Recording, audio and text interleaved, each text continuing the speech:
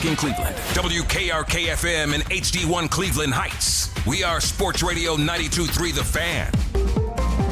An Odyssey Sports Station. 92.3 The Fan, 2020 Sports. Our reports say the Guardians will be calling up second baseman Travis Bazzana from AAA Columbus, the former top pick of the 2024 draft. Expect to make his major league debut as the Guardians continue their series with Tampa Bay tonight. Just last week, team president Chris Antonetti talked about how the Aussie was doing down in the minors. I think he's continuing to progress and build consistency with his at-bats and make progress on both sides of the ball, offensively and defensively. He's making good progress. This season with the Clippers, Bazzana batting .287, 2 homers. He's driven in 10. Juan Brito expected to be the guy sent back down to the minors. The debut of Bazzana certainly making headlines, but the Guardians also trying to snap a 3-game skid. The Rays took the opener of the series last night 3-2. Tanner Bibee is going to get the start tonight. He is still looking for his first win of the season. 0-3, a 4.45 ERA. Cavaliers back to practice later on this morning. Get ready for their Game 5 matchup against the Raptors at Rocket Arena. It's going to take place tomorrow night. The series tied at 2 games apiece. NBA playoffs continues tonight. Eastern Conference, Boston, chance to finish off Philadelphia at home as the Celtics lead 3-1. Also in the East, New York plays host to Atlanta. That series tied at 2 games apiece. West San Antonio entertains Portland. The Spurs looking to advance, leading 3-1. Don't miss this week's episode of 92.3 The Fan's off-season special. Get the latest of the Browns tonight from 7 to 9. You can now find 92.3 The Fan on YouTube. Subscribe to our YouTube channel. Get the best content from our shows each and every weekday. That's 92.3 The Fan on YouTube. Headline sports news every 20 minutes right here on 92.3 The Fan. From the University Hospital Sports Desk, I'm Jeff Thomas. Up next time from Askin and Phelps here on 92.3 The Fan.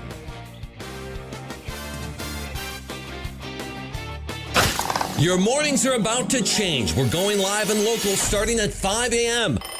Join me, Jeff Thomas, for the Fan Warm-Up Show. You get those late West Coast scores you may have missed and all the latest news and rumors from the CLE. Hey, if you're up that early, you may as well worry about Cleveland sports with me. The Fan Warm-Up Show starting at 5 a.m. only on 92.3 The Fan. Talk sports with guys in the know. It's embarrassing. I mean, are they not embarrassed? It's time for Baskin and Phelps. Cleveland's Sports Radio, 92.3 The Fan.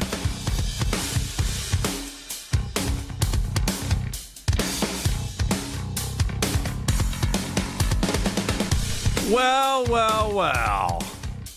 Look who's coming to the plate. Oh, look who's coming to the bigs. And then I have to walk in, read a rundown that says, Veruca Salt finally got an Oompa Loompa. He's Jeff Phelps. I'm Andy Baskin. And the sarcastic person is Dan Mennigan. Jeff, why do I have to start my day off like that? I'm excited about the first overall pick to be playing for the Guardians, and yet I have to sit here and take grief from somebody who appears to be a hater on our show. Jeff, we can do better than that, can't we? He's not a hater. He's a hater.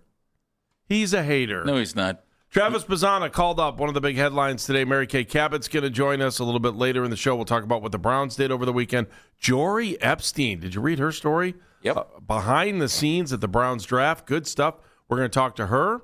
And then James Palmer, 1 o'clock, NFL insider for Bleacher Report and The Athletic. And Jory works for Yahoo Sports NFL. So exciting day here. We've got plenty of stuff to talk about, including the ball that was taken away from the little girl yesterday at the ball game. The story never ends because it's not the first time it's happened, and guess what, kids? It's not going to be the last either. Jeff, let's start with Travis Bazzana getting called up. Yeah. My friend, what do you think of this? I'm very excited. We all should be excited about this. I like it, and I like it because the time feels right. Guy was playing very, very well, doing what he's supposed to do in AAA, and you call up a guy when he's hitting well. Maximizes his opportunity for success, I've always thought. And so that's really good. Glad he's going to be here. And I think it's an even bigger picture than this. We can get into that in a minute, but I think it's a big picture thing. I do too. The only question I have about it is, can he stay hot, right?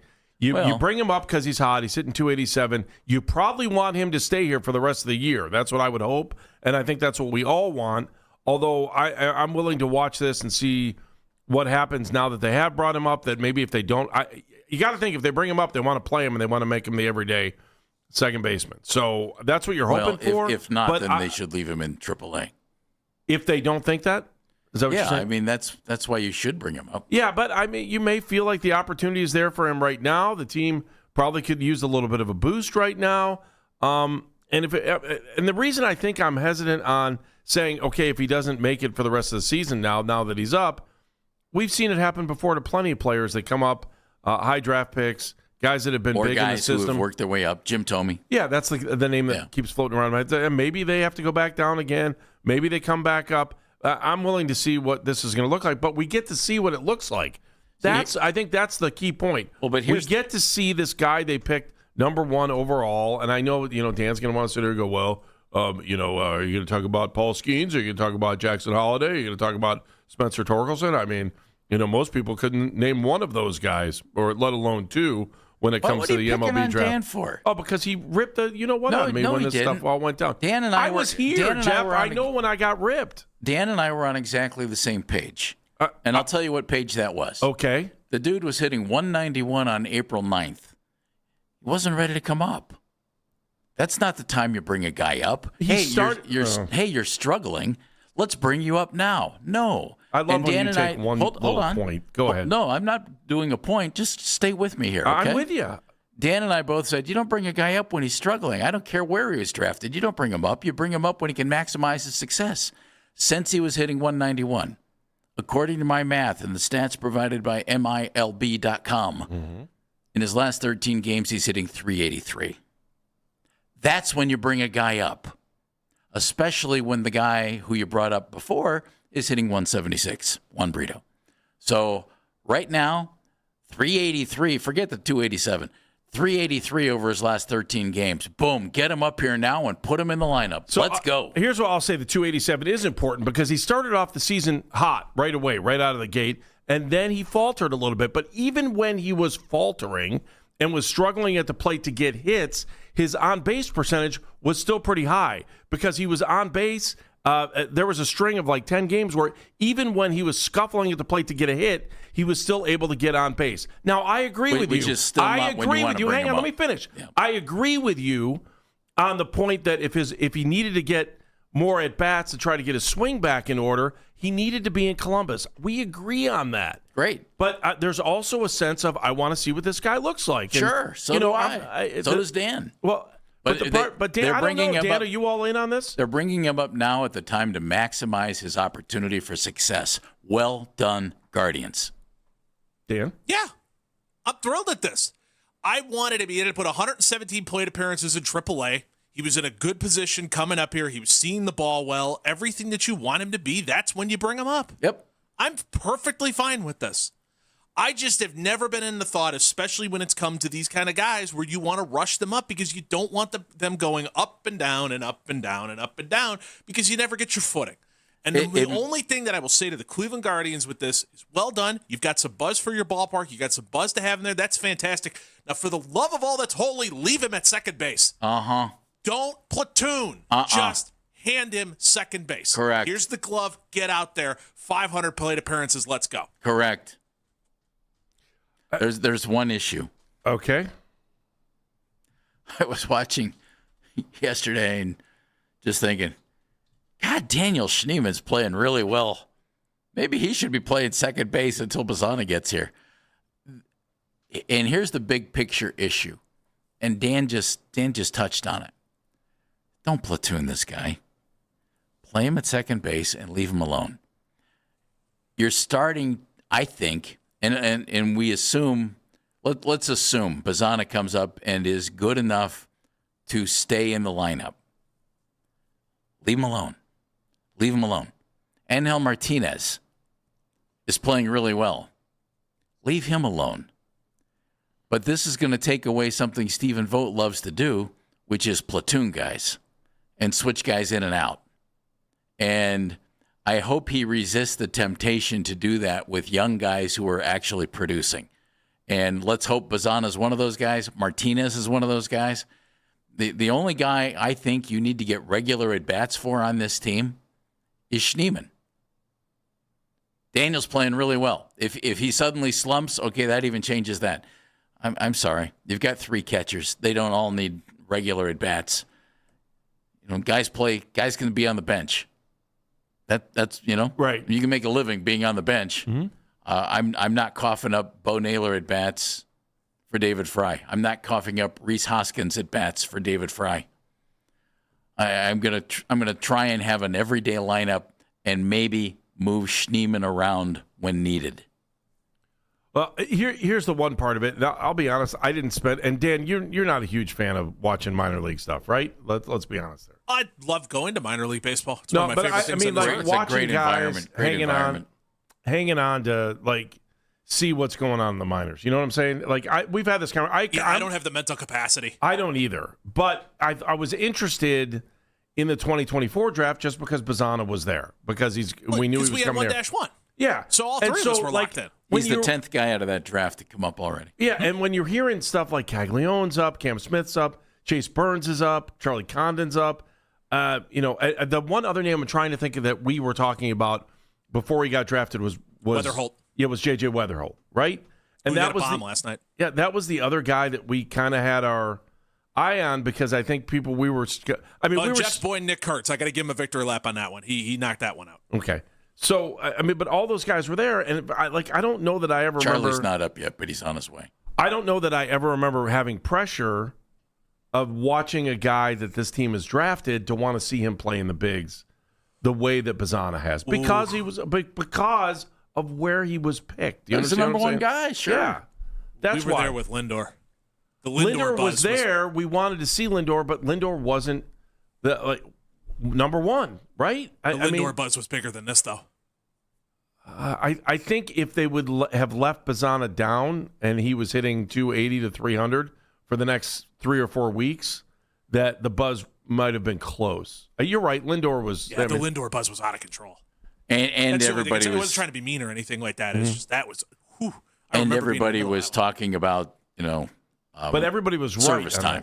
that at the end of the service day. time. Yeah. According to everything that I've seen date wise, they're bringing Bazzana up before that would ever kick in.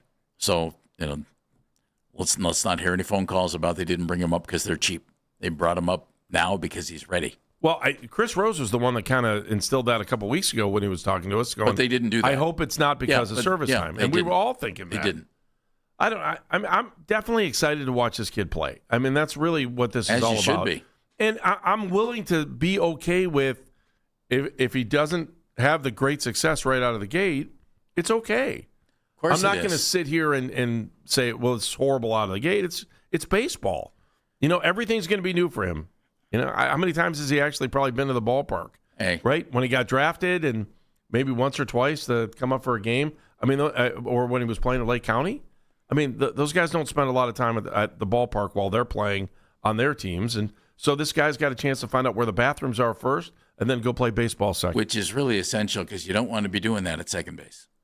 Jeff, never mind. I'm never going to go down that road. I'm excited. I don't know how fans feel about this. And maybe you're right, Dan, that the buzz wasn't the same as Lindor. In fact, I'll agree with you. It's not the same. The Lindor buzz was through the roof.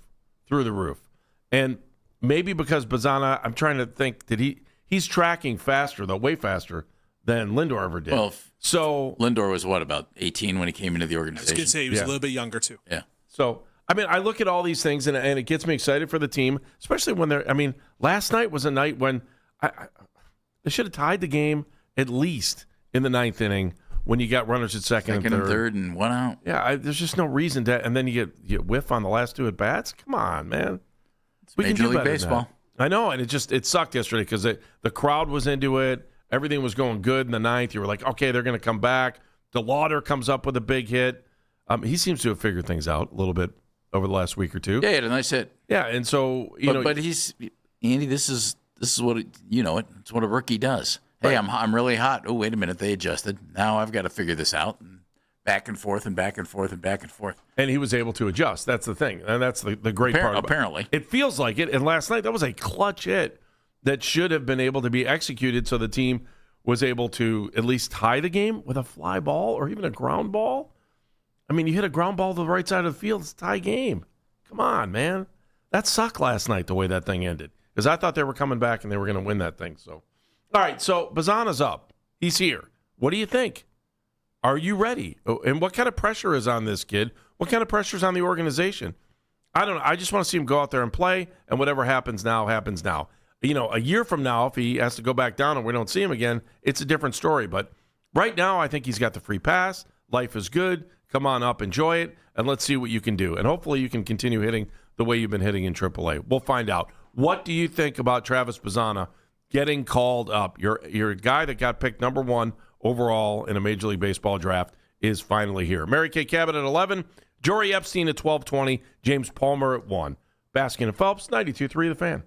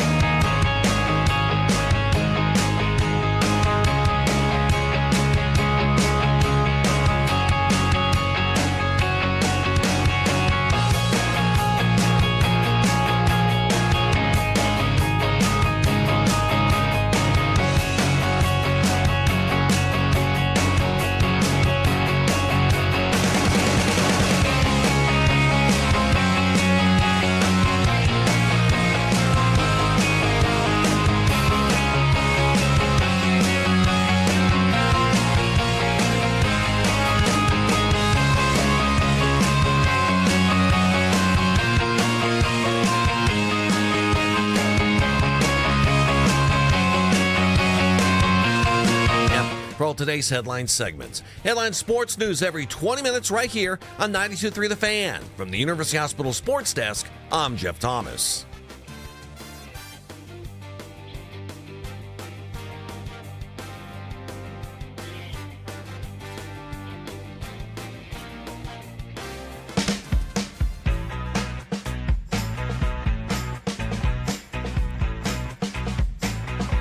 Baskin and Phelps, 92.3 The Fan.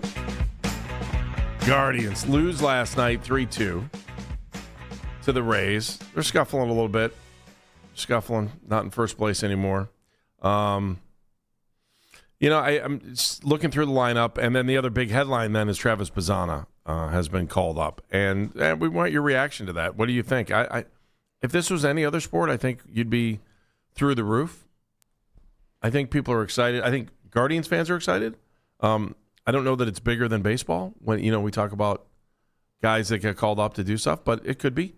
And I'm excited. I mean, I just want to see this kid play. And when you look at the rest, why are you giving me the snicker look? You're giving me the snicker look. Go ahead. I think you're actually trying to grow the beard properly. Oh, this one? I'm not. Yeah, I just haven't you look shaved in a good. couple days. It's just been You look a good. zoo. I'd go with that. Dan, shave or no shave? You're the man with the beard. You follow your heart on that one. My Don't daughter. let others tell you how to I think wear you'd your look beard. good. You wear My your daughter beard. said it looked horrible. Oh, I think you'd look good, dude. Here's a better question. Mm-hmm. Wife, pro or anti? I don't even. Does she know that I'm even in the house? It doesn't matter. It's a valid point. Only Then you do Andy. Yes. Only a guy who's not married would ask that question. That is 100% truthful. Hey, did you? And by the way, Dan, let me get you prepared for this. No matter what, if you hear haircut is on the agenda for her, okay? Doesn't matter. She could be. It could be scheduled for 3 months out. No matter what happens, Write the day down. write it down, and then as soon as the haircut happens, Boy, do you look nice. oh man, did you do something different? Oh, I'm good on that one. Oh man, I'm good on that one. your hair looks fantastic. And then be prepared for this. Ready? You're going to say your hair looks fantastic, and then you're going to cut it too short. It still looks good to me, honey. You look great. Looks great on you, hon. And then she'll be like, I don't like it. It's not good. No. And you're like, trying to give you a compliment here. Can you just take it? Just Oh, take no, it. no. You don't throw that in. That's when you start the drama. No. That's in your head. Oh, no. I know okay. my place now. It looks good. I think you cut it a little bit short. I think it looks good. You've done well for yourself. Go the other direction and then have her friend come over and go, it looks good. She goes, really? I thought so too. And then it all works out. And then here's another one. Dan's Just rehearsed that one. another life tip here too. Yeah, as you know, and Jeff and I, we've talked about this before too. My wife is an unbelievable cook. She is outstanding. I mean, like sometimes we'll come home and there'll be stuff there, and I'll be like, man, I never thought about like I don't know, just anything. And she'll come up, and a lot of the meal, like 90% of the meals are healthy, like pure healthy. Like I think she makes homemade pizza, better than most pizza places in town, right? The problem is that when the food is that good all the time, and then you get so now you start eating a meal that was made, and you're probably like 30 seconds into the meal, and you haven't said anything yet. What's wrong with the food? I'm like, Oh, wow. nothing's wrong, honey. This is really good. And then the other one, this is a lesson I had to learn the hard way. If you don't like the food, just be like, oh, no, this is great. Just do yourself a favor. You will stop aggravation for hours if you just say this is great. Because every once in a while, I'll say, yeah, I don't know, maybe I just didn't have a taste for that tonight. It just doesn't taste good. Oh, well, it took me hours to make that. I'm like, did you want me to be honest? Don't. I do all the cooking in our house, so You that do? solves that problem. Oh, yeah. Really? The lady friend brings a lot to the table. Cooking is not one of them. Oh, I am unbelievably blessed to have a wife that is a very, very, very good cook. All right. Back to the subject at hand. Look at the whole lineup now, Jeff, and tell me where you think Travis Bazzana fits into this thing, and where do you think this thing can go? He'll probably be batting ninth tonight, which is where he should be batting. And hopefully by 2 weeks from now, he's batting second.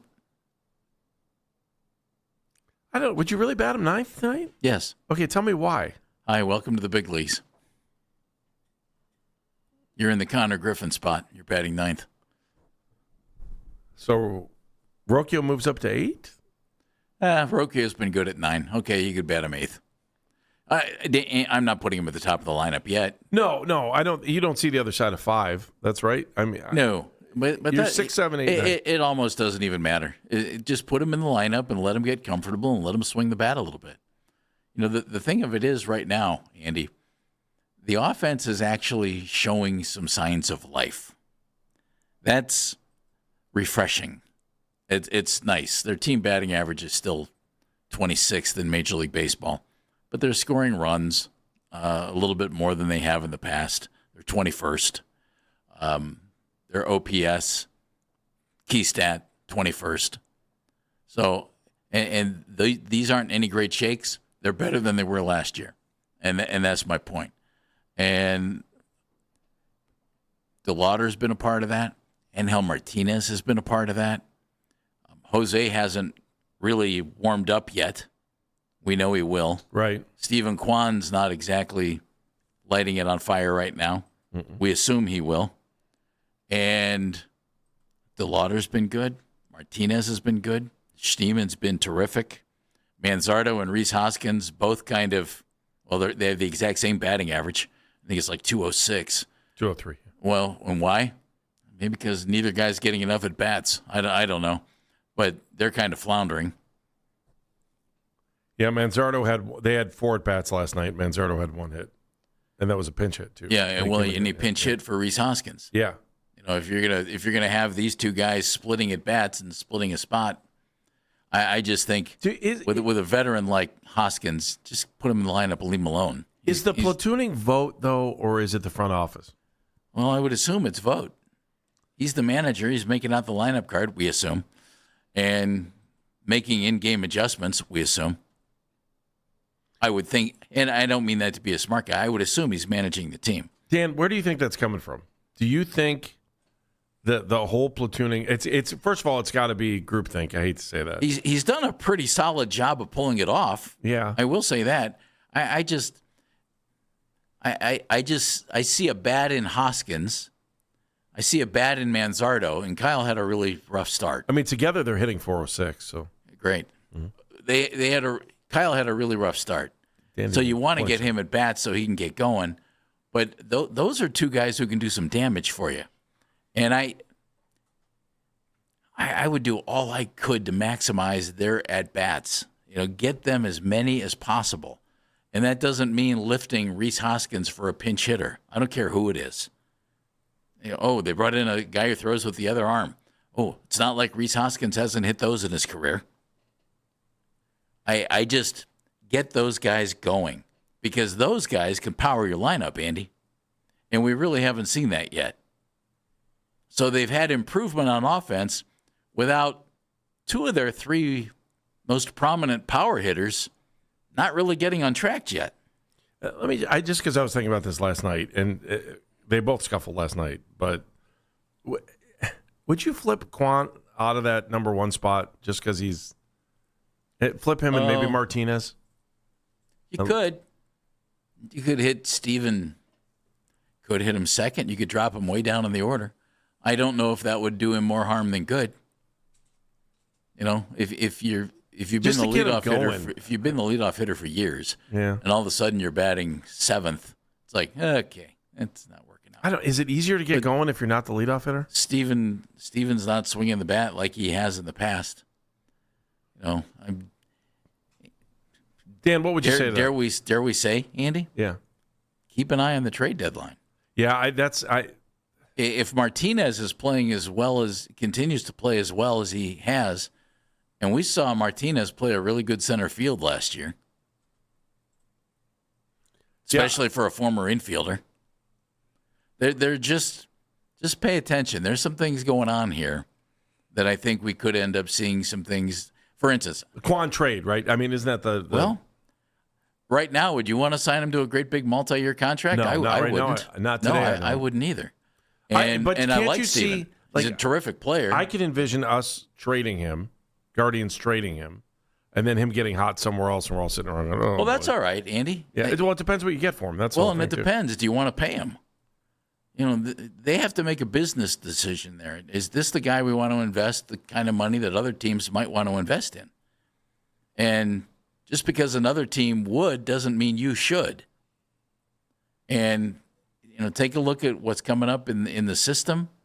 You have some young outfielders. You just drafted a boatload of position players. I mean, there are decisions to be made here. And they're not just, let's not go with they're cheap, so they don't want to sign them. Nope, that's not it. No, I don't think it is either. These guys are smart baseball people. And this, to me, is a baseball decision more than anything else. Yeah, where's Quan sit on this whole thing? Because the initial part of this conversation was, would you help out the lineup by flipping Martinez and Quan at 1-2? Does it make a difference or not? I'm usually someone who hand waves and says, it's April, everything's fine. Yeah. It'll all work itself out. There's stuff with Steven Kwan right now that you can look at, all the numbers and all the nerd stuff you guys make fun of me for. But if you look at those, that's all the stuff that's scary. So, like his exit velocity when he makes contact is down 5 miles an hour from where it was last year. Maximum exit velocity is down 5 miles an hour from where it was last year. He's swinging and missing a little bit more often than he did, so he's pressing on top of it. There's something going on here. I think the first thing that I would do is maybe move him out of center field and say, you are permanently playing left. Let's try that first to see if maybe that'll help his legs out a little bit. Throw Martinez over, right? And move on Hal Martinez over. Yeah. But this goes back to a question we've asked numerous times before. Do you want to invest big money in a left fielder who's not a power player? Because where do major league teams get their power? From the corners. Right, left. I throw that mantra out the window. I know you and I disagree on it. Right, left, first, third. I think power can come from anywhere in 2026. It can, but it usually doesn't. The power can come from anywhere. Okay. For the most part, but I don't usually expect, doesn't. I don't expect power to come from the catcher. I know there's a few exceptions, right? Do you expect power to come from the catcher? You'll get power because that's what they've turned into. Is they've just basically turned into, all right, you need to swing all or nothing. You don't expect it from the second baseman. Shortstops are a different deal. I was going to say shortstops now. It's a different deal now. I get it. But, when you're, let's put it this way. When your team is struggling to score runs, when your team is struggling offensively and has for years, you want to have two guys in the outfield who don't hit for much pop? No, I don't think so. But on the Quan side, when you don't hit the ball hard to begin with and now you're hitting it less hard, that's concerning. Right. I mean, that's where all of a sudden peppering that gap now turns into peppering the shortstop's glove. I'm with you. I don't know this, and I don't know how many more weeks Quan's trade value is it dissipating every day? No, because let's go back to what Dan said. It's still early. So I guess I wonder how close you get to the trade deadline before you figure that out, because I think most of us thought Quan would be on the trade block when we hit the deadline anyway, just because of the guys that you said were coming up from the minors. All right, let's come back. I do want to talk about Schneeman's home run last night and what happened to the ball once it got to the bleachers. And interesting story. I can't wait to get to it because there's some perspective on this that I think some people are missing out on. We'll explain it. Mary Kay Cabot coming up at 11. Baskin and Phelps. I'm Bob Burke, founder.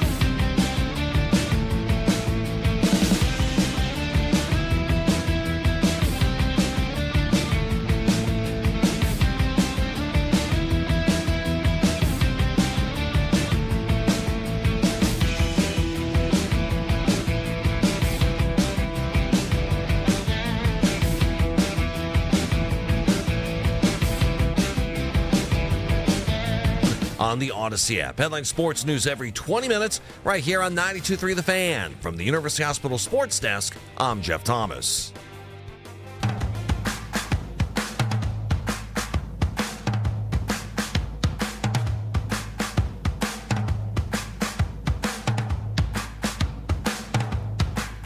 Basket of Phelps, 92.3 The Fan. Oh, man, we got all kinds of great guests coming up with us a little bit later on the show. Mary Kay Cabot's going to join us at 11. Jory Epstein from Yahoo Sports NFL. She was behind the scenes with the Browns during the draft. We call her, she was an embedded reporter. Is that a fair way to put it? That's the word. Okay, so Jory was with the Browns on draft day, and you read some of the stuff, you're like, wow, this is really good insight, and it kind of gives you a great feel for what actually happened. So we're going to talk to her at 12:20.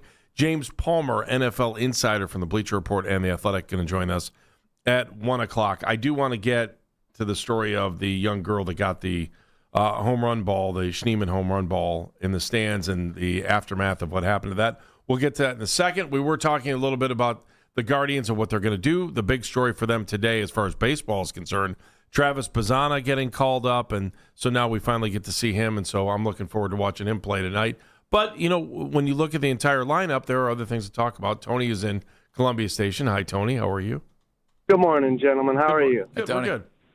Great. Good to talk to you again. Yes. I just had some comments on Stephen Kwan and wanted your thoughts. Mm-hmm. I think it's clear that his body can't handle a full Major League Baseball season, just evidenced by him really fading each year. Usually it's the middle of the year. Usually he starts much hotter than this. But I think maybe moving him to center field has caused him to overthink things even more than he might already do. He seems to be a chronic, like a really cerebral super thinker. So I think settling things down for him, getting him back in left field, like Dan said, but also sitting him down and saying, hey, man, we need you to put on 15 pounds of muscle, and we need to re-envision you as a 20-plus home run guy that we don't need you to try to hit 315. You've got elite eye-to-ball ability, but we need you to be more like a 270, 25 home run, 90 RBI guy. And I think that could help with Kwan's career long-term where, he doesn't have to bat leadoff forever. Maybe he can be at 2 or 5 or 6 or 7 and become this more prototypical left fielder that the goal being bulking him up so he can play a full MLB season. The only issue there, I don't know if he's the type of guy, Tony, who will ever develop into a power hitter.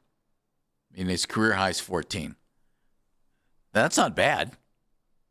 It's not bad. I mean, we've seen him hit the ball out of the park. Yeah. I just don't know if you take a guy who isn't very big and try and turn him into something that he's never been before. To me, that's dangerous. I felt like we're going into the season on Kwan watch anyway.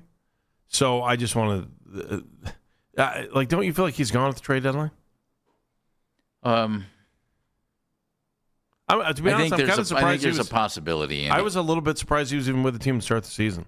Were you? Yeah, I thought that he was a good trade piece for them, and if they wanted to make a move, especially knowing that there were some guys in the pipeline for the outfield. And I know fans like Kwan. I like Kwan. I wonder what his future is here. That's all. Well, and it has nothing to do with him. It has everything to do with the business of the game. Can I lay something out for you? Sure. The way Daniel Schneemann's hitting the ball, the way we've seen him play center field, Angel Martinez has been terrific. He's looked good in left field. DeLauder? Chase DeLauder's in right.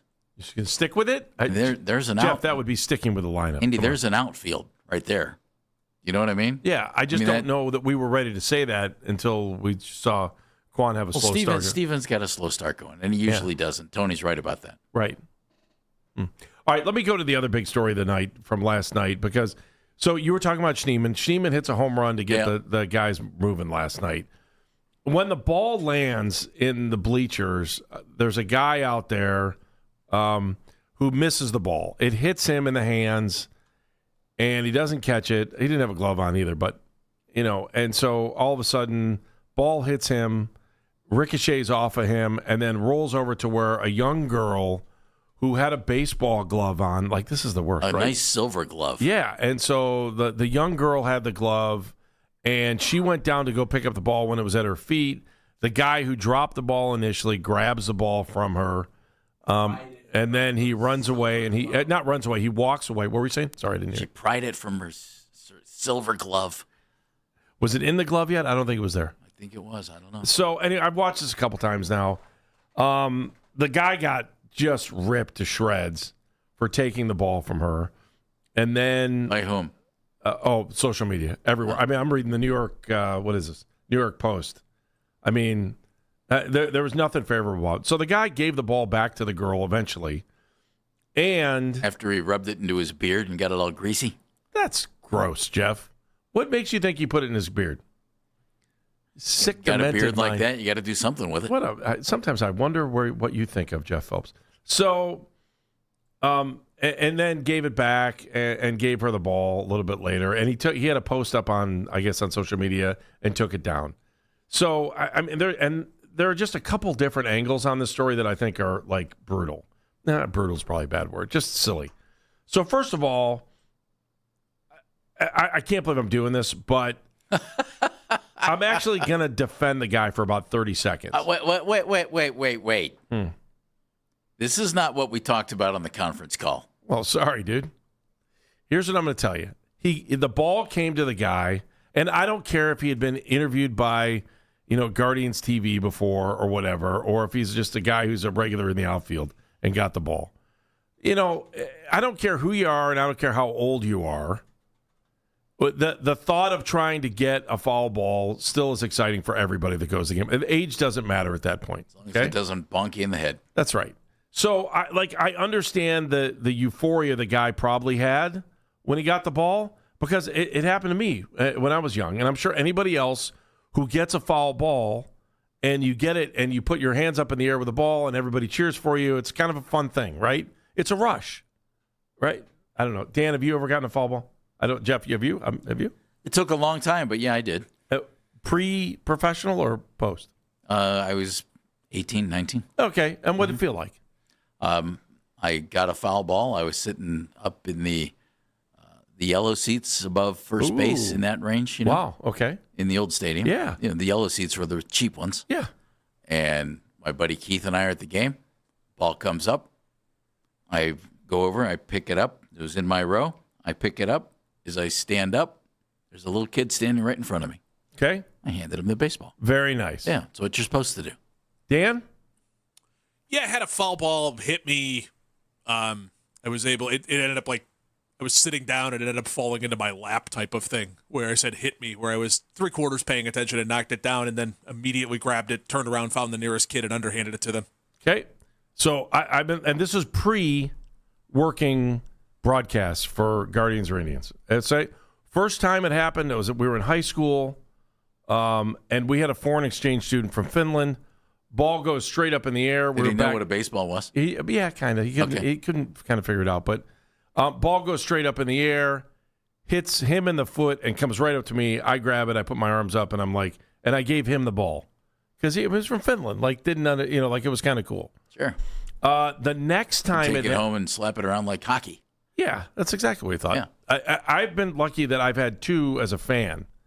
The next time that happened to me, I'm trying to think if maybe I was but it was before I worked for Fox, and a ball goes up in the air. We had really good seats up front. Ball goes up, I grab it, I put my hand up, and then I see a kid 2 rows behind me. He's got a glove on, and I throw him the ball, right? The mom looks at me and says, "This kid's never going to forget that." And that was 10 times greater than getting the ball. Go ahead. Sorry to cut you off. A little bit of news coming down in Major League Baseball. The Athletic reporting that the Philadelphia Phillies have fired manager Rob Thompson. Wow. Don Mattingly will take over at an interim basis. But yeah, the Athletic is reporting that the Philadelphia Phillies have fired manager Rob Thompson. Wow. Does it seem weird that it doesn't feel like there's a short leash on these guys? Yep. Like shorter than normal? Welcome to it. When's the last time we had 2 Major League Baseball guys get fired before April 28th? 29th? Can I make a point about it? Sure, go ahead. Philadelphia, Boston. Yeah. I get it. New York would be the other place. Yeah, it's not Milwaukee. It's not Seattle. It's not Cleveland.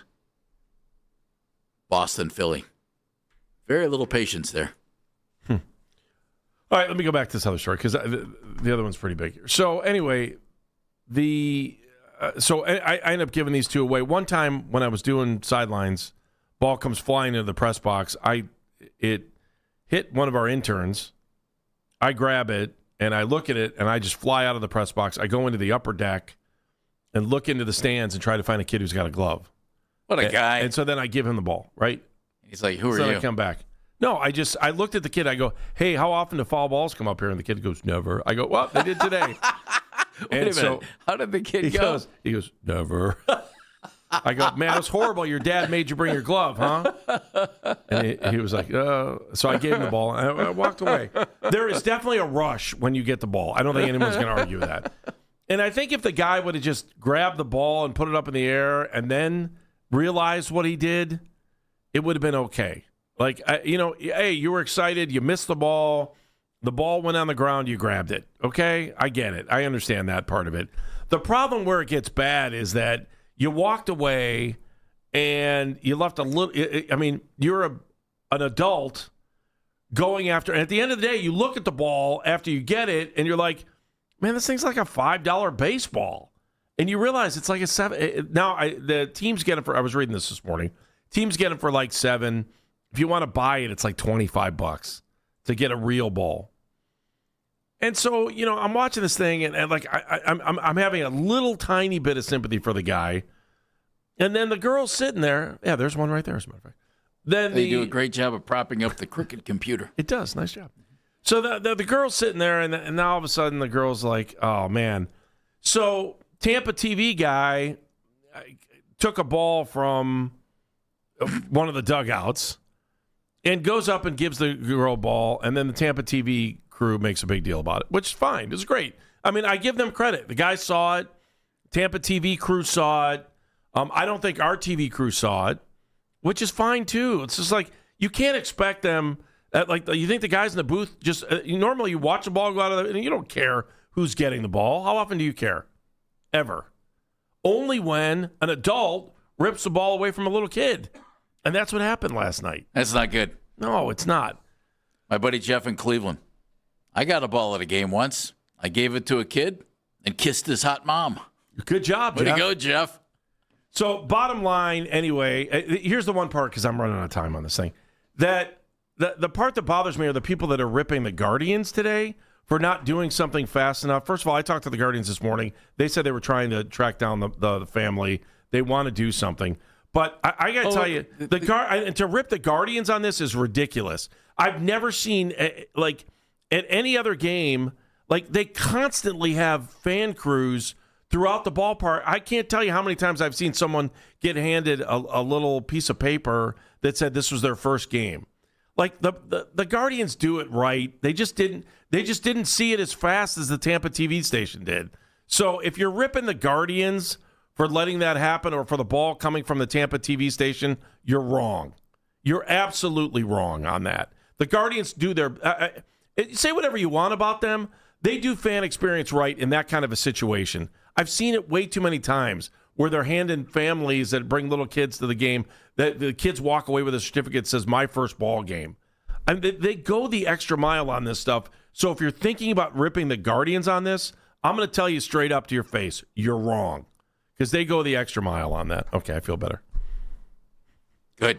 And so this little girl, I mean, I'm happy for her. She was able to get a ball. And her brother's the real hero, because if you read some of the stories, the little guy went over and said to the guy, hey, can you give me back the ball? That kid's the hero there. That's what I'll say. All right, let's come back.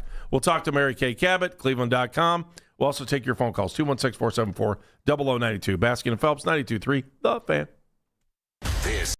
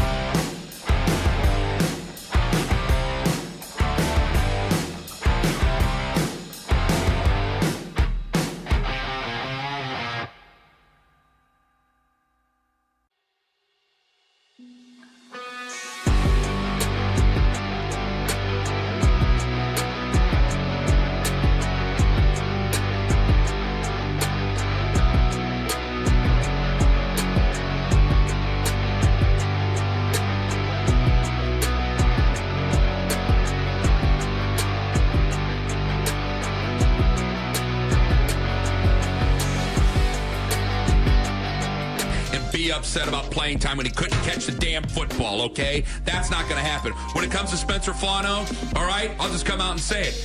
He is not going to be the same type of player as Jed Wills because he'll actually try. The Ken Carman Show with Anthony Lima. Weekday mornings starting at 6 a.m. We are Sports Radio 92.3 The Fan.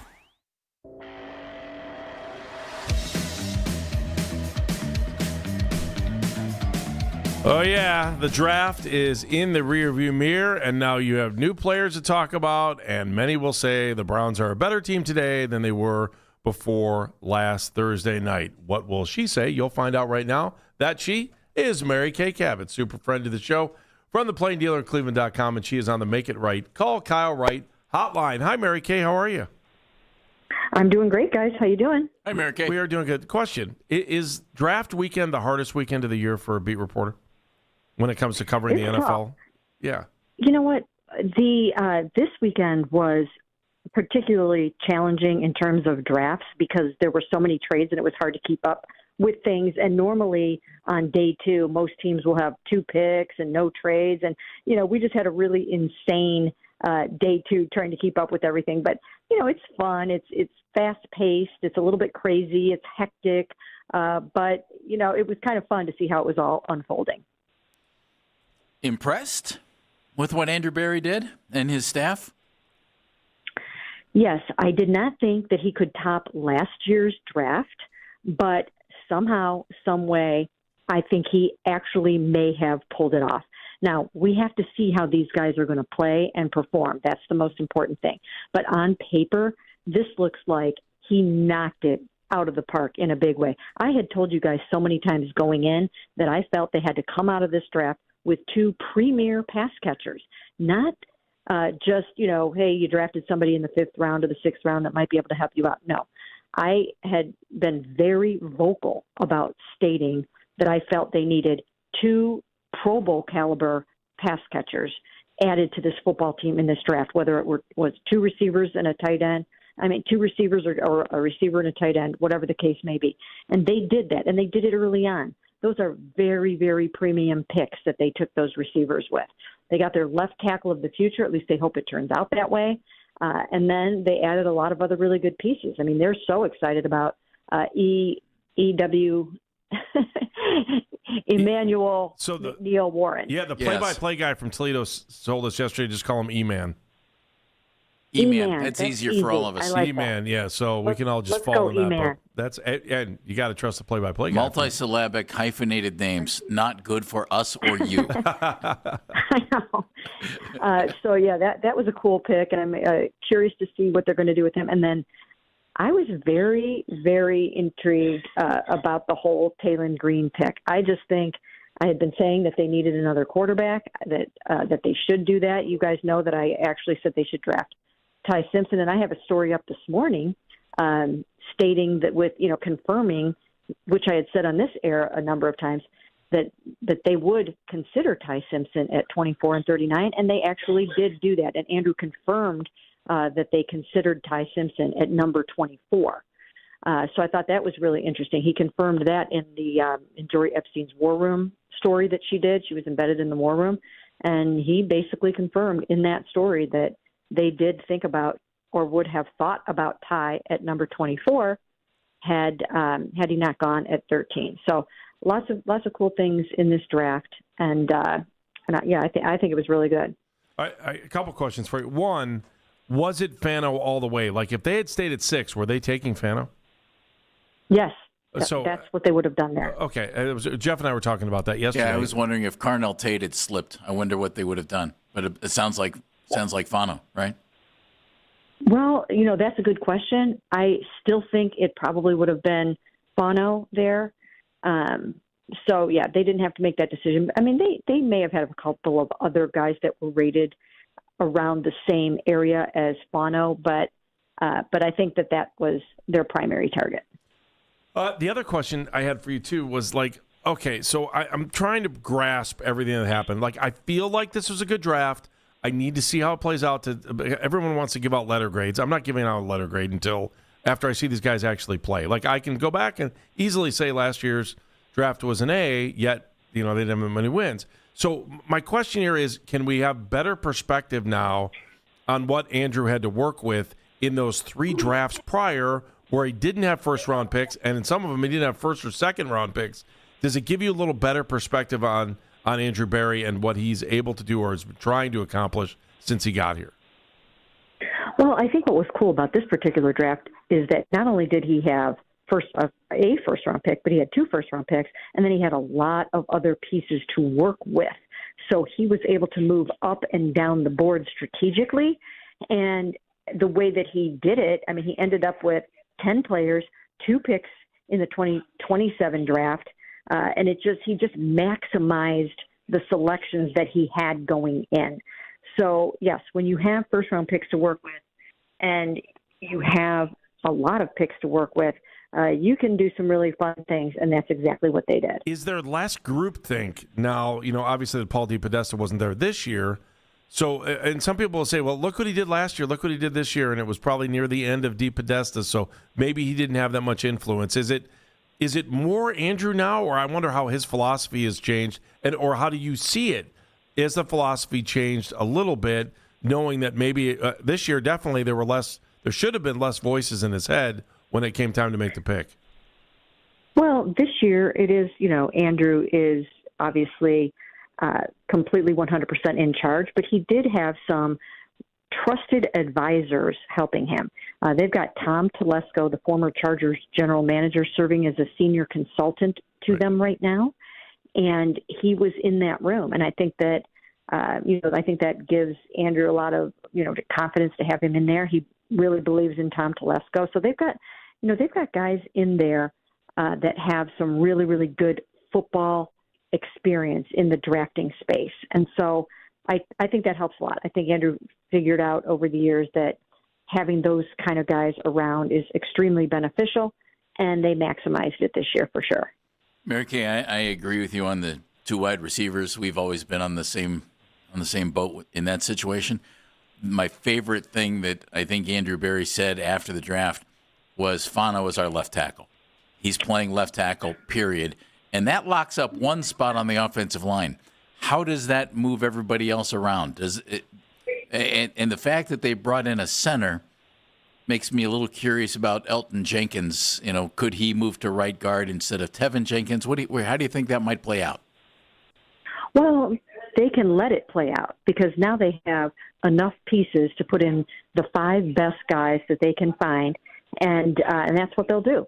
We know 2 of them, at least we think we know 2 of them. Titus Howard at right tackle, and then we know Spencer Fano at left tackle. Parker, he might challenge for the starting center job, and then the guards.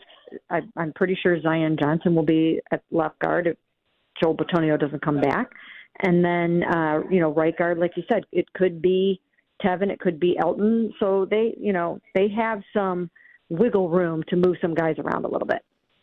Zach Zinter in the equation? At the very least, Mary Kay, it seems like they have 10 guys already who can play offensive line for them this year. Well, they do, and they do consider themselves offensive line snobs. It's an area that they're going to continue to add bodies to and add talent to, and I think they did a remarkable job of completely overhauling that line in one offseason. I mean, that's not easy to do, but they did it with trades, they did it with free agency, they did it with the draft, and voila, it's done. What's the expectation now for next year? You got to believe that if I'm ownership, I want more than 5 wins going into next season. I just don't know. I still think we all ask ourselves, who is the quarterback? So what's the expectation going into next year after this draft? The expectation is to win more than 5 games, and I actually think that if they do get some good quarterback play, and that's so vitally important, of course, that brings the whole thing together, that they can make some noise in the AFC North. But you've got to get good quarterback play, and I can't honestly say yet that I know how that's going to go or how that's going to turn out.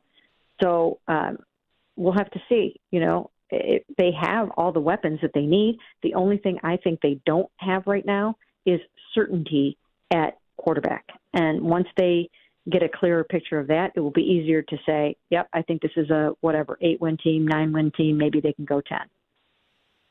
I think you're right on the money with the uncertainty at quarterback still. Do you see any, and I'm not sure there is because of what they did in the draft, anything that you can see coming around, the June moves that sometimes happen where Andrew Berry is going to have his radar up and working to bring something else to this team? Well, Andrew is still in the acquisition season, and he considers this to be continuing on through probably, until the trade deadline. I mean, nothing is off the table until they get through the trade deadline. So certainly anything can still happen, and he's very aggressive, and we know he loves to make deals. So, some of it can be dictated by injuries if something happens. You never really know. If they have to pivot at some point, they will. Right now, I don't envision anything huge coming down the pike, but he will be opportunistic as always. I know a lot of people just want to talk about offense because that's what they did the majority of the draft.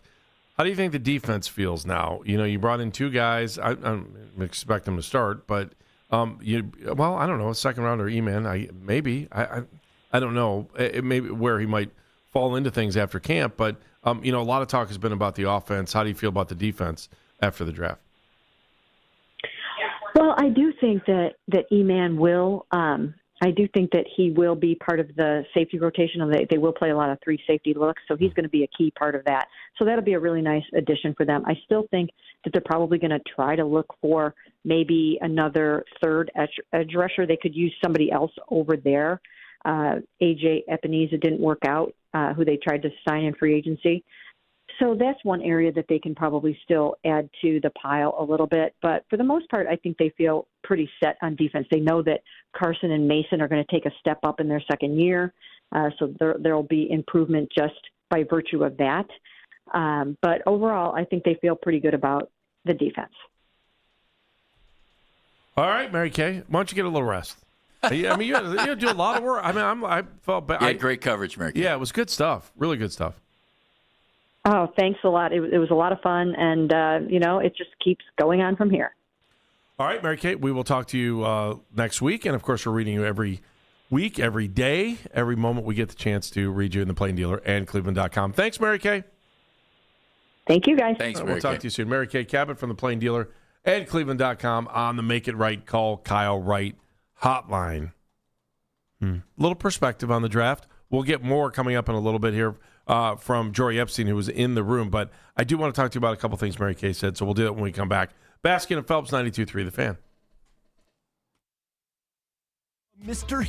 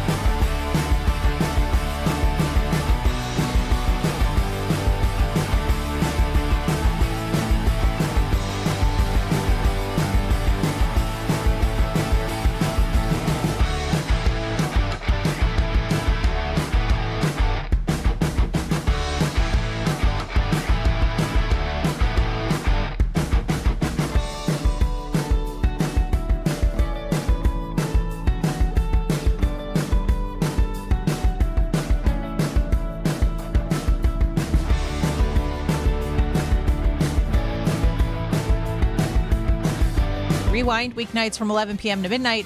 All the best segments from all our shows, and you can always listen on the Odyssey app. Headline Sports News every 20 minutes on 92.3 The Fan. From the University Hospital Sports Desk, I'm Meredith Kane.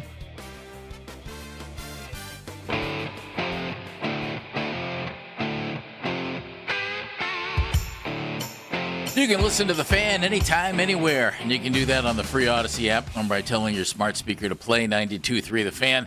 And, of course, now you can find 92.3 The Fan on YouTube. That includes the morning guys, Ken and Anthony, 6 to 10, Andy and me, 10 a.m. until 2. That means you got another 2.5 hours of us. There you go. An afternoon drive with Nick Wilson, Jonathan Peterlin, 2 to 7. It's each and every weekday on the 92.3 The Fan YouTube channel. You can subscribe to that channel for free. You can watch all the best content from your favorite shows on The Fan, live and on demand right now. There you go. He's Jeff Phelps. I'm Andy Baskin. We just had Mary Kay Cabot on. And coming up in the next hour, we're going to talk to Jory Epstein, who was in the war room with the Browns and had some really, really cool stuff in her story on Yahoo Sports NFL. So something critical we have to ask her. Which one? What kind of food? Good catering? Good catering? Yeah. I got to think it's probably in-house. It's got to be big time. Unless they were, they were on site in Berea. So it was well, you got to use the house caterer. I would think so. Yeah, I would think so too. Good grub. You sure? Yeah. I don't know. What would you be ordering? I don't think you'd order anything. They just bring it Probably to you? a buffet spread. I'm going hors d'oeuvres the whole time, right? I don't know. And you eat when you want to eat. It's not like, I don't know. Especially the way they were making all those trades. Who had time to eat? I don't know. I don't know that I could eat during a draft if I was a GM or if I was a critical person on staff. Better do something beforehand. Load up. No, I don't even know that I could eat before because I'd probably be nervous and excited about everything, and you forget to eat. And so then you got to remind yourself to eat, and then maybe you just snack the whole way through. I know Art Modell had some issues that we'll never get over here in Cleveland. Yeah. Art threw the best media draft day food bash of all time. Because? What was it? Just everything? Yeah. You're there all day. Yeah. They brought in a restaurant that I don't think is any longer here in Northeast Ohio that did great ribs and yummies. And then he had carved prime rib for dinner. Wow. Now you're wondering why Art couldn't make money as an NFL owner. Maybe that was it. Were you the one that told me this, or was it my dad? That I mean, I hate to say good things about Modell, but Modell always had, like, if you had to work, if you were a beat reporter. Yeah, you got 2 season tickets. He gave you 2 season tickets because he thought if you had to give up your Sunday, you should be able to bring your family with you to a game. Yeah. Yeah. It's hard to sometimes see through sometimes and see that they may have actually done 1 or 2 things right along the way. When you commit the... Well, he did, but he did the worst thing possible. Yeah. He should have sold the team to someone who would have kept it in Cleveland. And why didn't he just sell it to Lerner in the beginning? There you go. You're over and done with. Would have made too much sense. Yep. Would have made too much sense. Okay, anyway, Mary Kay Cabot from the Plain Dealer Cleveland.com just joined us. I think she said the one thing that I've been thinking the whole time because, you can read a million articles that'll tell you, hey, the Browns had an A draft. Oh, man, this is the best draft ever. And that's coming off a year from last year. And you're hearing a lot of that. Yeah, and people thought, oh, that last year was the best draft ever, especially for Andrew Berry, who looks now like he's gone 2 for 2. I agree with Mary Kay. I think on paper, this one looks better. But we're on paper right now. Yeah, I know. That's the other problem. I'm still trying to figure out why they took 2 quarterbacks in the 3rd and the 5th last year, but that's another story. But both ended up starting. Yeah, and not very well.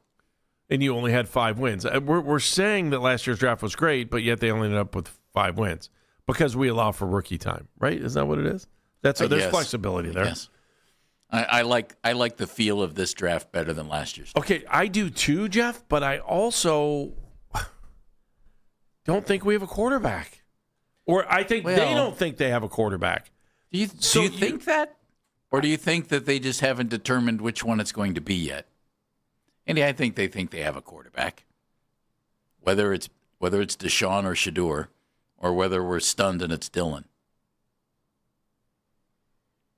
I don't know. I'm just thinking of the press conferences that we've heard, over the last couple of weeks, and what Todd Monken is. Well, they're not going to name anybody yet. No, and I'm not. I mean, yet. Todd's even brought Gabriel back into the mix for us on this, saying nice things about Dylan, which is good. Give the kid. I mean, why would you say, yeah, Dylan's out of this? Okay, great, thanks. Glad I'm coming to camp. No, and then two guys get hurt right away, and all of a sudden, you're the guy. I was your third choice. And by the way, you're bringing in another quarterback, so do they assume that he's going to go to the practice squad? I don't know. A lot of raw talent there. It sounds like he could be a lot of fun. I was chatting with a buddy today who made a great point. He played at Boise State and then transferred to Louisville, or excuse me, to Arkansas. Taylor Green's what we're talking about. Yeah. And coach at Arkansas was Bobby Petrino. Bobby Petrino used to coach at Louisville, where he coached Lamar Jackson, who played for Todd Monken the last 3 years. It's connecting some odd dots, but, you know, does Todd think, hey, similar skill set to Lamar Jackson, and Todd coached him up to an MVP season. Just an interesting thing, and you know, maybe Green decides he's going to Arkansas because Petrino had such great success in coaching up Lamar Jackson. Interesting, though. Again, 6th round pick. I'll say the same thing about Green that we all said about Shedeur, and you should say about both of these guys, and that is you don't draft a quarterback in the 3rd or 5th or 6th round and think that you have found your franchise quarterback.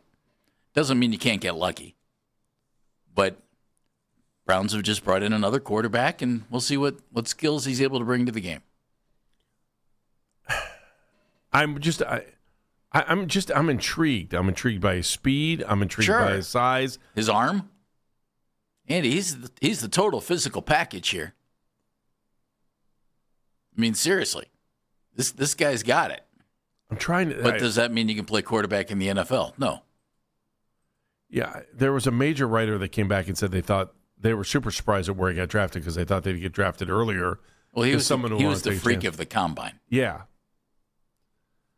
I don't know. It could be interesting. I mean, we could be knowing the Browns. He'll probably get to play next year. He'll probably start week 15, 16, 17. Don't start, please. Come on, man. Yeah, you've seen this team. We know how this thing works. Don't start. Don't start on being truthful. Don't start on. If you're a quarterback on the Browns roster, don't start on looking negatively. I'm not being negative. I mean, hopefully, and I'm not fill in saying, the blank is the starting quarterback, and he's healthy and plays 16, 17 games and does a fine job quarterbacking our Cleveland Browns. But even you saying that someone's going to play 16 games means that you're going to need a second quarterback somewhere along the way. Well, it's because you're sitting him in week 17. Oh, because Okay, well, it doesn't matter. You still need another quarterback to get into that situation. That's what Dylan's here for. I mean, really, this is where we are, though. Still, they could do a wonderful job with wide receivers and running backs, and even defensive players that they think can put points on the board. If you don't have the quarterback, it doesn't matter. My pre-draft off-the-wall thought apparently won't come true, and I didn't think it would. But I still look at Jalen Milroe and think, boy, I wish that guy were here. I just don't think they have the talent at quarterback at this point. It's not even maybe I don't Andy, think that. You do have one guy. They haven't given me any reason to believe that they believe in any one of these quarterbacks. And so that's why I feel the way I feel. Nor should you believe in any one of these quarterbacks. Well, why would you? First of all, Taylor Green's a 6th-round rookie. Okay, just put him to the side. Right. That's Todd Monken's going to have a lot of fun seeing if he can coach him up. Put him away. Dylan Gabriel was okay last year. Did a nice job protecting the football. As Mary Kay wrote, she had a nice piece about the quarterbacks. He had the best quarterback ranking of the guys who played quarterback for the Browns last year. But he didn't push the ball downfield, threw 2 interceptions. And Shedeur's quarterback ranking was less and threw 10 interceptions. Might have thrown it downfield. Great. That's wonderful.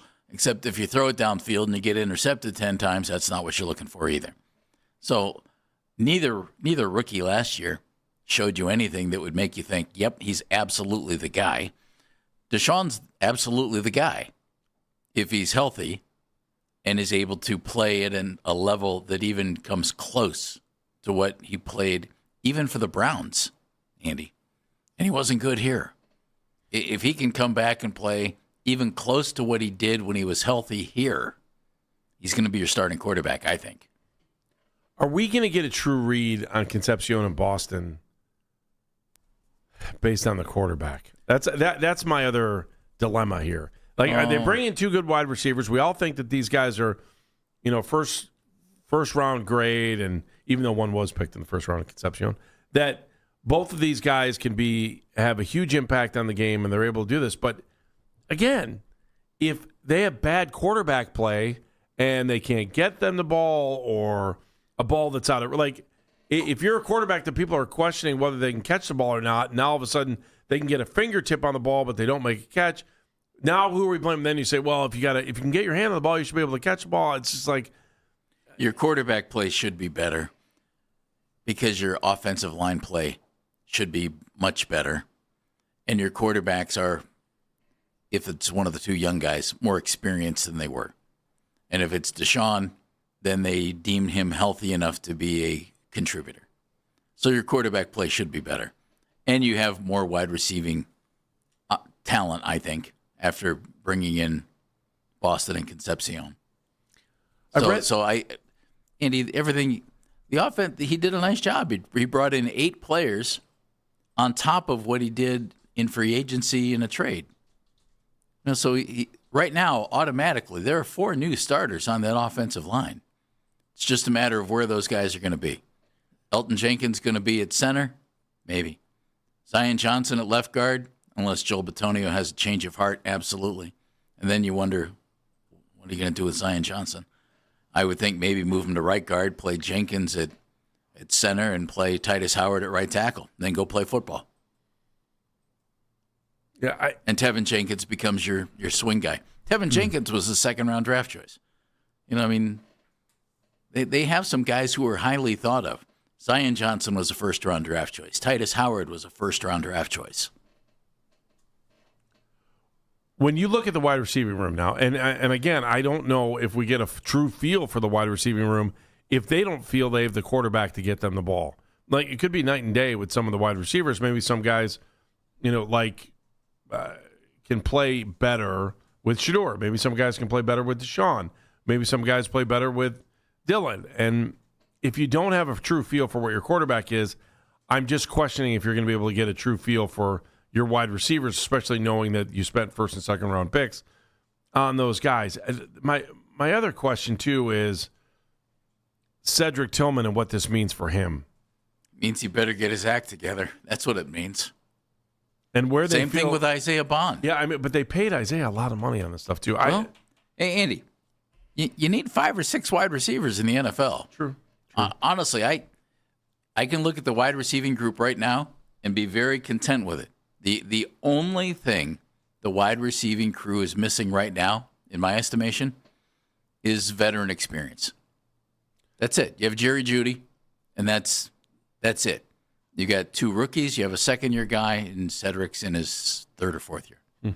All right, what happened inside that war room? We're going to find out at 12:20 when Jory Epstein from Yahoo Sports NFL joins us. She was there, and if you get a chance to read her stuff, it's outstanding, some of the information she got and the way she interpreted what was going on in the room. So you're going to hear that coming up at 12:20. Plus, we were going to get into the Cavaliers, and we'll come back to the NFL, too, with James Palmer at 1 o'clock. So we have all kinds of good stuff coming up. Coming up next, though, we will do some headlines. Baskin and Phelps, 92.3 The Fan.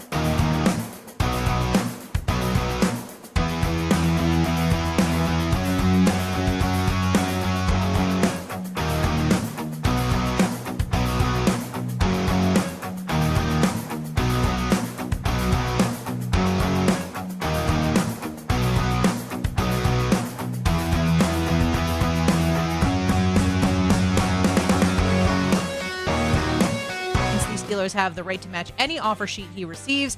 And if he doesn't sign with another club when training camp begins, he'll only be able to sign with Pittsburgh. Want to catch highlights from the Fan from throughout the day? Get over to 923thefan.com or favorite the Fan on the Odyssey app for all of today's headline segments. Headline sports news every 20 minutes on 92.3 The Fan. From the University Hospital Sports Desk, I'm Meredith Kane.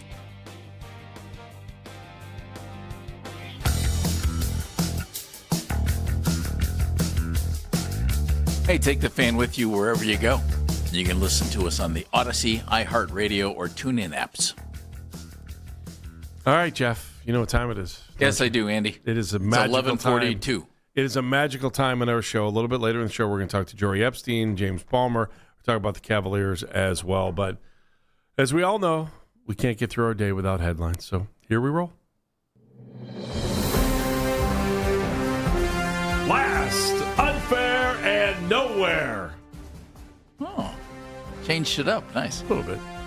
There's no action here. There's no eyewitnesses. It's Dan Medigan in the 22-and-a-half-hour newsroom. I mean, there's some mild eyewitness. I do have to read.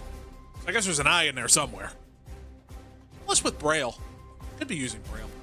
Wisconsin's own. We'll figure it out later. All right, so let's begin. Never actually lived there. I'm actually just trying to rip every All other right, so news slogan that's been used in this town. Let's get into the baseball stuff here. So Matt Gelb, in multiple reports at this point, that the Phillies have fired manager Rob Thompson. A 9-19 start for the Phillies, the second worst, or tied for the worst record in baseball with the Mets right now, who might be the next one about to do this. What do we think of the fact that now we are at 2 managerial firings in the month of April in Major League Baseball between the Red Sox and this one? I mentioned earlier, I look at the markets involved. Not a whole lot of patience there, usually for those franchises. I think Alex Cora is a really good manager. I'm surprised he got bounced in Boston. And Phillies, man, they don't mess around. Everybody's in a hurry to win and win right now. Doesn't mean they couldn't be winning in August. But there you go. I'm surprised we've had this many April firings. It just seems early. It seems really early, doesn't it? To have 2 firings that quick. I mean, you put your whole team together in spring training, you set the tone, blah, blah, blah, blah, blah. And the Red Sox fire almost everybody on the coaching staff as well. That's awful. So a couple interesting ripple effects out of this. So Don Mattingly is going to take over as the manager of the Phillies. The general manager of the Phillies happens to be a certain gentleman by the name of Preston Mattingly. And if you are wondering to yourself, that's the same name. Is there any relation? Why, yes, there is. Preston is Don's son. Oh, so nice. Don's shocker. son is going to be in charge of Don. Kind of like that. There you go. Dad, can I have the keys to the car? No. Guess who's not getting a power Son, can hitter? I have the keys to the pitching staff? No. Son, can I have a job? Yes. Guess who's not getting a reliever if he's been behaving poorly? Yeah, of see? late? If you babysit the kids, I swear I'll trade for a closer. According to Bob Nightingale of USA Today, the Phillies also picked up the phone and called fired manager Alex Cora to see if he wanted the job before promoting Mattingly. Andy, if you were Don Mattingly, how would you take that one? I think Mattingly's in a weird spot because his kid's running the show on this, and it makes it feel like when you say something like that it's like, hey, Dad, can you do us a favor? Just take over the team for a little bit here until we figure out what we want to do. That's what when you hear that story. By the way, most common month for in-season firings in Major League Baseball is June. I'll say July. It is May. It is May. Interesting. Yeah. By the way, Preston Mattingly, former guard at Lamar University in Beaumont, Texas. Oh, Well, Dan why and I were wouldn't he talking be? about that. We were sitting around Played for going, Pat Knight. Why wouldn't he be? course. Hopefully he knows how to deal with dear old dad as well as he was able to handle the ball. I'm a Pat Knight fan, so why not? Okay. Do you guys know, out of curiosity, because I had to look this up because I was wondering, who is leading Major League Baseball in home runs right now? Ooh, that's a good question. It's very fun. Not for Google or anything like that. It's just something that's very fun. It is a 26-year-old rookie, Munetaka Morikawa. Oh, the guy for the White Sox. Yeah, Murakami, I should say. For the White Sox, he had a 3-run homer yesterday for the White Sox. He has 12 to this point, leading Major League Baseball in it. He, of course, hit the cover off the ball in Japan. He was real boomer bust in Japan. Right, and a lot of people were worried that the strikeouts are going to be more of a problem. At least to this point, not so much. So what is your thoughts on all of these Japanese baseball players, Korean baseball players, finding their way into Major League Baseball and then finding success? Is there something that they're doing that maybe you think could transfer, or is it just, hey, this is good for the game? I don't even notice it anymore. It's a great question. I don't even notice it. I don't even think about it. It's really interesting. There was a guy, for the first Japanese player to come over and play in the States was with the San Francisco Giants in the 1960s, and I don't remember his name. And he was an aberration because he didn't last. And he was there, and it didn't start the trend. It didn't. It wasn't until another, decade or so when Hideo Nomo and a bunch of other guys came over and got Park as well. Exactly, and got things going. And if you can play baseball, if you can play, welcome to the major leagues. I think it was always thought that the Japanese guys didn't throw hard enough, and I think didn't hit for enough pop. And that's history. That's not the case anymore. Definitely the throw hard enough Yeah, part. that's history now. Do you know off the top of your head who leads the Guardians in home runs? I will say Chase DeLauder. That's what I was going to guess. Jose, 6. That makes sense. Way to go, and Jose. that is tied for That makes what? sense. What's in Major Chase League have, 5? But lower? I will say it's tied for 50th. I don't know. Martinez has 5 too. DeLauder has 5 as well. So Martinez and DeLauder There you go. both have 5. Do you want to guess what place that is in Major League Baseball? I'll say 50th. For Ramirez. I'll say 50th. Jeff, you want to take a wild gander at that? 60th. 28th. Oh, better than 28th. that. So it wasn't as bad as I thought it was going Counts to for be. Guardians are 14th overall, by the way, as a team, though, in home runs. So, On the NBA front, Cooper In the Flag, American Rookie of the League Year. or overall? Major League Baseball. Okay. Yes. Cooper Flag named Rookie of the Year over Con Knippel. Good for Yeah. him. Yeah, makes sense. Yeah. Con Knippel was an interesting argument just because of all the threes that he hit for that Charlotte team. Sadly, people are going to remember him for, the overtime game where the lights got a little bit too bright for him at this point, but promising freshman class for the NBA. So we'll see where it goes from there. Imagine what he's going to be like when he's able to go to the bar and actually drink. Yeah. He's 19, man. That's Isn't that cool? impressive. That's just cool. That's just way cool. Nikola Jokic, 27 points, 12 rebounds, 16 assists as the Nuggets defeated the Timberwolves last night, 125-113. Jokic looked like Jokic. It was nice to see for at least one night, but the injuries to the Timberwolves might be more of the story than anything else. I kind of fell asleep on that game last night. So I don't have a whole lot. Denver has a pedigree. Denver has some big time players. So keep an eye on that series. The playoffs so far, I think, have been really very interesting, very competitive, and we'll see. Boston looks good. Orlando up 3-1 on Detroit. I'm guessing you're right where I was going. You're going there, Dano. Finish Where I was story. going next. Yeah, and they're beating on Detroit in a way that might be effective against the Cavs. Are you into this, or do you want to set it up, or you want me to keep going? What, to set him up for Orlando? Or? Yeah, no, I was just because I watched that. Desmond Bane, Orlando. 22 points. We could do that. Desmond Bane, 22 points. Magic beat the Pistons 94-88 in this game. 3-1 series lead. I thought Detroit was going to come back late in that game, and the thing about Orlando, and they did for a while. But Orlando was able to hold them off. Yeah. That was the whole thing. Like the point of that, and Wagner's hurt, right? Yeah, Wagner seems to be a little banged up. We'll see where He was supposed to have an MRI this morning. Yeah, we'll see where it Yeah, goes. that's He Franz, missed the end Franz, of the game. not Mo. Yeah. Correct. Yeah. The Wagner you want out The there. Wagner you want on the floor. Yeah. Yes. Nothing against you, Mo. Sorry. Nope, not at all, even though you could beat me up, so I should be very nice. Mm-hmm. But we'll see where that goes. I wonder what that does to them. It hurts them drastically. Yeah, I mean, but the you're way down they've been 3-1. going I against the score. Pistons has been with a very physical style of basketball. How did Toronto just beat the Cavaliers? Very physical style of basketball. But it's also the thing that Detroit was always the fear was, okay, so who's your secondary scorer? Yeah. With Do you have anybody else who can go Kate out Cunningham? and do that? And can you shoot? And the answer to that has been a loud no for Detroit. Yep. Agreed. But we'll see. We'll see where it goes from there. They're not done. No, not at all. Get the brooms out in Oklahoma City. because the Suns are done. Shai Gilgeous-Alexander with 31 points. The Thunder slammed the door on the Suns, completing the 4-game sweep. Best team in basketball, gentlemen, is the Oklahoma City Thunder? Yes. Yes. All right, that was exhausting. Sorry, I didn't. It's not too deep when you ask it that way. No, because it's the truth. Yeah. It's the way everyone feels about the Thunder at this point. It's just like, okay, they're inevitable. You know, they have all of this talent. Chet's playing his tail off as well. We're seeing it from a bunch of areas. And their odds are, there's a chance they could have another really high draft pick this year that they could get into this rookie class. They're still loaded with picks. Oh my gosh, yes. They have the Clippers pick, and that's the one that could get really interesting. Yeah, it just keeps going. I think your point there is they're more Thanos than they are Thor. It just keeps going with the Thunder. It's amazing how it continues to turn over. Oh, my Marvel friends love that line. Okay, keep going. Adam Schefter reporting the Steelers have placed the rare right of first refusal tender on quarterback Aaron Rodgers. Yeah.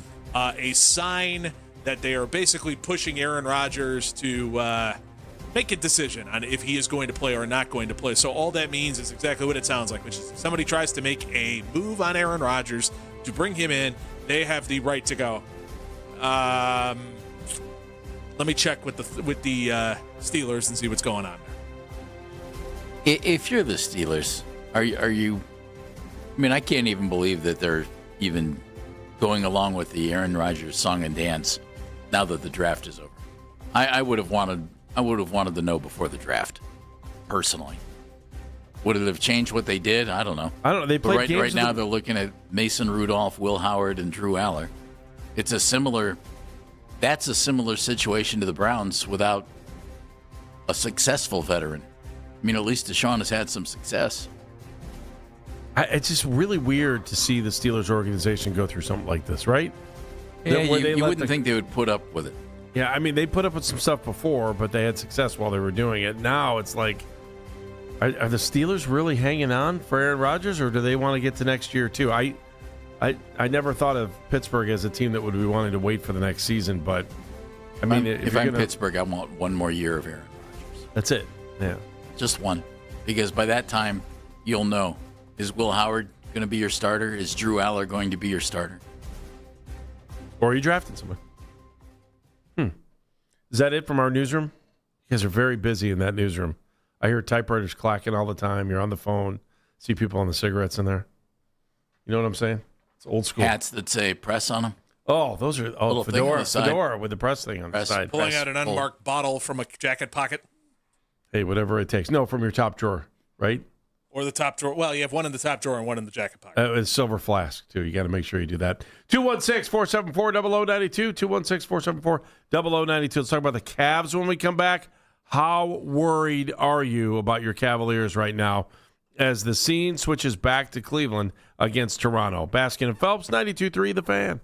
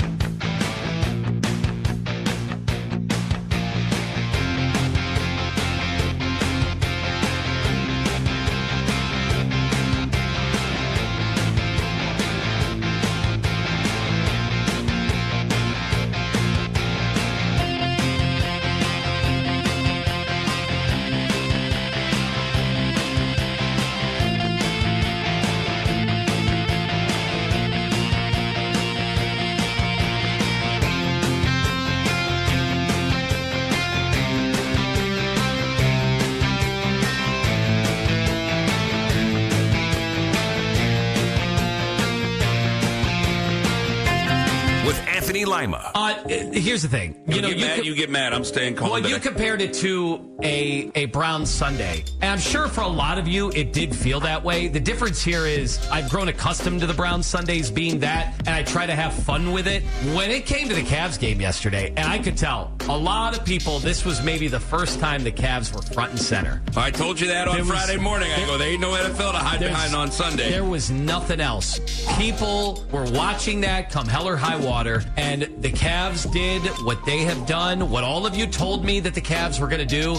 They laid down. The Ken Carman Show with Anthony Lima. Weekday mornings starting at 6 a.m. We are Sports Radio 92.3 The Fan. Guess what, Andy? Tell me, Jeff. We're looking for a winner. 92.3 The Fan looking for a winner. Be the 7th caller. Caller number 7 right now at 216-474-0092. And what do you get? Pair of tickets to see your Cleveland Cavaliers take on the Raptors. Game 5 tomorrow, April 29th, Rocket Arena. Tickets available at Cavs.com. Caller number 7 right now, 216-474-0092. Caller number 7. It's all from your Cleveland Cavaliers and Sports Radio 92.3 The Fan. All right, like you said, tomorrow's game, 7:30 tip. It will be the Cavs in Toronto. Series is tied at 2. What? Am I missing something? Man, look at the phone lines go crazy. I love watching that. That's fun. Right? Blow up the line. Oh, yeah. Yeah, good stuff. Yeah. Especially when you caller number 7. Caller number 7. That is a long way to go. Making people work for it. Wow. Including Meredith. Well, she's got it. She's a pro. She understands. Tomorrow, 2-2. Why do I believe the Cavaliers are going to win tomorrow? Tell me, Andy. I just don't think they're going to have an average of 20 turnovers like they have over the last 2 games. All right, that makes sense. I think home court advantage is going to be better. You know what? Yeah, I think they're teams going play to better at home. I think they're going to shoot better than they did in the last game. I just think they go up 3-2 in the Toronto series. is also going to shoot better than they did last game. I don't know. They're on the road. Yeah, they're going to have to shoot better. Yeah, they were atrocious. It was like the third worst. Cavs shooting. were bad, and the Raptors were worse. That was the third worst shooting percentage to win a game in playoff history. Something like that. That sound you hear is Dr. Naismith's head spinning. Why? Even with the peach basket, they've shot better than that. Dude was on a ladder trying to get the ball back out of the hoop. Come on now. Cut a hole in it. They figured it out. I know, but you got to think it would get like dust and all that stuff from figured it out from the basket. It's a lot of work to make a peach basket than just to cut out the bottom of it. So too. I hear. Yeah. So it's not every day you can find a good peach basket maker. Do you believe the Cavaliers are better in this, or will be better tomorrow night to take a 3-2 lead in this thing? They'll Why? be better. I'm not going to tell you they're going to win, but they'll be better. They were atrocious, Andy, in Game 4, especially in Toronto, and I don't expect them to play that poorly again. I also don't expect the Raptors to play as poorly as they did. All right, what is the biggest fix to happen for a win tomorrow? Take care of the basketball is not acceptable for your answer. Figure out how to get your big guys more involved. And I'm sorry. I know a lot of folks are just catching incredible. A lot of folks like dumping grief on Evan Mobley and or Jarrett Allen. We heard, about Jarrett for years. His offensive game, blah, blah, blah, blah, blah. Harden shows up and he averages 23 a game, He has an offensive game. Evan Mobley has an offensive game. What they don't have is the ball. Get them the ball. That's not just on James. It's not just on Donovan. It's on Kenny Atkinson and his staff. Figure out how to make that work. I think you also have to go into this game saying, let's keep them under 105, right? If you kind of look back at the 2 games that they won and where they are going into this thing, if the first 2 games they scored 89, that them being Toronto, 89 and then 104. Don't worry about the numbers. The game will be what it's going to be. And each team is better offensively than they showed in Toronto. So just the Cavs just So we throwing Toronto out, or we it's a best of 3 right now. So sure. What do you mean throw them out? Well, I mean, did they matter? Do those games matter now? Yeah. Yeah, Toronto showed how you can beat the Cavs. Beat them up, be physical. But Make sure the refs aren't blowing the whistles like crazy. Didn't we see that last year, too? Well, you can. Last year, you saw Indiana get up and down the floor and the Cavs not keep up with them. This year, so far, Toronto, when they were successful, being a little more physical, a little more rugged, a little more urgency than the Cavaliers. And the Cavs in games 1 and 2 just completely looking like a better team. Just move the ball. So we'll see what happens. You know, when I say move the ball, is it that easy? Is Toronto's defense that stifling that you can't move the ball? Or that, I mean, there was a point where Toronto, like, okay, we'll guard your guards, and I don't even care about the other 3 guys on the floor because they're not going to score anyway. That's what the last game looked like. Well, they should. And by the way, that goes back to my point. Yeah. By the way, you're not going to be able to bring the ball in the paint because that's not happening. We're gonna flatten you if you try to do that. And I think that was part of the problems for Mitchell in the other game. Is that, like, you're not going, and Harden too. Like, there were plays that we see those guys make every game that they just weren't able to do against Toronto because defensively they were able to stop them once they even sniffed the paint. See you later, bye. Turnover, blind pass, backwards pass, can't get the ball over midcourt. It was a frustrating game the other night. They should have won that game. And no, they shouldn't have. Yeah, they should have, Jeff. They should have. They made so many little mental errors in that game, all correctable and all things that shouldn't have happened. That fast break run from Schroeder coming back, or not fast break, but just trying to transition into the forecourt, the pass he made was like, and I like him. I love that guy. Like, well, he I like speaks highly of you too. But that pass was just so like, middle of the season, give it a shot. Let's go for it. You can't do that in the playoffs. You better cherish that basketball every time you're going down the floor. There's no time to relax when you're in those situations. Dan, I thought you were going to hop in there for a second. When you look at this, at the series, they've got to do things better. They've got to pay attention to detail. They've got to finish. All they had to do was finish. Jeff, they just need to make one play down the stretch in Game 4. One play. You can't have a backcourt violation in the final moments of the game and let the other team outscore you. Flagrant fouls are bad. Play. Yeah. They were outscored 17-5, Andy, after being up by 8 to close out the game. That's more than one play even.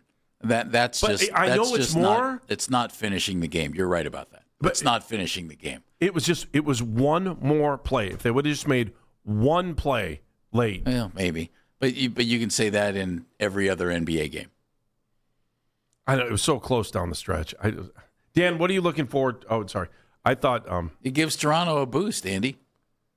Gives Toronto a real boost. They were down 8 with 4:30 to go, and they came back to win. Where's momentum? It's theirs. If they can come out early, you would think. If they can put the Cavs down by 10 early on, it's going to be an uphill battle all night. 10 is that number. I'm like, okay, that's. In the NBA, at least that's the way I look at it. It's like, okay, you're down 10, you're still in this thing, blah, blah, blah, blah, We'll see. blah. We'll see how they play the game. Did they come out and try and be physical again against the Cavaliers? I would, wouldn't you? Well, I would until Kenny Atkinson and the coaching staff come up with a scheme to make it better. If Donovan's not going to make six of 24 shots again, and what was James Harden, 6 of 14 in that game? That's tolerable. But James has to play better down the stretch, certainly. He turned the ball over 6 times in the first half. You just can't do that in the playoffs. But Donovan will shoot better. Andy, I would think the Cavs win Game 5. Does it mean they win the series? No. But I would think they win Game 5, and I would think they play much better than they did in Toronto. And if they needed something to get their attention, Game 4 was it. The 2 things I would throw out is if you're going to put R.J. Barrett or Scotty Barnes on Evan Mobley needs to take those guys and go flat out 90s Patrick Ewing, old school, get to the elbow, get to the block, and operate off of there. Because if you're going to put someone who's 5'7", 5'8" on the, 6'7", 6'8" on Evan Mobley, now we'd have something going. Right. You need to capitalize on that, which is what they've been doing. They've been putting R.J. Barrett on Evan Mobley and just basically putting Scotty Barnes on either of the guards and trying to completely make their lives miserable. But and Dan, Scotty Barnes has done a hell of a job with that. Do you agree? That's on your scheme. The minute that Kenny Atkinson and the coaching staff sees that, right. hey, put him on the elbow, put him on the low block. Toronto is very Get happy him the ball. Playing small, but they also figured out how to use Jakob Poeltl where he's not getting completely torched on the offensive end in the pick and roll as well. They've adjusted their coverage to where you can't punish Jakob Poeltl the way that they once were. The other one, too, is you remember, need to... Poeltl was even a non-factor earlier in the series. Right, and they adjusted that. Yeah. And you need to pick up Scotty Barnes full court and stop him from doing the fast break off of every make. Good luck with that. Yeah, you need to do that. That has got to be one of the things because that's their offense. Their best offense to this point has been Scotty Barnes get the ball in and sprint up the floor and watch the Cavs panic because they're not in their sets yet. Yeah, but good luck with that. You got to stop that though. That's easy buckets. Those are easy buckets for the Raptors that you got to take away. So I'm looking at the flow chart, the spread chart, the shot chart. Sorry, from the last game. Do you realize how many mid-range jumper? I mean, I know I talk about this all the time. How many mid-range jumpers do you think these two teams had? And this game was so ugly, and it was so bad. You want to guess? My guess would be a good amount because Brandon Ingram put up probably 20 shots in the mid-range, or probably 15 shots. 13. In the mid-range. Let's just go 13 to 16 feet away, just outside of the paint. The buckets made outside of the paint and inside of the arc. 10. 4 total. I'm looking at the Cavs made 2. Toronto made 2. Yeah, they've done a good job on Ingram. It's like why? Dean Wade's done a really nice job on Brandon Ingram. It's like why would you even play defense if you were in there? I don't know. Again, it gets back to too many 3-point shots. Too many. Just move the basketball. Well, not too many if they're working, but you don't like that aspect of the game, and neither do I. Oh, it's so ugly. That game when you're not making threes, and you continue to jack up threes, which by the way, the team that won the game did. They continued to jack up threes, even though they weren't hitting any of them, and they won the game. So you want an opportunity lost? There it was, Andy. It's crazy. I just move the basketball and find the best shot. That was one of the worst. Hopefully, you know what I'm hoping for? I'm hoping that we just get a better game. Is that not only did the Cavs, maybe that's why I'm so frustrated. The Cavs lost. You sound a little steamed. Well, it's because the Cavs lost, and both teams played ugly. And I want to believe the Cavaliers are a championship team, and a championship team can fight through the ugly and finish the game. They didn't finish the game. They had the lead late, and then they let it go away. Maybe they win the next 2 games. I changed my entire perspective on this whole thing. But if I'm Toronto, I'm coming out. I'm playing tough, and I'm going to try to beat you up in the paint again. I'm not going to let you into the paint anymore. I mean, I know how to beat you. I think I do. And by the way, if I just cover your guards, I'm in great shape. That's all I got to do. Well, unless Mobley gets hot, you got to get those guys moving. Unless they get him the ball. That's it. Yeah, I mean, you can't get hot if you don't have the ball too. He had 1 shot in the fourth quarter. Jared had 1 shot in the fourth quarter. I believe the number was 5 shots combined. It was 7 shots? 7 shots, I think, combined in the second half. Well, right. that doesn't work. I'm looking forward to our next guest here. Jory. My word, get a body on Murray Boyles, too. That's the other one. Whew. That kid's been something. Sorry. That's right. Coming up next, Jory Epstein, Yahoo Sports NFL, was embedded with the Browns during the draft. I can't wait to talk to her about what she saw, what she heard, and what goes on inside that room because she had a really cool story on Yahoo Sports NFL. It's really good. And so we get to pick her brain a little bit more on that when we come back here. 216-474-0092. It's Basket and Phelps.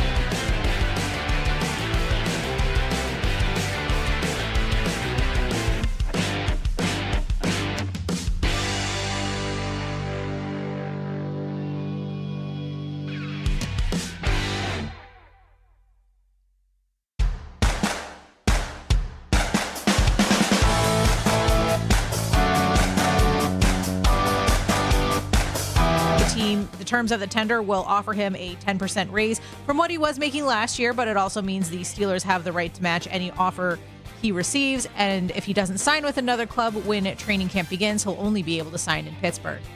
You can listen to the Fan Rewind weeknights from 11 p.m. to midnight, all the best segments from all our shows, and you can always listen on the Odyssey app. Headline Sports News every 20 minutes on 92.3 The Fan. From the University Hospital Sports Desk, I'm Meredith Kane.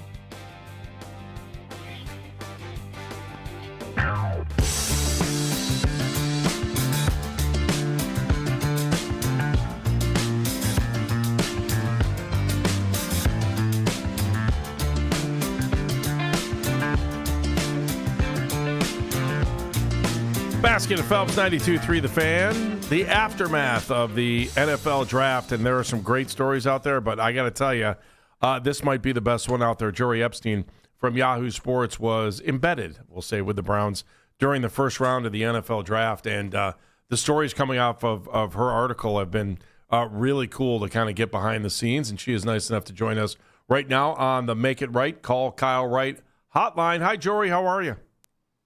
I'm doing well, Andy and Jeff. How are y'all doing? We are doing great. I got to tell you, everyone's kind of talking about your article here in Northeast Ohio because you had such great access and some of the really cool things you were able to find out. Just kind of give me background on the story about how it worked out that you were able to even be in there in the first place.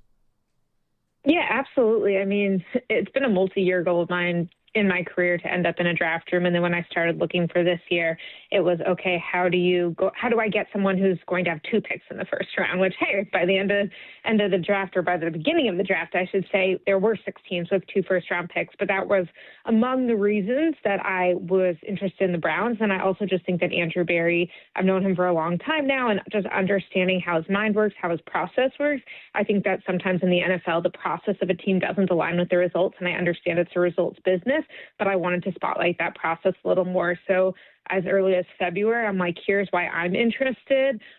Here are some things I could do. And then I will also say I should give credit to Peter King, who was a stalwart in this industry for a long time and had a long track record of embedding in draft rooms. And I did reach out to him, and I was like, take me through how you went about doing this, how you convinced teams, what you were looking for. Read a bunch of his work, some other guys like Mike Silver who have been in draft rooms, and really tried to understand the process so that come Thursday night, I was ready to go. Jory, your article, the way it reads, Spencer Fano was their number one choice all the way through. Is that the feeling that they gave you throughout the process?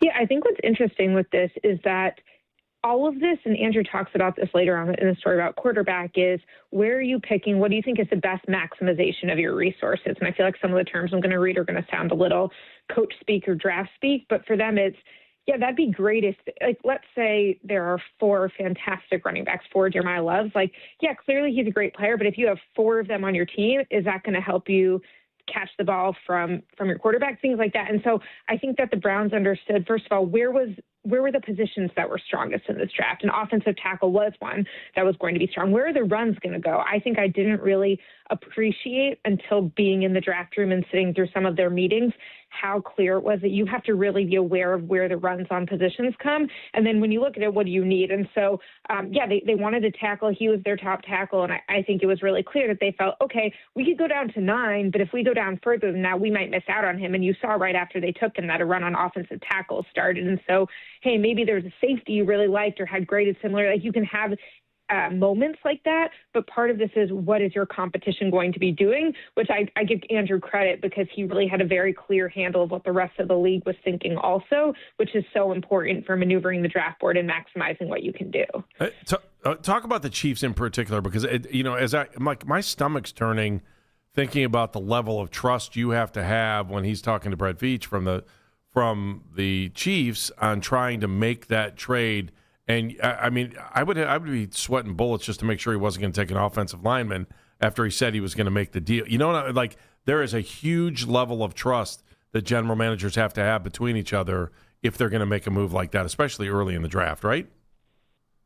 There definitely is, especially because with the draft being 8 minutes per pick for the first round now, down from 10, these trades are really largely worked out before the draft. Now, you might have 3 teams interested or 5 teams interested in the contingent on their player being there, and then you say, okay, I'm planning on doing this team, but if their person isn't there, this is my second best. But absolutely, I mean, and Andrew last year with the Jaguars as well. I mean, that trade I think was worked out even earlier than this one with Brett Veach. But he and Brett Veach do have that level of trust where they're willing to tell each other, hey, here's the position I'm going to or the position I'm not going to. And then maybe you're not saying the player, but having the assurance they wouldn't pick the tackle. And then, as I put in the story, because the Commanders were at 7 and the Saints were at 8, and they had Laramie Tunsil just extended, and then Kelvin Banks drafted in the first round in New Orleans last year, there was a comfort level that, hey, first of all, there were a couple guys that they would like at 9 if they couldn't get Spencer.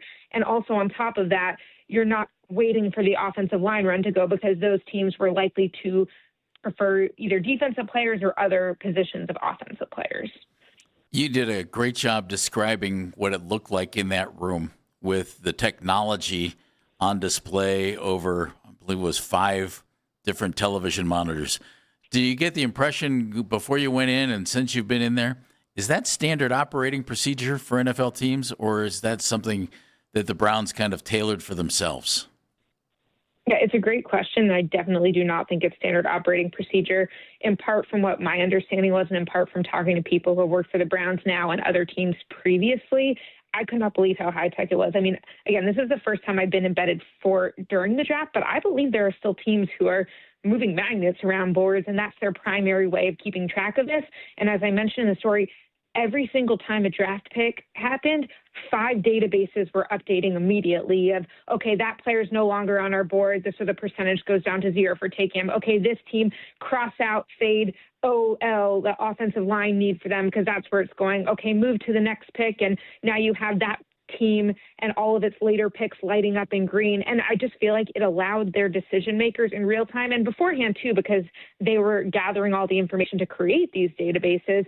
It allowed them to look at every decision from every different lens in real time while also having the logic and the decision making beforehand. But it was pretty amazing. And I did count at one point how many seconds from when a draft pick was in to when the board's updated. And the time I counted, I didn't count for every pick, it was 5 seconds, which I thought was pretty impressive. And I asked their head of IT, Brad DeAngelis, or maybe he's head of football information systems, I'm like, is that standard? And he was like, yeah, the goal is 5 to 10 seconds. And also he had backup paper versions in case something happened, because you never know if the whole league gets hacked, which was a concern. I think the NFL, I wrote on the story, at 8:02, they told all the heads of football information systems, hey, don't open any attachments and emails right now. There are some phishing people out there who are trying to get into your emails. But yeah, it was so high tech, and from the trade standpoints, because the reality is you don't want to be making an emotion or a panic-based decision when you're on the clock and under pressure, or, hey, someone calls you with a trade offer, which I cannot believe how many calls they get for those offers. Some are better than others, of course, but so many calls. You don't want to make a rash decision because you like a player when you could take that analysis of the player, take your understanding and your evaluation, and put it with logic beforehand when the emotion wasn't as high 3 days earlier or 3 weeks earlier, and make it based off all your databases. So yes, I think that my understanding, I can't speak for all 32 teams, but I would be shocked if the Browns weren't in the top, at least third, in terms of how high tech their processes are. And a trade offer comes in, it goes into the database and gets a technological answer? Yes. Yeah, I can't. I did agree not to share all of the details of how that trade tool works, but it's extremely impressive how advanced it is. And one thing I will say is Tom Telesco, former GM of the Chargers and the Raiders, was in the room, and just watching his reaction to it. Not every team has had this for all the years these guys have been working in the league. Let's leave it at that. How important were guys like Tom Telesco? Chris Polian was in there right when I read from your story. Jimmy Ray. Yeah. How much of the human element goes into it when you're looking at all those computer screens too? And I mean, I would think the first round would have more data and more research to make it easier that you wouldn't need the human element, but you do. And so, especially when you're going to make the trade, right? So how much of the human element do you think Andrew uses in that first round just to make sure, or just to even, you understand where I'm going with that? Yeah, absolutely. No, the human element was huge. And like you said, it's not that it's huge during those 8 minutes on the clock or the 8 minutes for each of the picks the night before. It's huge in the days and weeks before. First of all, I think I have the number in my story that the scouts alone wrote 2,914 scouting reports. Now, again, that's not 2,914 players, but that's how many evaluations that from like the director of college scouting down, they wrote this year alone. I couldn't even believe that. I thought when someone told me it was nearly 3,000, I responded via text, "You mean nearly 300?" And they're like, "No, nearly 3,000." And so the size of the staff there is much bigger than a place like, say, Cincinnati in the division, which has a really small front office department. Now, when you get to the meetings beforehand, it was really clear because I did have the opportunity to be privy to some of the conversations before the draft as well, that the diversity of opinion was so clear, because you do have some guys who are, hey, economics PhD, and here's how I look at the probabilities. And then you have other guys who, I've been working for 5 teams over 30 years, drafting personnel, and I understand that, okay, for example, like a Rashawn Slater, or a couple, Will Campbell last year, like looking at other offensive linemen with shorter arms, for example, were they losing the battle because they had shorter arms or because they were injured or pass pro? And how does that factor into Spencer Fano, who doesn't have long arms, although I think that's an interesting note too, and I didn't include this in my story, but most of the combine measurements this year for arm length, the scouting community kind of thinks they were a little bit off. And if you look at the pro days, I believe Spencer's arms were like 3/4 of an inch longer at pro day. And I just think it's worth noting for people who are being like, oh, well, maybe the college is just padding the numbers. It's NFL Scout taking the measurement of arm length at a pro day too. And so for various reasons over the last 2 years at the combine, arm lengths have been a little off. But all of this is to say that there are people who have seen other offensive linemen who might have that. Or if you're Casey Concepcion and you're trying to understand, well, how much should we value the return ability? Well, you're talking to scouts who do understand how that has helped win over time. And so I think the human element was huge. And really having a healthy, spirited debate is something that I was really impressed with, because I've seen at a lot of different places. And again, you guys can talk about your ownership in Cleveland. I'm from Dallas, and I spent the first 7 years of my career in Dallas. Jerry Jones is literally the owner and the GM. And I'm not saying he doesn't take other people's perspectives into account. And I happen to really like Jerry. He's fantastic for my job. But to me, seeing how many perspectives there were and how Jimmy listens to them was really interesting, because you are not going to get an echo chamber of yeses in that room. You are going to get people who are viewing it from the player development standpoint, from the trait standpoint, from the production standpoint, and from the analytical standpoint. Jory Epstein, Yahoo Sports, is joining us right now. She has an in-depth piece on what the Browns did on draft night. First night she was in the room while everything was going on. You talked about the phone ringing. I'm just curious, do you get butterflies in your stomach when the phone rings all the time, and then how they were able to – I mean, I know it's part of their job, but I would think it's got to be a little nerve-wracking to hear the phone ring constantly. And then if I was a GM on the other side and the phone didn't get answered for me, I'd be like, especially if you thought you had a good deal. Can I tell you something? I think you guys know Andrew as well. Yeah. I was a little bit amused / impressed by some of the times he was like, just no, or like our deal or no deal, or that's not going to work for us. I mean, there was definitely a firm foot put down than I was expecting. Not that I thought he would take a bad deal, but I thought I'd be like, oh yeah, no, I appreciate you offering. And it was like, no, we're not doing that deal. Like that's not the price that we believe in. And there was just such a conviction, again, because you have the data to back up what you think is a fair deal, which I don't think every team has as clear and analytical infrastructure for that. I wasn't nervous. I thought it was fascinating. That's what you want. You want to be there when there's action. You want to be there when things are going on. And I loved Andrew telling them after they took Casey, hey, we may not be done yet. So make sure you keep paying attention. But also the fact that they were able to get the 4 players they did in the first 2 rounds. I mean, I know that like my colleague Nate Tice at Yahoo Sports had all of those 4 players in the top 25. So to get, I mean, when you think about statistically, if there's 32 teams, you should be able to get 1 top 25 player, maybe. And then to get 4 of those, and I believe, and I haven't checked this yet, that Daniel Jeremiah had the Browns' first 4 players all in his top 25. That's what Andrew Siciliano told me, who I know works for the Browns and works for us. So I just think when you look at the talent they were able to get, they were very pleased that the way they were evaluating guys did not necessarily align exactly with how other teams were, where in recent years, because of all the information available, there was some more similar thinking from team to team in the first couple rounds. All right, Jory, you said you've been friends with Andrew for a while, or at least you've covered Andrew. You know Andrew.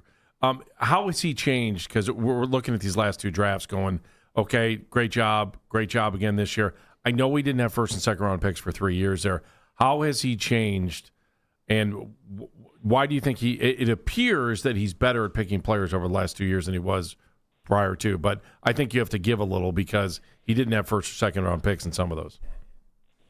Yeah, and it's interesting. I think it would be a little disingenuous for me to be like, here's what I think of his class 4 years ago, just because I haven't done deep enough study on it. What I can say is I think the more time people have in the position, they often can create more processes, have more data. I mean, I know when I was talking to Brad Holmes, the Lions GM last year, and I did a story on him and how he has the scouts doing their process, and he was like, look, there are certain numbers that he cared about because he didn't care as much about 40 times and some of the traits. He cared more about production and physicality and competitiveness. And he said, I have a lens into this, but now that I have a few years in this job, I can basically have a sample size of data from my own team that I'm running and how I'm using my system to work with. I can't tell you, having talked to Andrew about that, but I do think that when GMs are in the position for longer, especially when they're willing to evolve and get different voices in the room, there is an advantage because you understand the people you're working with, you understand what works and what doesn't. And so I think that, even look at Les Snead with the Rams, who has done such a fantastic job. Those first, those 5-10 years, whatever, when they were in St. Louis, it wasn't going so well for him, but he ultimately found something that worked and developed a system, developed cohesion with the head coach. Now, clearly the Browns need a quarterback, or I shouldn't say that. Clearly the way I put it in the article, which I think is a diplomatic way of putting it, is that if you don't have a quarterback who has recently and consistently produced at a high level, you are always going to be asking about a quarterback. The Browns don't have that clearly answered at this point. As long as they don't have that clearly answered, I do think that is a question for any front office and, quite frankly, any coaching staff too.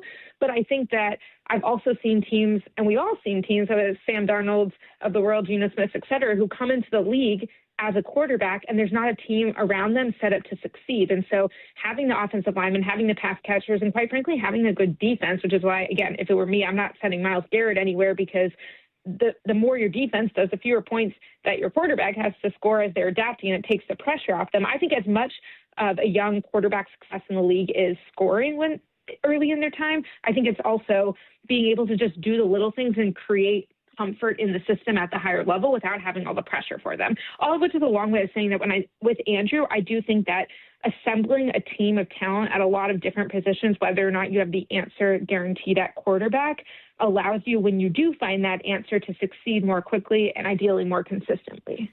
Jory, you mentioned ownership in the draft room. If I owned a pro sports franchise, I'd be in the draft room. Why would you want to miss that? But with Jimmy Haslam in there, J.W. Johnson, would you describe their presence in the room more as spectators, as participants, or somewhere in between? Yeah, I think that is somewhere in between. Again, coming from Dallas, which is the perspective I grew up, so to say, in this league with, it was not a Jerry Jones ownership is running the draft. I think that ownership was watching what Andrew and his staff, whether that's a Chris Cooper, whether that's Ken Kovash, whether that's Adam Al-Kayal, all of them have their different roles in this. They were the ones making the calls about the trades. They were the ones who had set the draft board, but ownership had clearly studied up on it. I don't think I put this line in my story, but when they drafted Spencer Fano, Jimmy is like, he played right tackle the last 2 seasons, but he'll play left tackle for us. So that was an ownership who had paid attention to what Spencer Fano had done in his career and understood the role that he was going to be used for now. There were times when Jimmy wanted to understand, hey, what was Todd Monken's perspective on the usage for this player? Okay, well, if one receiver has a certain size, what does that mean? And so I think that Jimmy and JW were both very engaged. I actually put in the story that there was one pick that JW knew it was coming off the board before it happened, and Andrew was impressed and amused that JW was keeping up with that. I actually didn't even know JW beforehand, but it was cool to see how they do stay involved. And actually, Jimmy's father, Jim, who's 95 years old, was in the draft room as well. And that was kind of cool to see, just 3 generations of the family. And he had just printed out pieces of paper since the screens were a little bit far away. So I would say they were actively spectating is probably the best way I would sum it up, which is to say they were aware of the players. They understood what the goals were, but they were not making recommendations on here's what you should pick, much less making mandates of here's who you need to pick when I was there. Cool. Jory, thank you. We appreciate the time giving us a little bit more on your story. It is a must-read if you're a Browns fan. It's Jory Epstein's story on Yahoo Sports, and it takes you behind the scenes of everything that goes on. The headline is Inside Cleveland Browns NFL Draft Room, where the trade calls keep phones ringing and high-speed databases whirl. Thank you, Jory. Have a good one. We appreciate you. Great to talk to you, Andy and Jeff. All right, Thanks, we'll talk Jory. to you soon. Jory Epstein from Yahoo Sports. You heard that. Let's talk about what she had to say when we come back. 216-474-0092. Wow.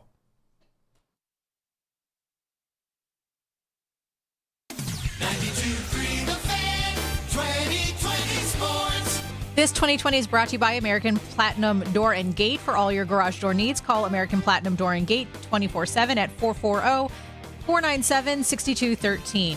Travis Bazzana reportedly set to make his major league debut tonight as the Guardians are expected to call him up from Columbus. Bazzana is batting .287 with 10 RBIs and 2 home runs on the season down in Columbus. Club is expected to send Juan Brito back to the Clippers to make room on the roster. Bazzana will be joining the Guardians as they look to snap a 3-game series.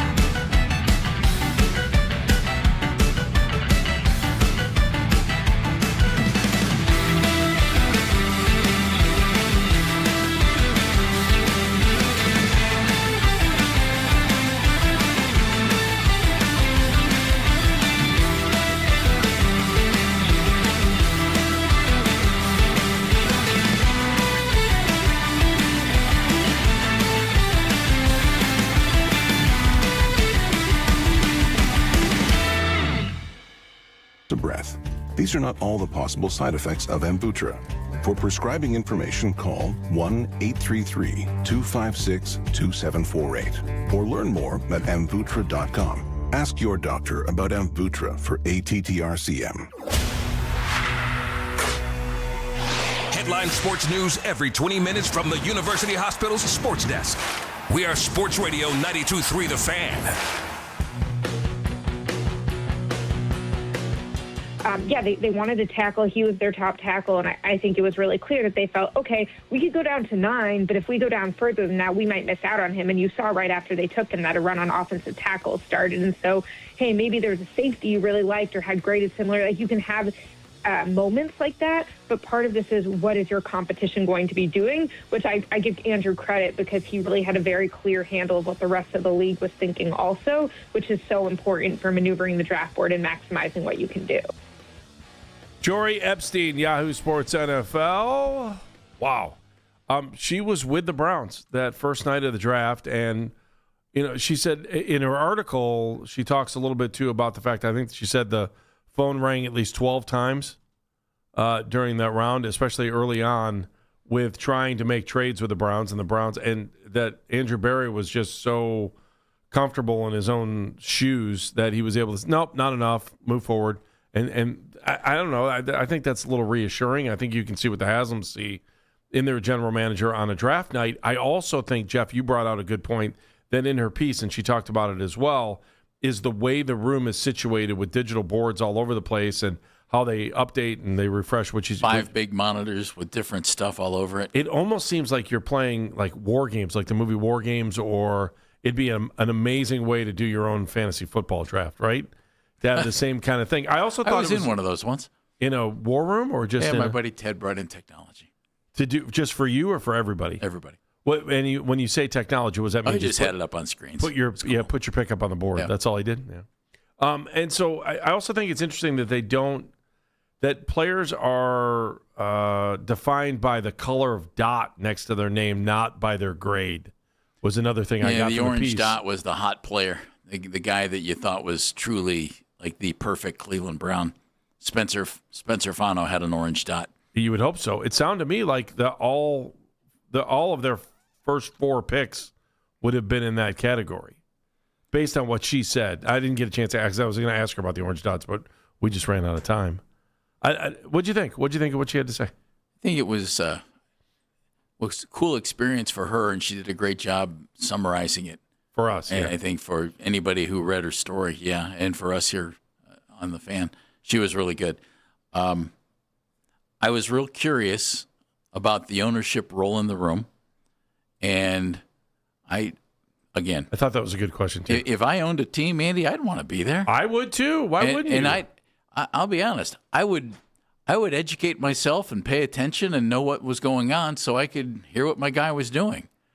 But you hire him to make those picks, and that's Andrew Berry's area of expertise, and it's not yours. And I think that's a smart move. She said in her piece, when Ty Simpson went 13th to the Rams, Jimmy said, Andrew knew that a week ago. Okay, that's interesting. So obviously they're paying attention. And when Carnell Tate went 4 to Tennessee, apparently, we were hoping, I think, he was your pick, he was my pick at 6 if they were going to stay there. That's the guy I was hoping they would take. And when Tate went 4 to Tennessee, J.W. Johnson, Jimmy's son-in-law, looked at Andrew and he said, that's good for us, right? And Andrew said, yep. And that's where Jory said, where Andrew was like, oh, good job, J.W., way to be on top of this. So apparently Fano was their target, not Carnell Tate. Although when they made the move down from 6, apparently Jory stated that there were 3 guys on the board that they liked. They were guaranteed of getting at least one of them. And they were offered opportunities to trade out of 9 and turn them down. Because they wanted Fano. Numerous. Because they wanted him. They wanted Fano, yeah. Or didn't get enough. But she had a really funny thing that she wrote. Andrew Berry, before they made their picks on guys, would go to the main scout who wrote the main story on wrote the main scouting report on the player they're going to draft, and had that guy do a little presentation as to why we're going to take this guy. Wow. Apparently, when Fano was being discussed, phone rang, and Andrew said, "Hold it right there," and took the phone call, because you never know what's on the other, And then afterwards, okay, continue. In other words, yeah, we're gonna pick him at 9. We're not trading the pick.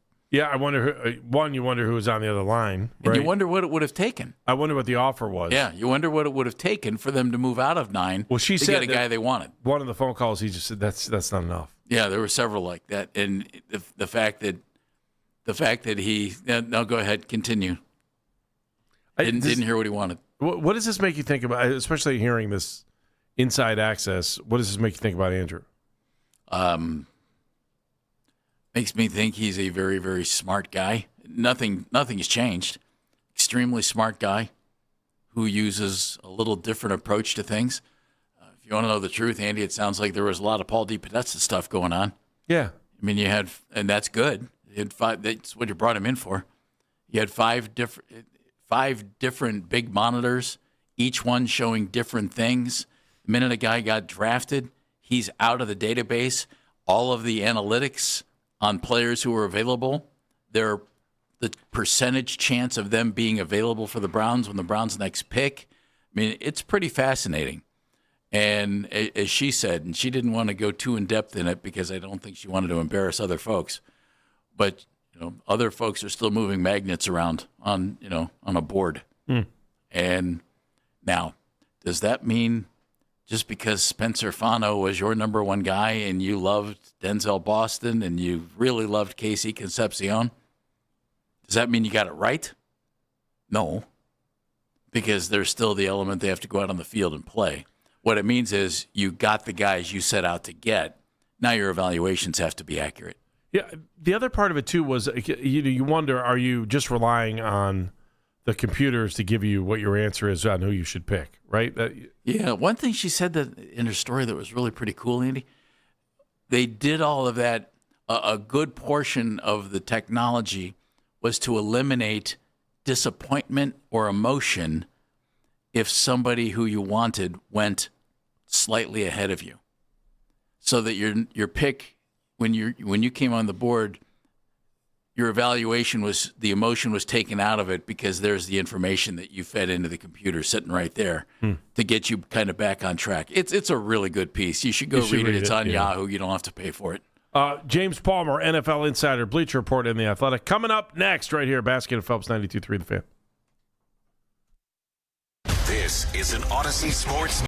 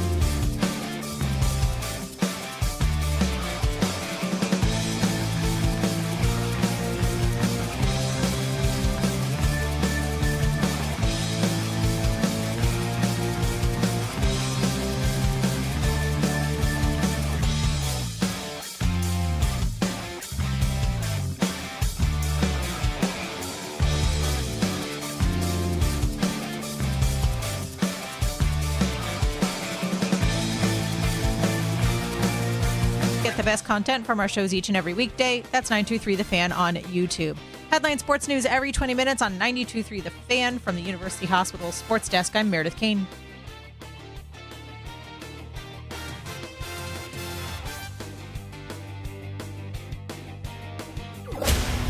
Talk sports deep into the Cleveland night. Overtime with Jake Volnick. Weeknights at 7. Sports Radio 92.3 The Fan.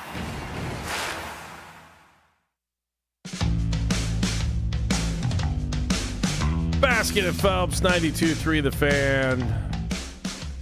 Going through the aftermath of the NFL draft. We talked to Jory Epstein from Yahoo Sports NFL. If you want to catch any of that, that is available on the Odyssey app. Now we'll get a little bit more insight from James Palmer, NFL Insider, Bleacher Report, and The Athletic. And right now, he is on the Make It Right, Call Kyle Wright hotline. Hey, James, how are you? I'm good, gentlemen. How we doing? Hi, James. Is it true you're the only Buckeye that didn't get drafted in the first round? I just want to make sure. Did this make anybody else upset? As I'm watching it go through, I'm like, how did we not win the national championship? Well, hey, ask Jeff. I said it 10 times the next day. Oh my gosh, we were so good. What's going on here? And I actually, that's like one of the things I do with like people at the combine, like for my own selfish reasons. I'm like asking guys that have Buckeye ties that are coaches, like, hey, what was our problem? What do you think? And they did, like a couple of guys did say to me, like, we didn't have a back that we usually have, which I think was part of it in terms of running the football. And that I think in the trenches a little bit, we're a little softer than we are usually. But yeah, I'm still looking at this defense going like, how did anybody score like at all? I'm trying to figure out, James, how we didn't get you to work at Channel 10 when I was down there while you were still in school. Oh, that would have been nice. I interned with the Blue Jackets, actually. That was my work while I was in Columbus when the Blue Jackets had just gotten started. So I was writing for those guys and interviewing NHL players. When things go great, their English is amazing. And when things go terrible, they don't understand your question at all. And people trick I learned from guys like Sergei Fedorov. Sounds like baseball players. Yeah, 100%. That's kind of funny. 4 Buckeyes in the top 11. Before we get to Brown stuff, were you surprised Carnell Tate was the first Buckeye to be drafted? I was. And you know what? Tate was too, from my understanding. Like, I don't think he talked to any of those other guys that he was teammates with and was saying, I'm going to Nashville. I don't think that really got around. It was surprising to him a little bit. Like, I thought he was the best receiver in the draft. I thought he was going to be the first receiver off the board, but more and more people I talked to around the league were, I don't know if any of these guys are a true number one. Now, I think there's a little bit of an unknown, obviously, because of who Tate's playing opposite of. You can tell Malik Neighbors that, by the way, who had some choice thoughts for Tate going that high. Everybody would be a 2 to Jeremiah Smith. And so, I was a little surprised at that, but when I talked to people in Nashville, there was no getting out of number 4. There was no Arizona getting out of number 3. They both knew pretty easily that they had to stay and pick, and they really, really want to help Cam Ward, and they want a guy who comes in and is a professional receiver from the jump. And I don't think there's a box that Carnell Tate doesn't check in terms of helping a young quarterback and just knowing how to come out. I mean, that's what Brian Hartline has done time and time again, that these guys are just ready to roll.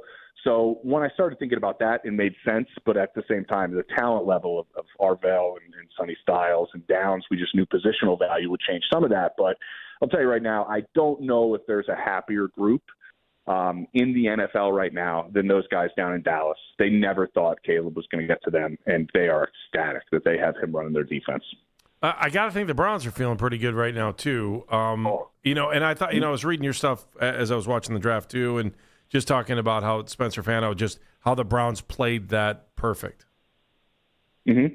They really did. They really did. And there was just a couple of guys at the top of this draft tackle-wise. We knew there was going to be a run later. The run happened a little earlier than some people thought, but it's similar to a year ago where it's like, do you have a specific plan heading into the draft? I think they did, and I think they figured that out when I, saw Andrew Berry and company out there at the CU Pro Day, showcase that Dion was putting on for Travis Hunter and everybody, and they kind of just realized, like, this isn't part of what we want to build. And I think right now it's early. It seems trading back a year ago worked, and obviously in this one, I don't know anybody I've talked to in the league that disagreed with them moving back. There was a distinct plan for Kansas City and what they wanted to do.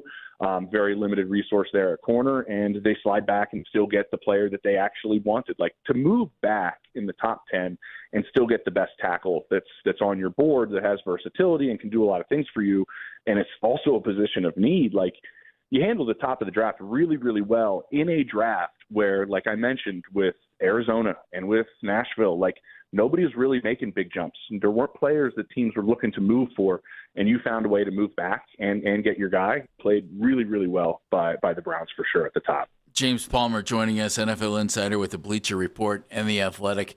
He has the 89 show with Steve Smith that you can see as well. The one thing I thought going into the draft, James, I mentioned on our show, I'd love to see 2 receivers in the first 3 picks. I was hoping, though, that one of them would be Carnell Tate or Jordan Tyson or Mekhi Lemon. Did the Browns do okay with Concepcion in Boston, or would they, because they did have the opportunity if they hadn't traded out, to draft Tyson, and they could have traded up to get Lemon?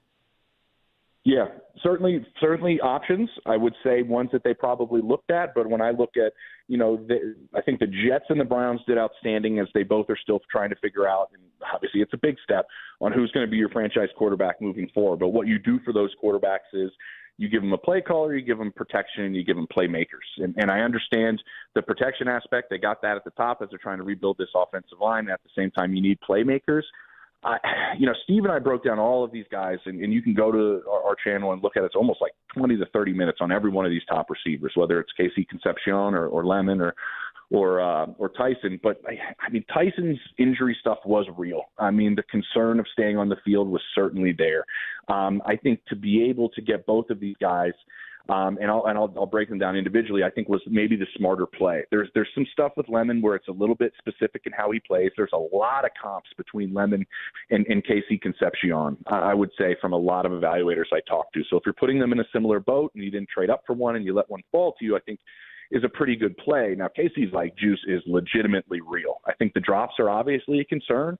Bit of a body catcher when Steve and I broke it down, and that can be a little bit of something you work on. But, man, the ball in his hands and the ability to go make plays, enough evaluators I talked to were just like, this is one of my favorite guys in the draft. And then I'll steal Steve Smith's phrase on Denzel Boston. He was like, he is a PB&J, not a strawberry, but a great PB&J. You only know how good it is once you have it, and it's just good every time. And that's kind of what Denzel Boston is. Like, he's steady. He's gonna, what you're gonna get from him. Like, is he gonna blow you away with a whole lot? Maybe not, but he runs some routes that bigger guys usually don't run.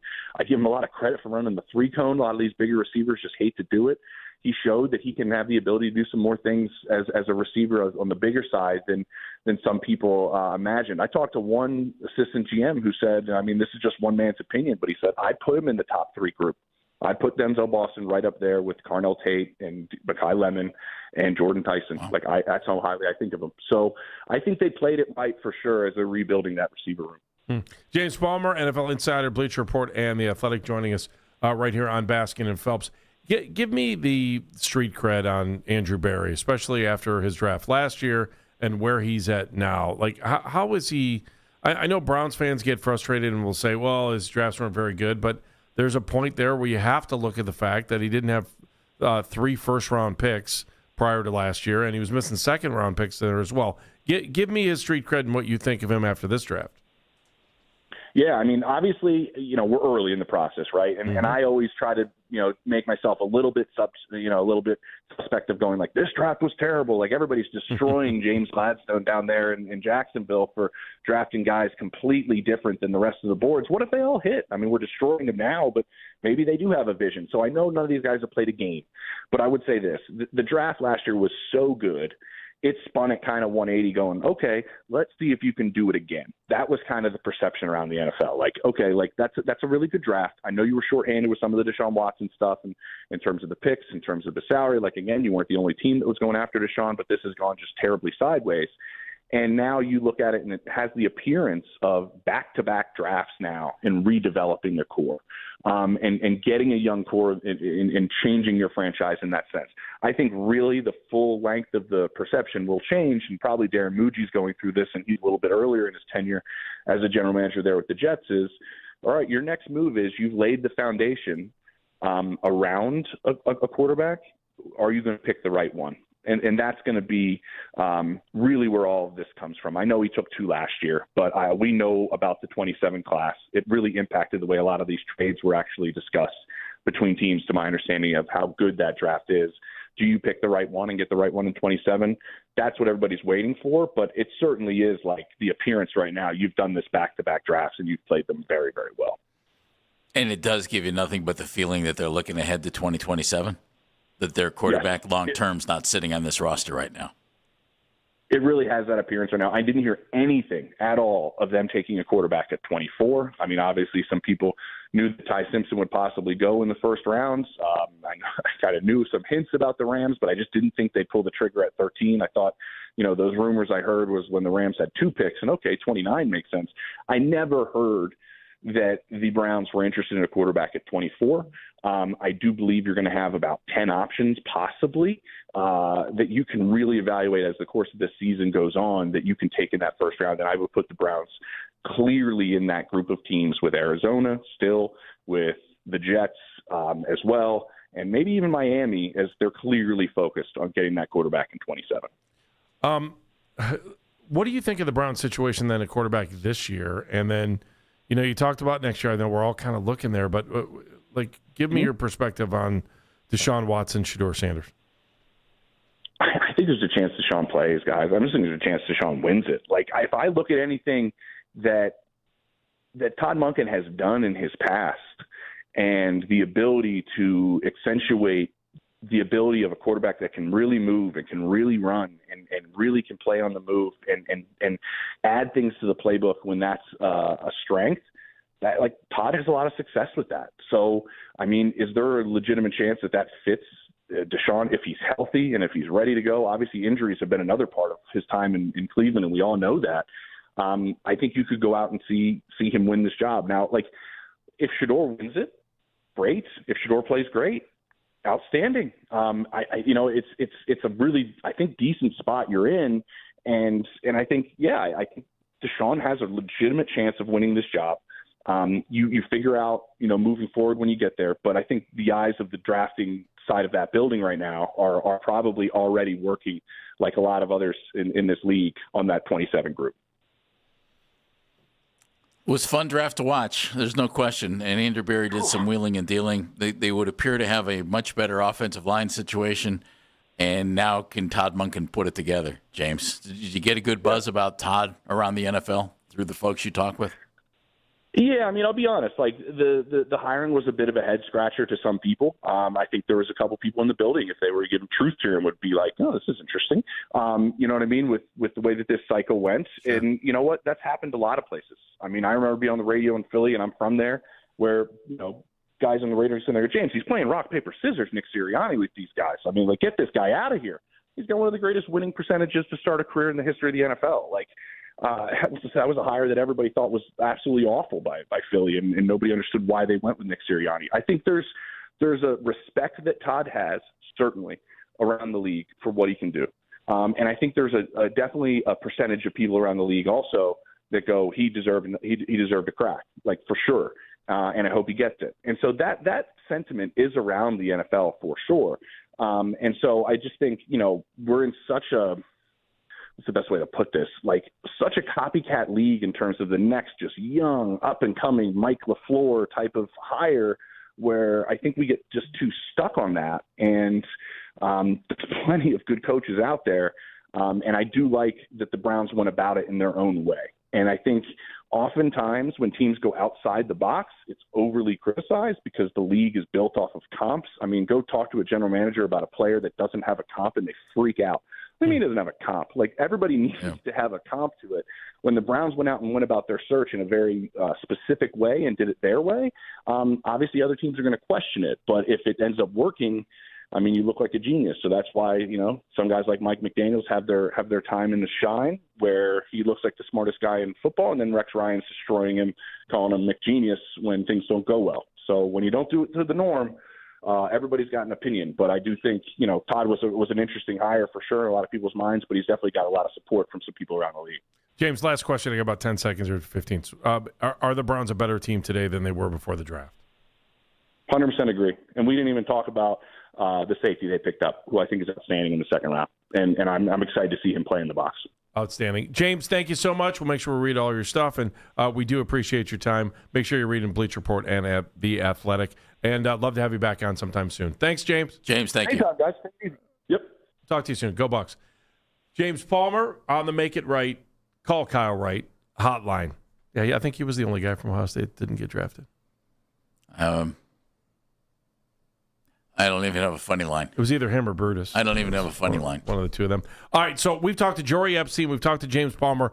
Tons of information on what the Browns did. Let's digest it. We'll bring it back up. We'll talk about it when we come back on the other side of the break, and we'll talk about it with you. 216-474-0092. Baskin and Phelps.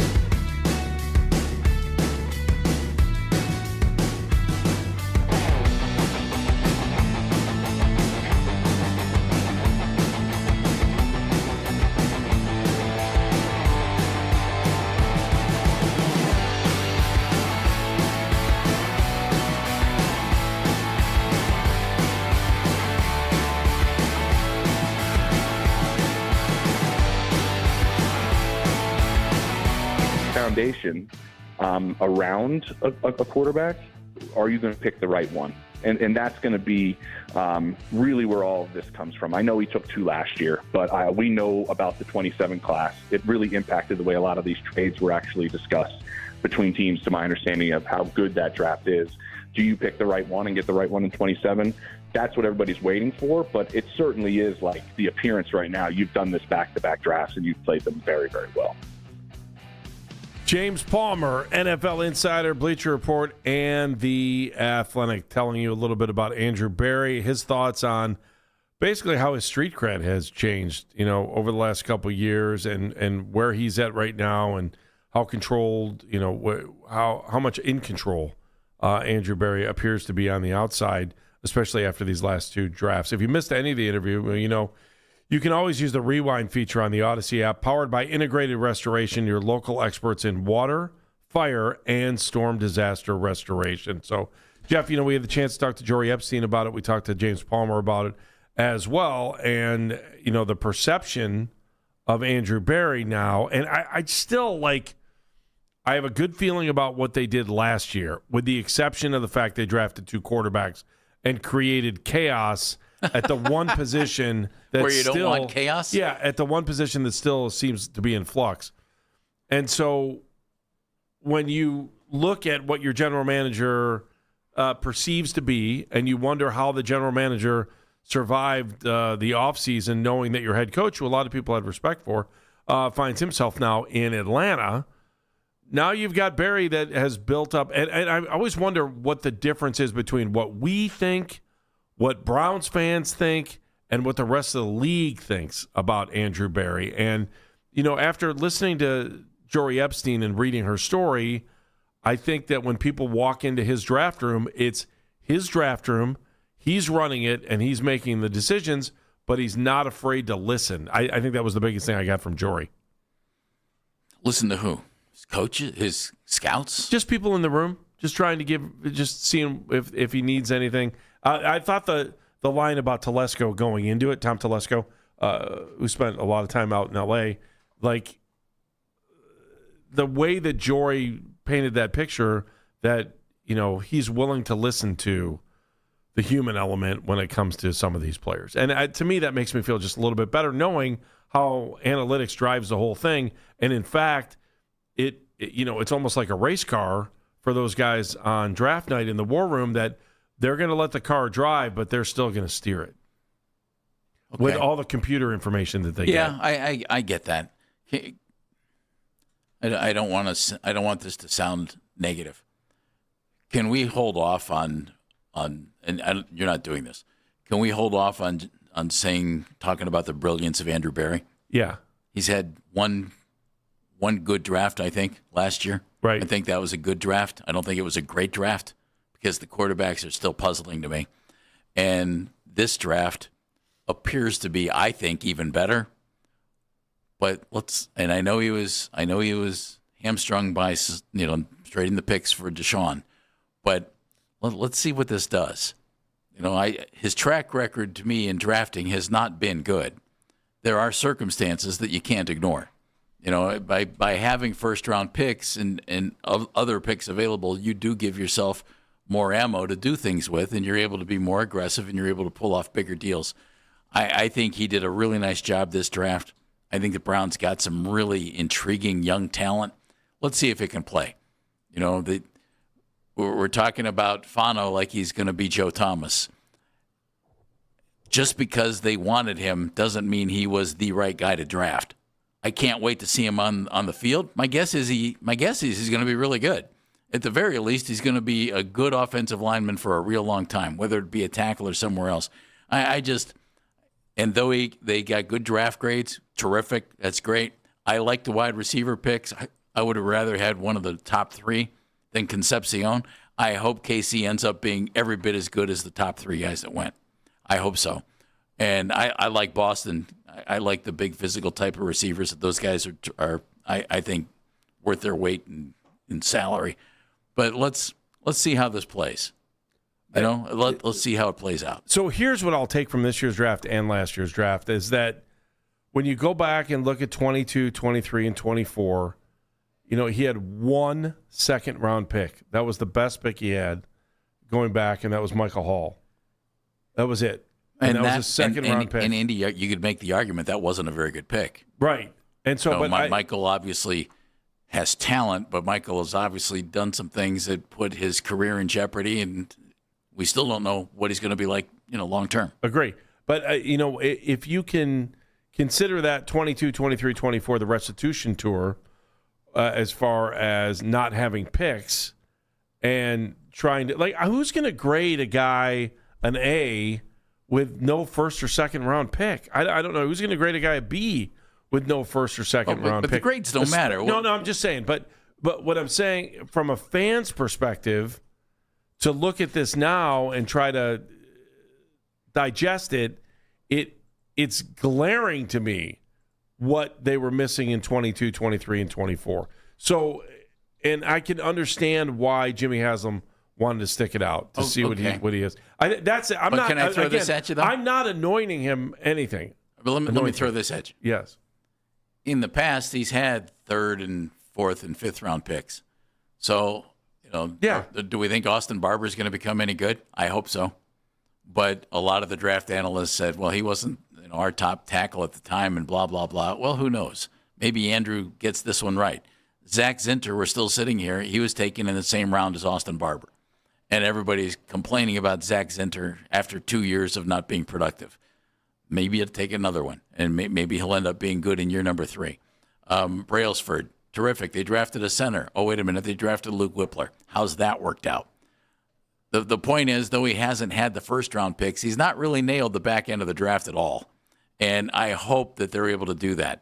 That said, 2 first-round picks, 2 second, and I love them all. All 4 of those picks, to me, look like absolute winners. Yep. And though I would have preferred one of the other wide receivers over Concepcion, I hope KC's better than those other guys, and that they absolutely nailed it. And he could be. I mean, Boston and Concepcion, by all rankings, Andy, we're in the top 6 wide receivers. Just about everybody you saw. That's great. This team sure needed it. But even to be 50-50 in the years before, his first year was what, 19? 19 was his Jed first. Wills was his first draft pick. So, I mean, Wills, just look at his first and second round picks then. Wills and Delpit. All right, Delpit's good, and 50-50. Wills was out of the league last year and did not play at the level that he was expected to play at this year. So he's batting when he was here. Would you say he was batting 500 his first year then? Just on his first and second pick. Okay. Yeah, but you're not supposed to miss first or second round picks. No, that's true too. In 21, Newsome and JOK. If JOK doesn't get hurt, JOK was terrific, and Greg Newsome's a good football player. Yeah, good football player. So that was good. Right? Okay. It'd be better if JOK was Well, you're looking at healthy. the first and second round picks. You're supposed to nail those. I know. That's teams get built in the 3rd, 4th, 5th rounds. That's where teams get built. And then other than, prior to last year, Michael Hall was the only other guy he had. So and that hasn't worked yet. Although they were raving about him before all this stuff went down, right? So I'm just Jeff, is your perspective changed on him a little bit even after last year? On perspective on Andrew Berry? Yeah. I think he got one draft really in pretty good shape, but I don't think anybody could sit here and say that he has a good draft record. Last year, yes. This year, I love it. I think he did a really nice job. But Andy, everybody works under circumstances. His circumstance was, he didn't have first-round picks. Well, he was part of the reason they didn't have first-round picks because he traded them away. It's self-inflicted, but he traded them away. He doesn't take all the blame. Well, no, but I'm not saying he doesn't. I don't think we give him all the blame. Nor should he take all the credit for draft picks that look good. Carson Schwarzenegger was a pretty damn good pick. Well, no, that's what I'm saying. But, Andrew Berry's brilliant because he drafted Carson Schwarzenegger. He has scouts. He has assistants. I mean, let's not say Andrew's not guilty of messing up some of the earlier drafts, but he nailed this. It's the whole team. It's everything. I'm just saying. His first 5 drafts were not very inspiring. Last year's inspiring. This year's on paper even more inspiring. Can you see why Jimmy hasn't wanted to bring him back, though? No, I would have kept Kevin Stefanski and Andrew Berry, or I would have changed both. That hasn't changed. What do you think? 216-474-0092. 216-474-0092. I mean, we had James Palmer on. We had Jory Epstein on as well. And, just kind of getting more insight into what they did. Did Jory's opinion of the way she spelled out what happened on the first night of the draft, both on the air with us and in her story on Yahoo Sports, I thought it gave me a little new, better perspective on what exactly goes down on draft night. Again, I think we all have this perception of what general managers do on draft night or what they do prior to, and I think she gave us insight that we just haven't had before. I thought it was super interesting. What are your thoughts on Andrew Berry now? Okay, that's kind of where I want to go with this. 216-474-0092. Baskin and Phelps, 92.3 The Fan.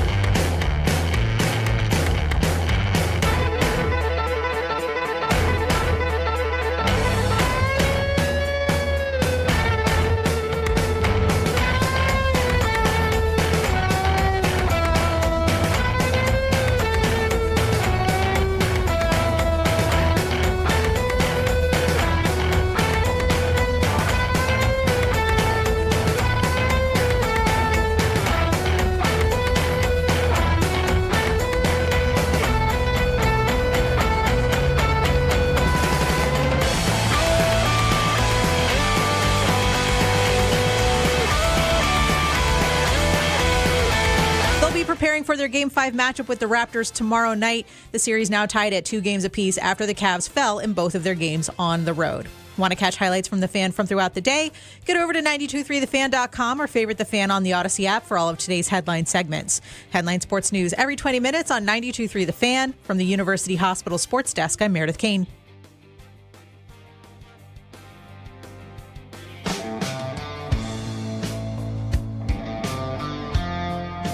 Check out the postseason draft edition of the Fan Off-Season Special. It would be tonight. With Jake Volnick, Lance Reisland, Daryl Ryder, they break down the Browns' moves on the draft weekend, looking to the remainder of the OTAs, minicamp ahead, all that good stuff. It's the Fan Off-Season Special. It's right here on 92.3 The Fan, streaming on the Odyssey app and YouTube Live. Basket and Phelps, 92.3 The Fan, 216-474-0092. We've had plenty of interviews today. Mary Kay Cabot from Cleveland.com talking Browns with us, all NFL Brown stuff. At 11 o'clock. Jory Epstein from Yahoo Sports NFL was with us at 12:20. Great insight to what the Browns did on draft night, the first night for the first round. Make sure you check out her story online as well. And then James Palmer, a longtime NFL insider, Bleacher Report, and The Athletic, nice enough to join us just a few moments ago. We got into the question of Andrew Berry and kind of where you stand with him right now. Still trying to evaluate and figure out, how he's done, especially over the last 2 years. What do you got? A little bit of news. Ian Rappaport at NFL Network. The Saints are hosting cornerback Martin Emerson on a visit today. So interesting. Recovering nicely from the torn Achilles, from what it sounds like. Saints holding Martin Emerson for a visit today, according to Ian Rappaport of the NFL Network. And Martin Emerson was Andrew Berry's first pick overall for him in the 22 draft, third-round pick. At that point, out of Mississippi. Surprised he's not here. I am a little bit too.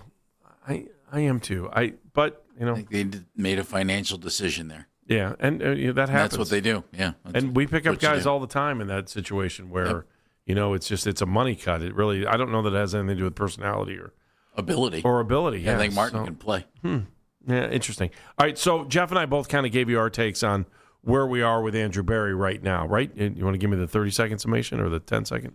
I like what he did last year. I like on paper more of what he did this year. Let's make sure these guys can play, and I think they missed on a lot of stuff in the first 5 drafts. And then you also brought up so I'm still trying to figure out Kevin Stefanski. I still think we could have gone one more year with these two guys, especially if you think that Andrew had a good draft this year. I think they should have been a package deal. Kevin took the hit for a roster that wasn't very competitive. Jay is in Seven Hills. Hey, Jay. Yes, gentlemen.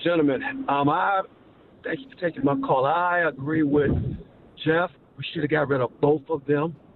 Or kept them both, Jay. If you're going to keep one, I'd have kept the other. And if you were going to get rid of one, you know what I mean? I thought they should have been together.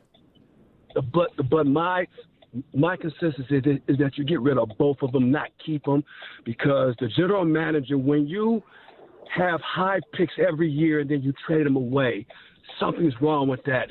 And you don't draft talent. We needed a wide receiver, and you let a bunch of wide receivers go.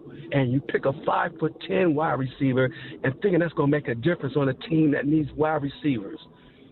Talent is what you need, and we don't get talent with Berry or with the coach. We don't know how to coach talent. So that was my take on that. Okay, well, thank you. I don't know what there are coach-wise because we have a new head coach coming in, and we'll find out what Todd Monken can do with those. I don't know if you're talking about this year's draft because one of your top 2 wide receivers that you picked that a lot of people thought should have been a first-rounder and could have been a steal in the second is 6'4". So, I understand where he's coming from the past. I don't know if that thought might need to be updated just a little bit. It's just interesting. Jim is in Cleveland. Hello, Jim. Hi, Jim. Hey, how you doing? Good. What's up, man? Oh, well, we chuckled about Carnell Tate last Thursday when I called you guys, and it looked to me, I have a question for you, like when Tennessee came up and got him at 4, we're sitting at 6, I think the Browns were I think Andrew Berry was and see if he fell to us. Wait, your phone broke up. Say that again. You thought Andrew Berry what? I thought he was going to stay put until Carnell Tate fell to us.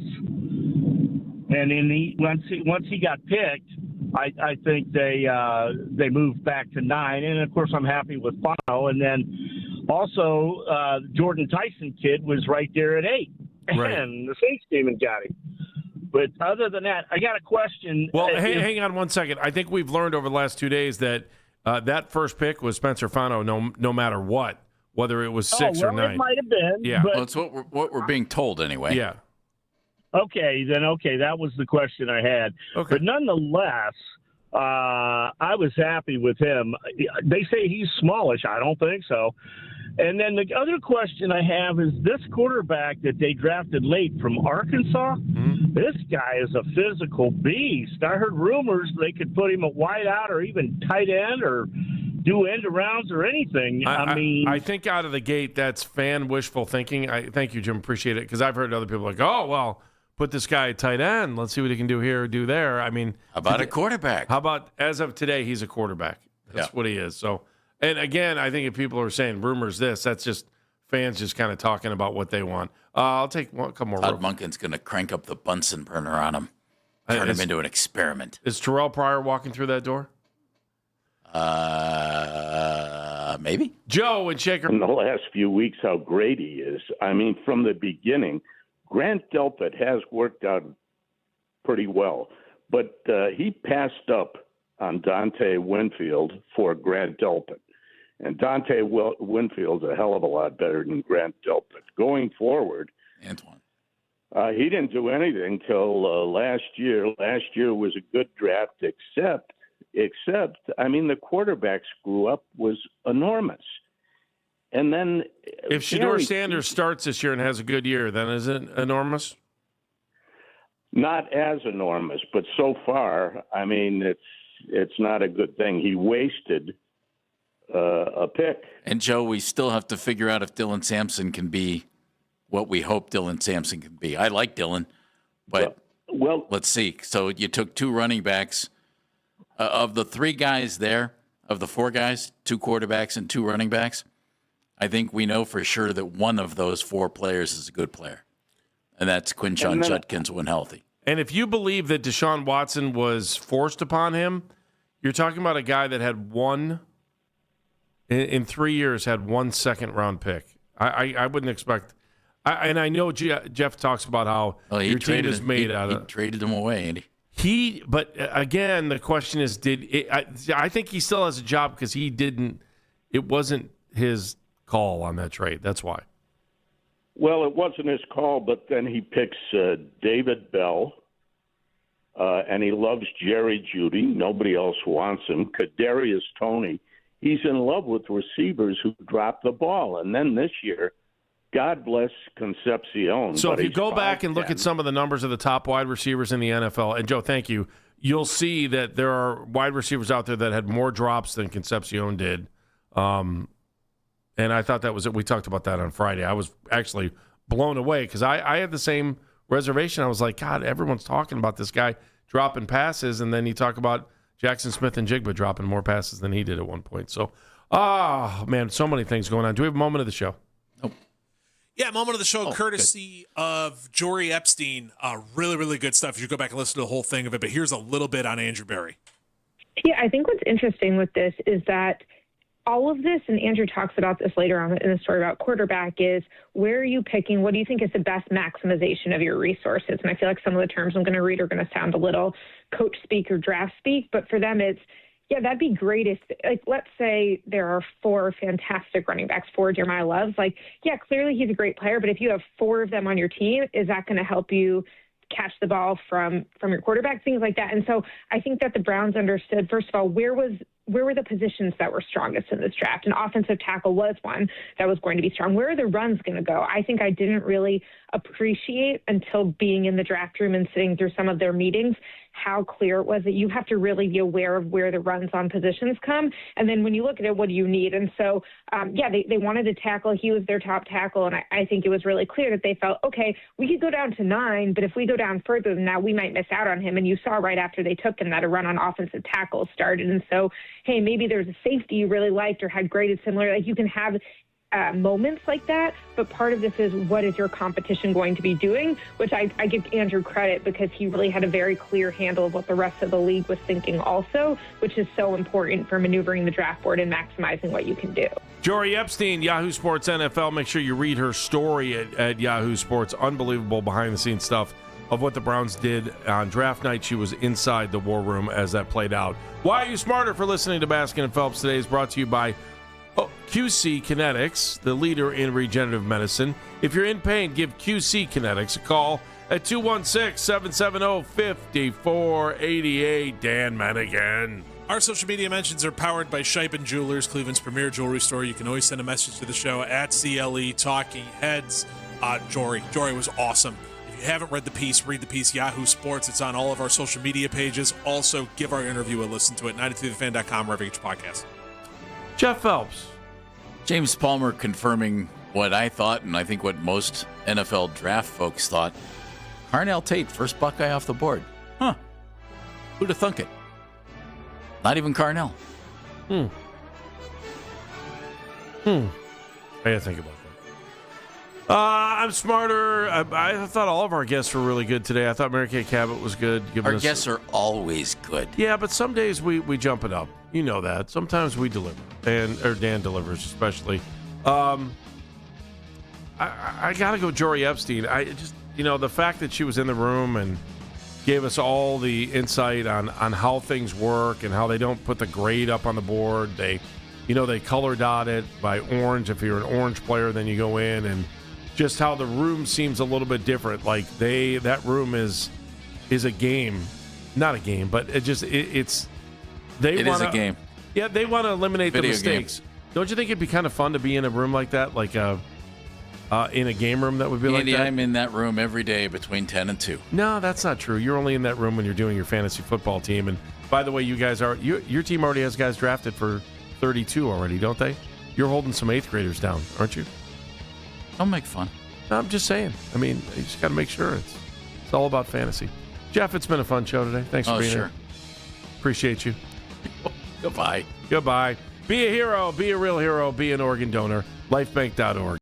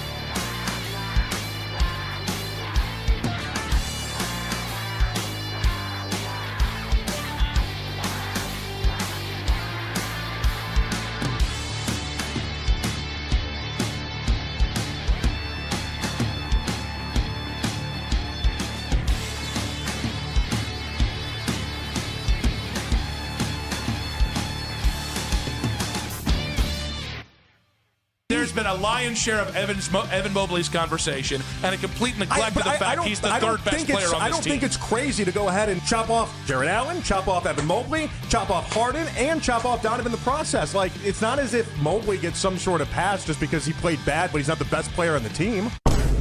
It's the Afternoon Drive with Nick Wilson and Jonathan Peterlin on Cleveland's Sports Radio 92.3 The Fan.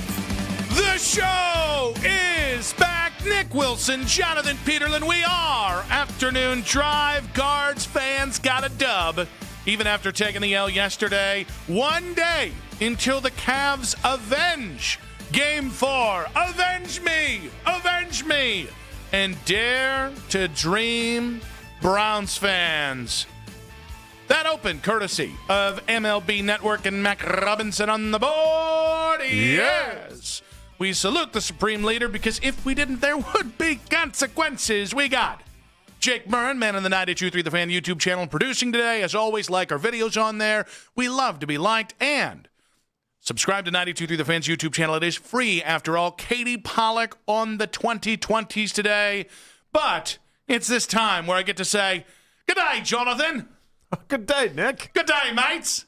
Pip, pip, cheerio. That's a different thing. I don't care. That's not Australian. Everyone's got one Australian thing, or maybe a shrimp on the barbie. Foster's for beer, which is not even a beer that they drink in Australia. Which is, how dumb are we as Americans? We fell for it. We fell for the branding. I don't even know who produces it, but is Molson even Canadian, we wonder now? I don't know. The really beer was lying to us. It was a great marketing trick because they had everyone thinking that's all Australians drink, and turns out no Australians drink Foster's for beer. I will tell you. When you go somewhere and we're like, oh, I'll take your beer, and they're like, we don't drink it, there's nothing that makes you feel more like an American a-hole than that. It is always funny when you travel to, like, Mexico, for instance, and then you look on the domestic tab and, like, Bud Light isn't there, and you're like, wait, I have to go to the foreign imports for this? Yeah. That's always fun for me. Domestico. But it is Travis Bazzana Day. It's not domestic in Mexico. But no. It is Travis Bazzana Day. He's being called up by the Cleveland Guardians, and let's start off with this. I didn't know when to expect Travis Bazzana. Judging by previous history, I thought we'd be waiting on Travis Bazzana for much longer.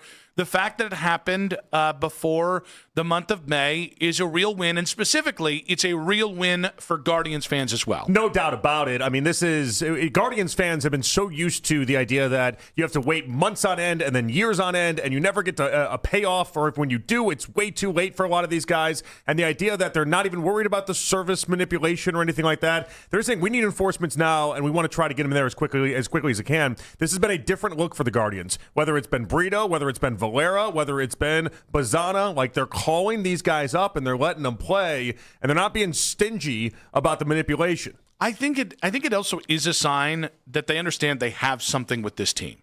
Who knows if the something is enough?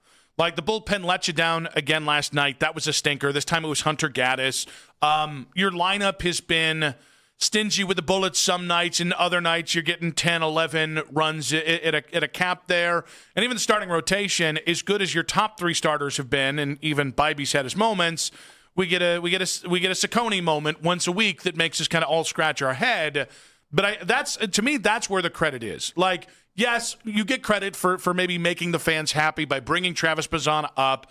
I think fans were... You get a lot of credit. I almost think they were almost a little unreasonable at how pissed they were getting about Bazzana not being here to this point. Well, it just seems like it was so early. We always complain about it, but then the expectation is, well, it's too early, they're not going to do it anyway. And so, like, you just kind of fall back into that. And you go back to the idea that, I mean, what did Antonetti say, what was it, a month ago, in talking about how, Bazzana might be somebody we use as a reinforcement tactic in the trade deadline. So instead of actually making a trade for a player, we call up Bazzana, and there's our reinforcements. And it's like, no, they called up DeWater, they called up Bazzana. Like, they've done this with the reinforcements they would have normally just waited to the deadline to try to appease people with, and that is just a stark difference from what we typically see with them. And so you have to applaud that. Well, and I think you have to applaud it more beyond just fan service. I think this is paying umbrage and paying respect to the Guardians, to the locker room. I don't think it's any mistake or any. I don't think I'm speaking out of turn by saying that the organization has done things they think have upset the locker room at different points. There was the Josh Bell, oh my gosh, who was the other guy traded at the deadline that year? There was the selling off when you were basically a 500 team and a run seemed possible. And apparently Josh Naylor had to be talked off the ledge amongst other players. Obviously, you traded Josh Naylor before last year. Like, there have been some moves that have hurt that clubhouse, and there might be more to come this year. Like if Bazana, if DeLauder, if Angel Martinez, Brito, if the young guys don't hit enough, and or you don't figure out that bullpen in due time, and you're below 500 when it comes to July, I'm assuming if Stephen Kwan finds a swing at all, Stephen Kwan's going to go bye-bye. I'm going to assume there are other moves, including bullpen parts or maybe a starter that you move in effort to try and get ready for the future. That would have felt really hollow. That would have felt really intrusive to that locker room if you didn't give them the chance to get these guys up here who can help now and just give you a chance to avoid that fate in July. And I think that, again, I do think it shows faith, though. We're going to give you a chance to really compete this year, and we'll see where we are in July. Yeah, it goes back to that idea, though, that this is going to be one big fact-finding mission. Like, they're going to try to find out what some of these young guys have. And then even like we brought up Brito. Brito was up here for 3 weeks. Now he gets optioned down to AAA. And it's like, okay, so you got a little bit of a taste of it. He needs to go back down and do a little bit more work in a couple different areas, including defensively. And then, but at least you got to learn that. And you got to learn and find that out. Other guys like DeLauder, he's been healthy the entire time. He was tearing the cover off the baseball. I think he's actually hitting better in the past couple games. He's seeing it better the past couple games than what he was for that 2-week stretch. And it's like, but you get to kind of like see what these guys can do and see how it materializes. And make no mistake about it. When I said it a month ago when DeLauder was on a stretch, I said it and I meant it. Bazana will be the better baseball player than DeLauder. I firmly believe that. And like this is a cornerstone player. This is a guy that is supposed to be everything for this team in 3, 4, 5 years. And like this is the start of it. It's a massive day. I think that's an interesting point, by the way, which is just comparing it to Brito. How long of a leash do you really have? And because I think nobody's been more open about this. I can't remember the exact stat, but it's well above 70% of guys that get a taste of Major League action go back at least once. And so I think if Juan Brito gets 3 weeks, I'm assuming Travis Bazana gets a little bit more than that. He's got to get the Caglione treatment for myself, where he can struggle it can be 2 months, even 3 months, and you just got to. He's at the big league level. We got to let him figure this whole thing out now. I think it depends on how it looks. I do, and by the way, I don't think he's going to struggle. But like if he does. You have to give him the latitude to go ahead and work this thing out. So it's interesting if you actually look at the surface level stats, the traditional stats, they don't wow you in the minor leagues. It's all the other stuff. It's bat speed. It's pitch selection. It's which pitches that he tees off on, which by the way is like most of them. And so he does have an incredible eye, for the baseball. He is a guy, though, that I think is going to have an interesting time choosing between launch angle and trying to get some power out of what he does and being a really, truly patient player, the kind of player that I think the Guardians have historically loved. That, I think, it's hard enough to figure that out at AAA. I think it's even hard. I mean, I think it's damn near impossible to figure it out at the big leagues. So none of this is saying temper your expectations. He's the number one pick in the draft. He's the number one pick in the draft. This is something that we should have expectations for. But I do think, given how little time he had in the minors because of injuries, it'll be really interesting to see. All right, let's see where he is after 6 weeks. But to the bigger point that I think you were maybe getting at, I do think it depends on how it looks. If you're getting pop, but he's hitting 210, you're going to be patient with him because at least you're getting pop out of him, right? If he's getting a lot of walks and if he is hitting for high average but the power isn't there, you'll wait on the power. There's a lot of different ways this can go that I think the Guardians can be patient with him. I think the only way he's back in the minors within that 6 weeks is if it's just none of it's working and you're kind of worried about it kind of maybe putting too much pressure on himself. I'd be really surprised because the Guardians, this is the type of season where they really can just kind of let him go for a couple months and figure it out and sort its way out. By the way, the lineup did get announced. Where are we at? He is batting 7th, playing second base. How do we feel about that? It's a little lower than I would have liked, if I'm being honest about it. There's an ease and a comfort there attached to it. I probably would have swapped him out with Angel Martinez and maybe put him 6th behind Schneemann. Schneemann's hitting the ball really well right now. There's nothing really you can do with the top of this lineup. As long as they're going to stay with Kwan at 1, which is a debate we can discuss at some point coming up here soon, then you go Kwan, DeLauder, and a J-Ram. They love Manzardo in the cleanup spot. That's another thing we can discuss. Schneemann actually probably deserves the cleanup spot at this point. But yeah, it's fine. I kind of figured they would do this. I would have put him up higher. I actually think you're doing him a favor. Angel Martinez is really doing some really good stuff right now, and Schneemann is as well. I think you're sandwiching him in between two hitters that are really doing a great job right now. Going I think that's with the Bo best. Naylor, with Bo Naylor batting eighth, Bazana is going to. I mean, talk about no protection. Bazana is going to. He's going to get their very best. It's not even. Well, but he's got immediate protection. Oh, well, fair. Bo Naylor being after him. Okay, I thought you said Schneemann was after him and Martinez. No. Go Schneemann, then Martinez, Bazana. I would have done it the other way. I would have moved. I would have sandwiched him in between Schneemann and Martinez. Is what I'm saying, and then you give him that protection we're kind of talking about. But this is a great day. I mean, this is I know we're going to be doing the comp thing with Nick Kurtz, with Caglione, with all the people that are drafted around him, and that's just sports. It's just what you do, and it's never incredibly fair to the player or to the organization as well, because we grade these things in real time when really you're just hoping we look up in 2 years and Travis Bazana is an all-star level player. But that is the bar. Like that is minimum. when you're the number one pick, if you're just a nice if you're Todd Walker, it's not enough. 100%, and that's why he's got to hit the ground running here. But it's one of those. I can't believe we got to a spot where we're not like counting down the days in May for service time manipulation to be like, all right, it's May 17th. Now they can comfortably bring him up. Like I really do. I got to applaud the Guardians because I've hammered them all throughout the years for this nonsense and not bringing up guys in enough time and not doing it the right way. Bringing up DeWater, bringing up Bazana, like this is how it's supposed to be done, and not worrying about the penny pinching that comes with that is. It's refreshing. It's very nice. I wonder how much of this has to do with what they think baseball is going to look like after the potential work stoppage. Because I do expect significant changes to happen in baseball, and I do think a fair amount of them are going to help markets like Cleveland find a way to keep players a little bit longer, or at least have a chance to keep players. I think you've seen a lot of teams small market teams be more aggressive with calling guys up early. Even St. Louis, I know they don't act like a small market team, calling Weatherholt up to start the season.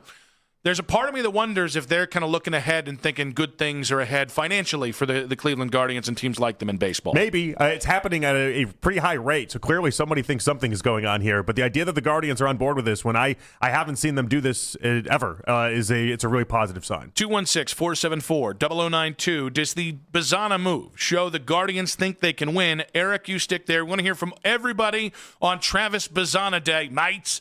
We got quick hits coming up at 2:40. We got Joe DeLeon, A to Z Sports NFL draft analyst, was a big fan of the Browns draft. We'll talk with him at 3:20. John Fanta, Mr. Kentucky Derby, seersuckers, and a stupid white hat. You know he's going to be rocking that. Coming up at the Derby, we'll also, and more importantly, get to the Cavs. We'll get to the Gardos, Bazana Day. We'll also get to a little bit Browns there. And then Albert Breer joining us of the MMQB. We're going to, after the Jory Epstein piece, I just want to know from Albert, was it Spencer Fano no matter what? We're going to do a little gear grinding in the show as well. But 216-474-0092. At Nick Wilson says, at Jay Peterlin on social media.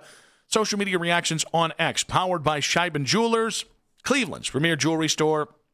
Does the Bazana move show the Guardians think they can win? And the fit with Bazana, and your reaction in 5 minutes on 92.3 The Fan.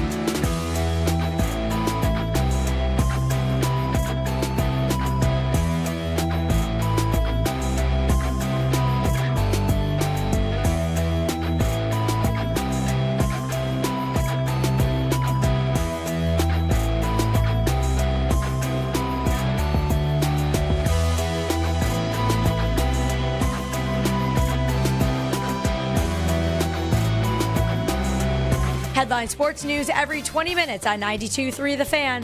From the University Hospital Sports Desk, I'm Katie Pollack. Listen to 92.3 The Fan on the Odyssey, iHeartRadio, and TuneIn app. For them to think he was the guy. Bazana at 1, Chase Burns, we've seen him. Nick Kurtz, Weatherholt's already hitting bombs. Christian Moore, Connor Griffin. So for him to stand out 1-1 is special. Guardians are adding to the mix. Listen, they're going to be a problem, as they always are in the AL Central, and he's going to be right in the middle of it.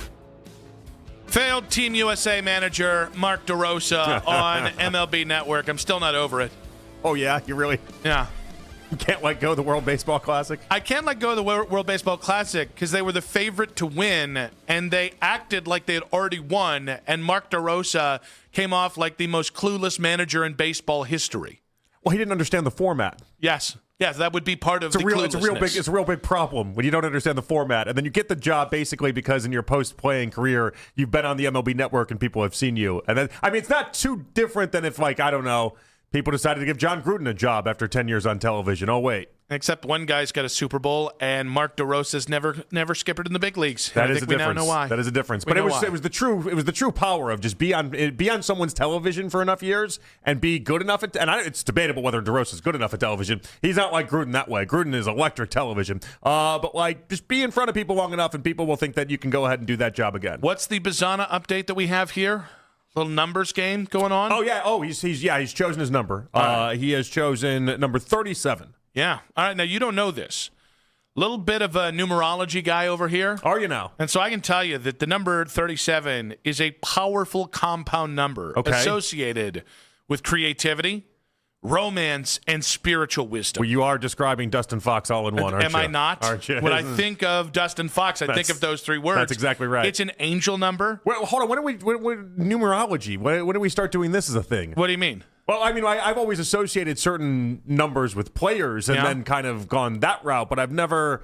I know people do it. I myself have never looked up, like, what does that number mean for you? Well, let me be your numerology Sherpa here. Okay, good. All right, because 37 is an angel number, and that, when seen as a angel number, so Angel Martinez should be wearing it. No, that's Angel. It's interpreted as a message from the universe that your thoughts and actions are aligned, indicating impending positive changes, success, and answered prayers. So it's an angel number. Find me the number where they're like, this one sucks. That'd be number 63. I don't look choose it up. No, look it up. Look up number 63 right now. And I will be shocked. Number if they're like, no, I didn't say that. I said look numerology. up number 63. And number 63 is going to say something like, oh, only the boldest wear number 63. These are unlucky numbers for your career. Oh, is that right? All right.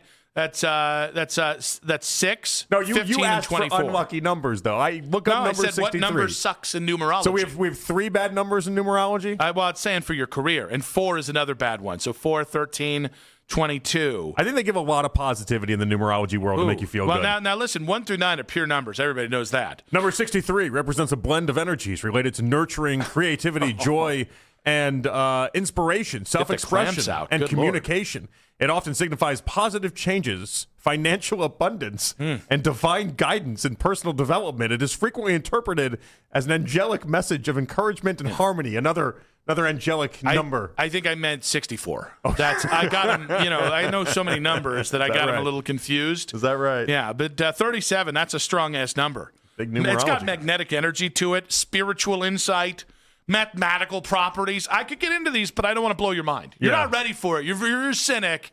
And I don't want you to, hurt your own karma by being a D about it. I just want to make sure that they're like, if every number number is a real number 93 right now. Every number is a good number. Yeah. They want to make sure that when you go to your number, you're like, oh, I'm glad I looked this up. Yeah. This really makes me feel good. I'm glad that we did this. Maybe all numbers are good numbers. Have you thought about that? All numbers matter. Yeah, but do you really have a foundation for anything if it's just a positivity train? Yes.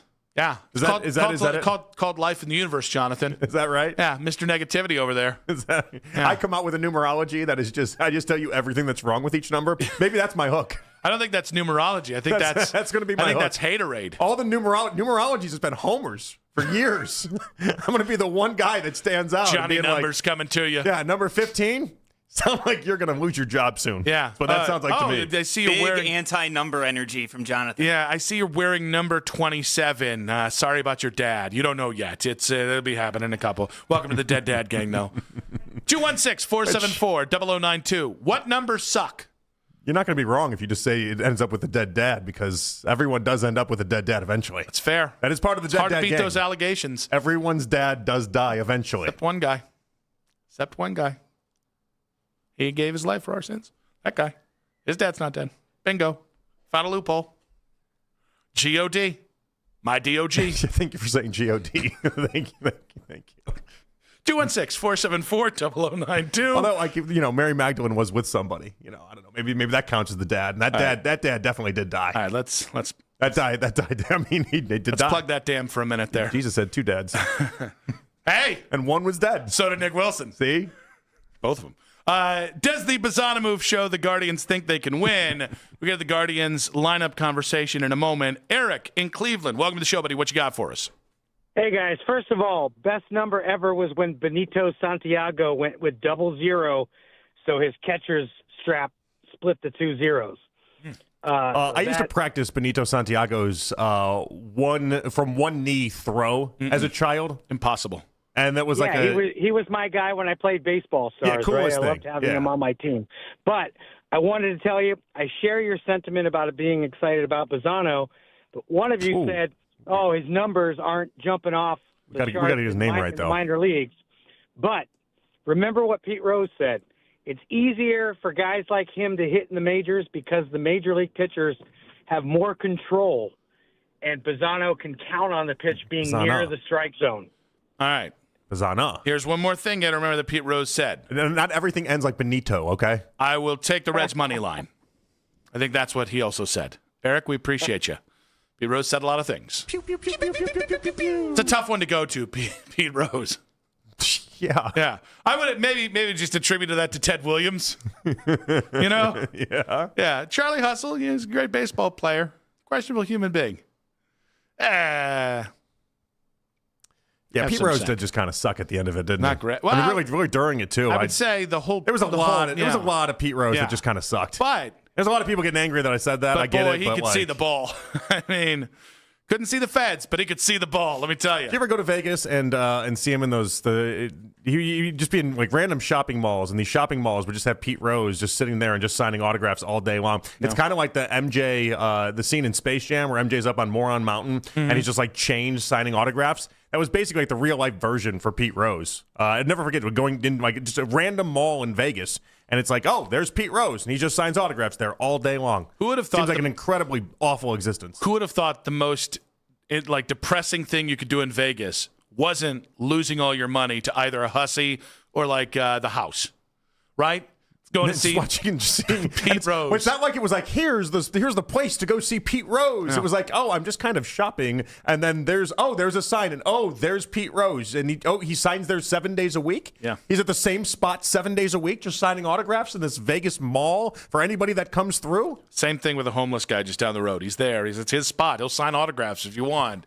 It's only about a nickel. Actually, probably would cost for Pete Rose by the end too. If you were a Pete Rose-esque stature of a person, would you sign everything like he did, or would you sign basically nothing to make your autograph actually valuable? No, I mean, I think it's apparent he had no shame. So I'd just make sure everybody knew that name. I mean, I think about it, like if you had, let's say $50, $100, whatever it ended up being, and every time you signed it, that's just what that was worth. That's not bad. But but if you held out and didn't sign anything, like LeBron signs things, but LeBron doesn't sign everything. LeBron's signature 35 years from now is going to be worth 20x relative to if he was a guy that just like signed everything under the sun. Okay, but you're missing a point. Pete Rose had to pay the house bill. Yeah, I know. Yeah, wasn't working in baseball. Wasn't really doing anything.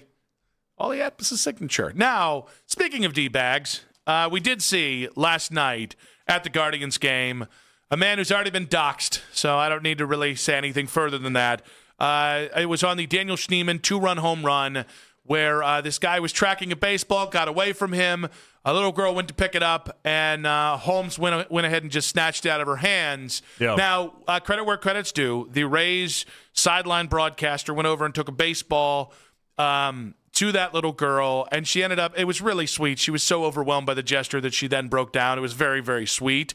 I don't understand as an adult who can buy his own baseball at an actual baseball game at any time that I want. Yeah. I understand wanting to go for a fly ball. I understand wanting to go for a foul ball or really any ball. It's quite a thrill when you catch one. I do not understand taking a ball from a child or that any point your brain doesn't go, I really wanted this ball, but that's a little kid. I'll just go ahead and back off. I fundamentally I empathize with almost everything on this planet. That is not something I can wrap my head around. Yeah, so like I disagree with Ken's assessment this morning of the idea that like you just can't go for foul balls as an adult. I don't agree with that. But the part I agree with is the idea that once he dropped the home run ball, that was it. That's game over. Like you get to exert only so much energy towards getting the ball as an adult. I'm talking like if you even have to move like 5 feet to your left and make like an actual reach for it, probably too much energy for my taste, okay? Like if the ball's going to slap you in the face, yeah, go up and catch it, okay? Yeah. Don't let it hit you in the face. Yeah, protect yourself, you know what I mean? But outside of that, I really just like the idea and where he lost everybody, obviously, is taking it from a child. But even if he had argued or tried to take it from a grown adult, I think that man exerted way too much energy in the process. Now, he did drop it in such an embarrassing way, though. I know what was going through his head. He's got to redeem himself by stealing the ball from a girl? He was thinking to himself, that was the most embarrassing thing to ever happen to me. And the problem is that he followed up a bad decision, or really just a bad outcome, with an even worse decision. We call that a Ray Farmer. All right, so here's the thing. Chotch move. Big time. Just like... Nobody can defend it. Like thoughtless, careless... completely needless. Wouldn't have a problem if the Guardians just banned the guy for the rest of the season. That's how much it annoys me to see this kind of activity from a human being. That said, do we need to dox everyone who does anything, any modicum of bad thing, and maybe their worst moment? Do we need to do that? Yeah, I want to shame this guy. I think he's already been shamed. I'd like to shame this guy. I don't think we need everyone to shame him. I don't know. This is. I mean, we're treating people that stole a baseball from a girl with like people that embezzle. Actually, no, it's just as bad a treatment as like Brett Favre is for stealing millions of dollars from not Medicare, Mississippi, the state of Mississippi. I feel like those are not commensurate crimes, right? One's just you're an a-hole. The other's you're like one of the worst people on the planet. Wanted to hire one of the best defense attorneys in the planet Earth and then go to like the actual trials and everything. Like there's a lot that was associated with Brett Favre. And he should be in jail for the rest of his life. This man is probably just going to have a couple people maybe not visit his store as often. Or it could close down his store, which feels a little heavy-handed for the douchery at hand. I don't know that it's going to close down his store, but like ultimately, if you act that way in public where you don't have the in-the-moment wherewithal to understand what's going on because you were just taken so out, should something, I hate you bringing up like his store. I don't want anyone's store to close. That's obviously way too much. Seems like you do. That's obviously way too much. But the idea that it took him 4 innings to go ahead and give the ball to the little girl, and it was only because he felt like he was being shamed in the process was it shouldn't have felt like it. He was definitely being shamed. There's no felt about it. It was insanity. Like, I just do the right thing from Jump Street. Really, the right thing is just not to care that much about a baseball. I just think we have to agree that we need to have a douche index, okay? And there needs this to be guy broke the index. There needs to be like a Michael Martinez line. And if you're below the Michael Martinez line, you don't get doxxed. All right? We all shame you in person. Everyone at the station makes you feel very uncomfortable. Maybe you walk by and call him an a-hole. Whatever you want to do, that's fine. I feel like doxing should be, we should just have a higher threshold for doxing than you were an a-hole to a kid at a baseball game. And I'm not defending him. I just think we've gotten real fast and loose with the whole doxing thing in 2026. I think the idea is that if you're being a-hole to a kid at a baseball game, where does it stop, Nick? If it's probably not the only time he's ever been an a-hole, especially in public. This is a good point. That I need further proof of a-hole. Probably had this one coming for a long time, I would imagine. Not probably. See, this is probable cause. I'd be really shocked if this guy's got a clean public slate across the board. All right, you're not wrong. Then I need further proof of douchery. I do. Before doxing.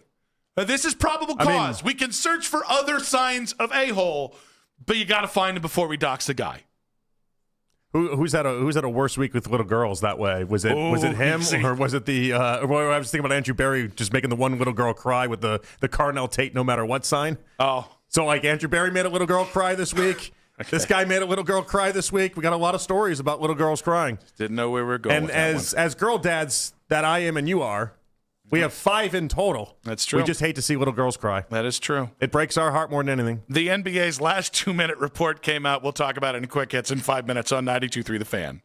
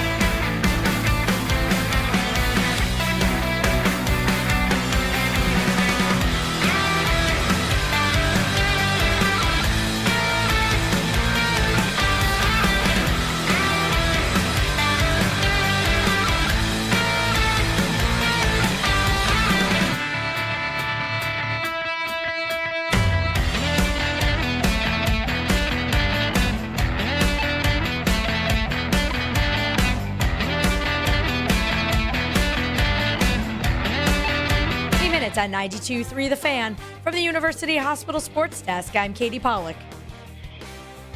You can now watch The Fan live on YouTube. Catch The Ken Carman Show with Anthony Lima from 6 till 10 a.m. Baskin and Phelps 10 a.m. till 2 p.m. And Afternoon Drive with Nick Wilson and Jonathan Peterlin from 2 to 7 p.m. Each and every weekday. It's free. Subscribe to 92.3 The Fan on YouTube.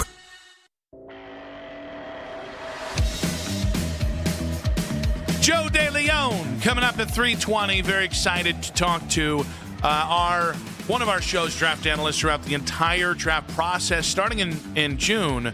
Just going to be joining us every week outside of football season as well. So very excited for that. He's going to take some May time to, relax after an insane draft season. But Joe does join us at 3:20. We will recap the Browns draft, which he loved. We'll see what else he liked. We'll see. Little Mini Manziel did officially sign a 3-year deal in Baltimore, by the way. Good for that little fella, Diego Pavia, and that little bastard. But if you guys missed a moment on our show, use the Rewind feature on the Odyssey app, powered by Integrated Restoration, your local experts in water, fire, and storm disaster restoration. Plenty to get to. It is Bazana Day. Good night, mates. Let's get to quick hits. From the latest news and rumors around the sports world to the sound bites you need to hear. Hurry! It's Quick Hits. All right, the NBA last 2-minute report came out for Cavs-Raptors Game 4, and the crew missed 7 calls in the final 2 minutes, 4 for Toronto and 3 for the Cavs, including a foul on Jamal Shedd's Donovan Mitchell 8-point violation play. Yeah. What do we do with this information? Which, by the way, on that play in particular, everyone watching in real time was like, Shedd just accosted him. Yeah. Like, But the broadcast itself, Ruocco and Billis were so focused on the 8-second violation and applauding him that they never stopped to even think about it. That was disastrous, but we didn't have the advantage in that anyway. It's amazing. These 2-minute reports, I feel like, never help anything. Yeah. This kind of pisses everybody off after the fact. That's all it does. I get why they do it. They want to be transparent, but it also then just kind of highlights how bad NBA refs are. Yeah. And the squirreliness. They're just so squirrely. They're just so, you just never can. And again, I know a lot of this is Tim Donaghy, but anytime you see, oh, hey, they missed 7 calls in the final 2 minutes, like, all right, who's on the take? That should be the take. 7 calls in 2 minutes. That's just so many. And then we did not hammer them nearly enough, by the way. I don't know why we didn't. Maybe just we never had the time for it. But the idea that they reversed their 1 call, so the Cavs have to use their second challenge to then not be able to use a challenge later in the game is a fundamental flaw in the NBA. That's not how this should work. Mm-hmm. It should be what baseball does with the ABS. If you challenge and you win, you keep the challenge. And you get to have as many of them as you want, but you get to use as many as you can. It shouldn't just exhaust itself after 2 because if you got them both right. Now, this being said, it doesn't really change anything from Game 4. The Cavs really still let that one out of the building. It really for sure. does. Yeah. I mean, if anything, this almost makes you feel like the Raptors got ripped off a little bit in this whole equation. No. 4-3 is about as even as you're going to get if there are 7 missed calls. It wasn't 6-1 is what I'm trying to say. That's fair. Like if it was 6-1, we'd turn around and be like, oh, they got jobbed and this and that. I don't think I would be. No, you missed a lot. You had a lot of shots you could have made in the final 5.5 minutes. Well, you definitely missed a lot of shots. There's no denying that. All right, I want to take you to, let's do this first. The Steelers have placed the rare right of first refusal tender on Aaron Rodgers, meaning that he can accept a 10% raise off of last year's salary. They pay him about $15 million this season. Albert Breer is going to join us later in the show, added how it allows for Pittsburgh to get a comp pick for him if he leaves, and it makes it so that Rodgers, if he wants to return in season with another team, the Steelers would have to sign and then trade him. This one is all advantageous for the Steelers, in my opinion, but what I like about it, my read on it is simple. This is Pittsburgh saying, you haven't told us what you want to do. We need you to make a decision, and we're going to do this because it protects us in some sort of way. A little insecure there from Pittsburgh. Yeah, a little insecure, man. Yeah, I think they're genuinely pissed. I think they wanted Rodgers to make up his mind already, and you can't be surprised that he hasn't. But I think they wanted this decision, and they're mad about it. So this is really tough. I have no problem with him just not wanting to sign till after minicamps because he doesn't want to go through minicamps. I have no problem with it. And that's what he did last year. I think he signed June 2nd, June 3rd, somewhere in there. At the same point, he told them in April. Fair. But the closer we get to this, it does feel like, just a little bit here, now that we're thinking out loud, that maybe Aaron might finally fulfill his promise that he's not going to really retire with pomp and circumstance. He's just going to walk away. Yeah, his Kaiser Sosa is what he said. But the idea that he would do that while stiffing a team in the process, I can't say I hate it being Pittsburgh. Oh, no, it's great that it's Pittsburgh. I mean, they've waited for this chud the entire time. The idea that Aaron Rodgers could turn around and bite the hand that feeds him after he kind of reset his narrative by going to the playoffs last year would be the most Aaron Rodgers thing ever. I mean, I get it's a big decision. What big decision needs anything more than you need 3 months for a big decision? Maybe he's got to go take ayahuasca again. I don't understand what world he lives in, where it's like the biggest decision that you have for the next year. It's not going to follow you forever, by the way. But the biggest decision you have for the next year, you need 3 months to decide on what you want to do. I think I'll give you the weekend. I give you the weekend. You got 2 days. Figure it out. Well, what are their options? They're gonna trade for somebody who's available. Well, now at this point, because they didn't have any, because he didn't tell them in time. Now they're stuck. They're stuck in a Drew Aller versus Will Howard. Ohio kid versus Ohio State national champion quarterback debate. Like, I mean, that's they've done this to themselves, but Aaron has not helped the case at all. You hate to see it. I just feel so bad for him. Yin's got a bad break here potentially. The Guardians TV broadcast is going through some different looks this season. While Matt Underwood, Rick Manning, and Andre Knott are still doing most games, Major League Baseball, who's producing the TV product, is having different combos handle some games, including Al Powell doing some play-by-play, Ben Broussard and Chris Jimenez doing some color work, Kaylee Griffin handling sidelines. Mm-hmm. This is not dissimilar to what they did last year, by the way, although it's a little bit more comprehensive with everybody on the staff. How do we feel about this news? It is interesting how baseball is the one that's deciding all of this. I told you my brother works for the Royals, and he does their broadcast, and it's crazy the amount of changes they have going on, and the different broadcasters they have in and out, and like the guys that they have. I mean, it's basically a different crew every night. We've been very lucky to have the same people in there for so long. It usually comes with changes, and so this is part of the changes. It's a little weird how baseball is doing this, not just here, but in other markets as well. Yeah, I mean, I think the ground cover is, well, guys are taking time off, and that might be true, right? It might be true that maybe with a new circumstance that maybe guys are just looking to take more time off in the season. I don't know. That feels very baseball-centric, where maybe Major League Baseball is doing things, and then we just want to protect our guys locally, right? If it's not just these guys want to take time off in the season, man, I hate that it's MLB. If it's the Guardians, if you wanted to make changes to your broadcast, that's your choice. I don't agree with it. I think those three guys have earned the opportunity to do whatever they want within the next realm of time. Like, I think they're great, and I enjoy listening to the broadcast. I don't love that it's Major League Baseball. I hate, and listen, this is weird that it's baseball doing it. You know that I hate this when it comes to radio. I hate when somebody who isn't from here comes in and doesn't bother to learn the situation. And the situation is Matt, Rick, and Andre do a fantastic job. They're a beloved broadcast crew, and they don't need to be fixed. If this is tinkering, or if you're auditioning for the future, don't do it. You've got something that works, and you can screw this up. And by the way, if it's just guys getting opportunities, I'm happy for Al Powell, I'm happy for Kaylee, I'm happy for Ben, I'm happy for Chris. If this is some suit that doesn't live here, tinkering with our products because he's got designs down the road, that guy can frig all the way off. Well, and that's kind of what is happening. And I've told you this, but the listeners might want to hear it. Like, so my little brother that does these Royals broadcasts, like he used to just do them in a truck outside the stadium. That's where they always set up. That's where they did everything. And now he travels on the team plane and he goes to every road game. And it's like, why? Like it's so dumb. He did the job, executed the job from a truck outside of Kaufman for years. He doesn't need to do this. And it's like little things like that baseball's getting kind of in the way with, that it just I don't know that it makes the broadcast any better, and it just seems like there's a lot of people getting involved in places they shouldn't be getting involved in. Omaha! All right, Jordan Schultz brings us this story. I'll let him set it up because there's a lot to it, but I think you'll find this interesting. Here we go.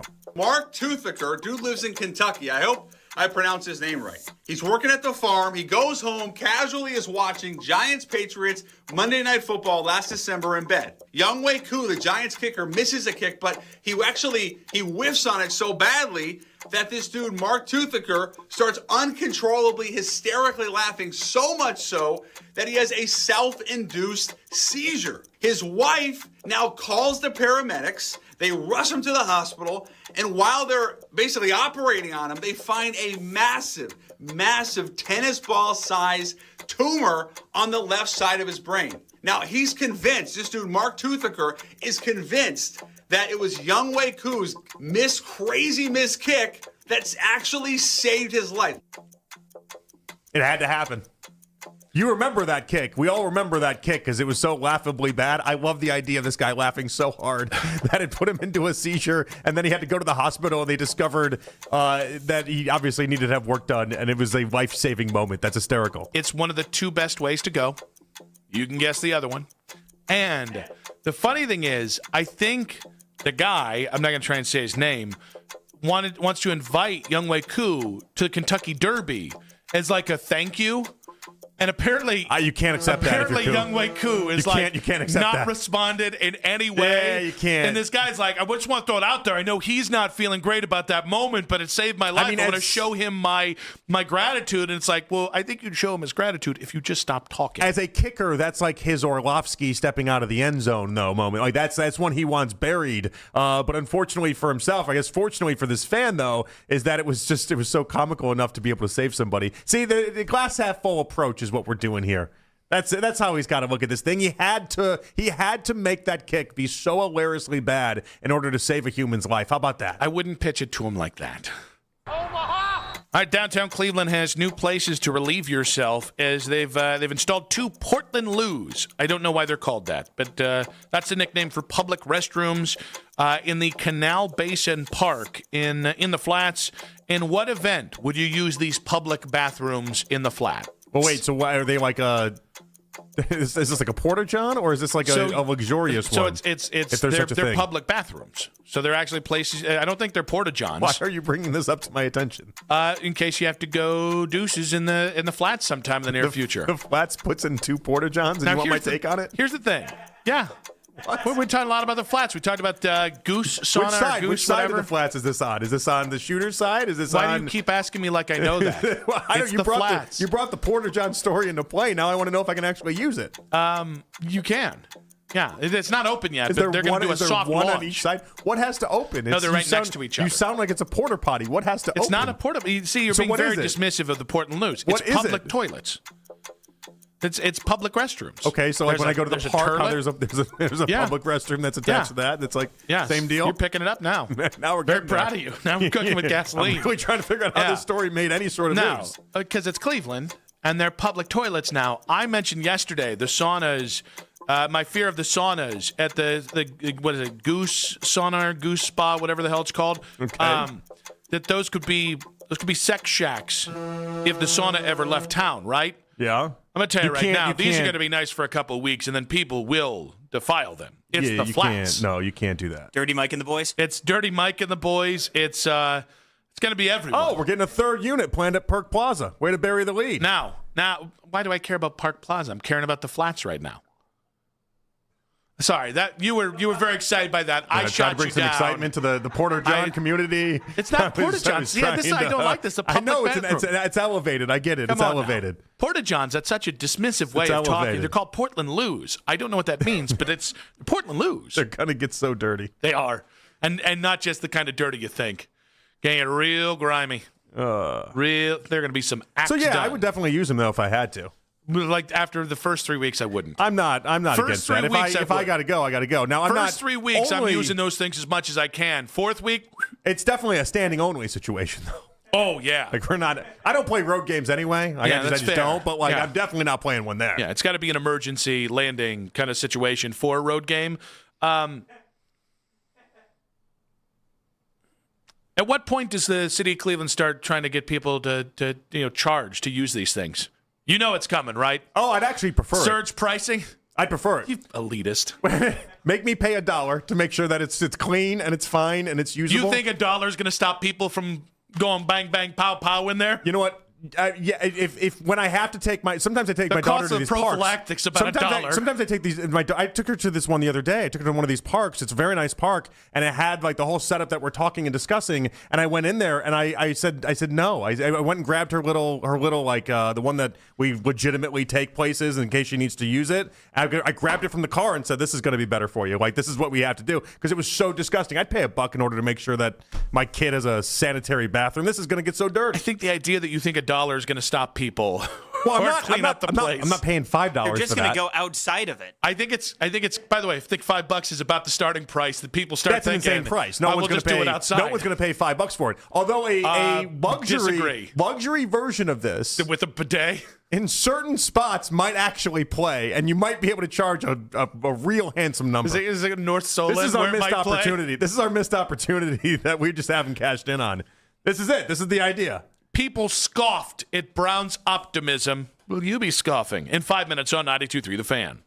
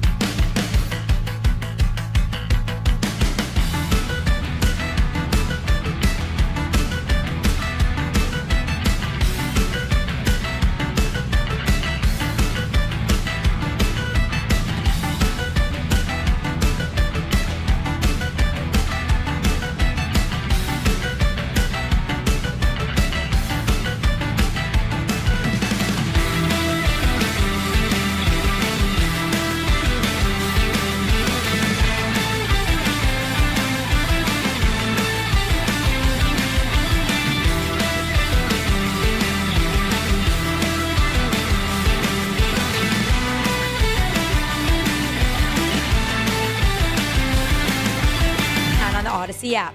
Headline sports news every 20 minutes on 92.3 The Fan. From the University Hospital Sports Desk, I'm Katie Pollock. The only place to get ready for the NBA playoffs. Weekday mornings in the CLE. The Ken Carman Show with Anthony Lima. Weekday mornings starting at 6 a.m. Cleveland's Sports Radio. 92.3 The Fan. It's the 3 o'clock hour. I'm not wavering. I might be wavering. On Afternoon Drive. You can listen to The Fan anytime, anywhere on the free Odyssey app or by telling your smart speaker to play 92.3 The Fan. And now you can find The Fan on YouTube, including The Ken Carman Show with Anthony Lima, 6 to 10 a.m., Baskin and Phelps, 10 a.m. to 2, Afternoon Drive. Nick Wilson, myself, Jonathan Peterlin. We go from 2 to 7 each and every weekday on The Fan's YouTube channel. Subscribe to our channel for free. Watch all the best content from your favorite shows in The Fan live and on demand now. Joe DeLeon coming up in about 20 minutes here. Nick and Jonathan back on Afternoon Drive. Little show reconfiguration. Albert Breer at 5:20. John Fanta then at 4:40. Albert Breer at 4, and then John Fanta at 4:40. What did I say? You said 5:20. Well, I meant Albert Breer at 4, and then John Fanta at 4:40. Good catch out of you. Day going well, though? Is my day going well? Just checking in. We haven't had one of these. We started with the Bizana stuff right out of the gate. Yeah, I think my day's going fine. Yeah, mine as well. Nothing really crazy happening. A lot of errands today. Saw my sister and her 70-year-old lover, so that was great. Yeah. Wait, you saw them when? You saw them today? Yeah, saw them today. Had to stop for Izzy's got a big thing this week, so I had to stop and get a Hungarian artifact for her. Okay. She's doing a project on Hungary. Had to grab that, and I got to see my sister and her 70-year-old lover. Oh yeah, that's great. How's that going? They seem to still be lovers. Yeah. Are they very outwardly lovey? Yeah. Or is that like tamped down at all? No. Okay.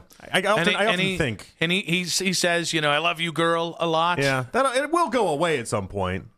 I mean, he's old. I know. That's a weird thing about it. You think at that point in life he would have maybe already gotten there. I look back on when I first started dating my wife. We were very much like a kiss all the time couple. Mm-hmm. Had to be incredibly annoying for a lot of people around us. And then you're with somebody long enough and that goes away, which is nice. It's funny. Ness and I are still pretty much those people. We're pretty PDA. We were obnoxious. Much to the chagrin of our children. Really? Well, that's kind of funny. I think that part's great. Really funny. And the idea that my kids would get angry about it or upset by it is only going to make me want to do it even more. And now that my oldest is 15/16 or 15 going on 16, I can really make some comments about, hey, you just missed the show. And she gets so upset. It really brings joy to my world. But what's great about that is like 20 years from now, she'll look back and be like, yeah, at least I saw mom and dad love each other. That's nice. So Vanessa's big on that. She's like, you have no idea. Some kids don't have a loving family. And I was like, listen, my mom and dad talked about their sex life in front of me. Well, we don't have to do that. Yeah. Oh, no. I just meant a couple of kisses on the cheek in front of people. Lips. But my point is, we can go in the wrong direction on this. I feel like I'm walking a pretty great line here. That sounds good. Yeah. I could never good to see my sister and her 70-year-old lover. I could never even imagine talking about like your parents' sex life in front of you. That's not my family. It's pretty mortifying. That's not my family. It wasn't great. Did I ever tell you how my family never gave me the birds and the bees convo? I never got that. You want to know what my mom did? I was like, seriously, like 11 years old. Mm-hmm. And I told you, we lived near a Borders bookstore growing up, right? Yeah. It was literally like I could throw a baseball and hit the place.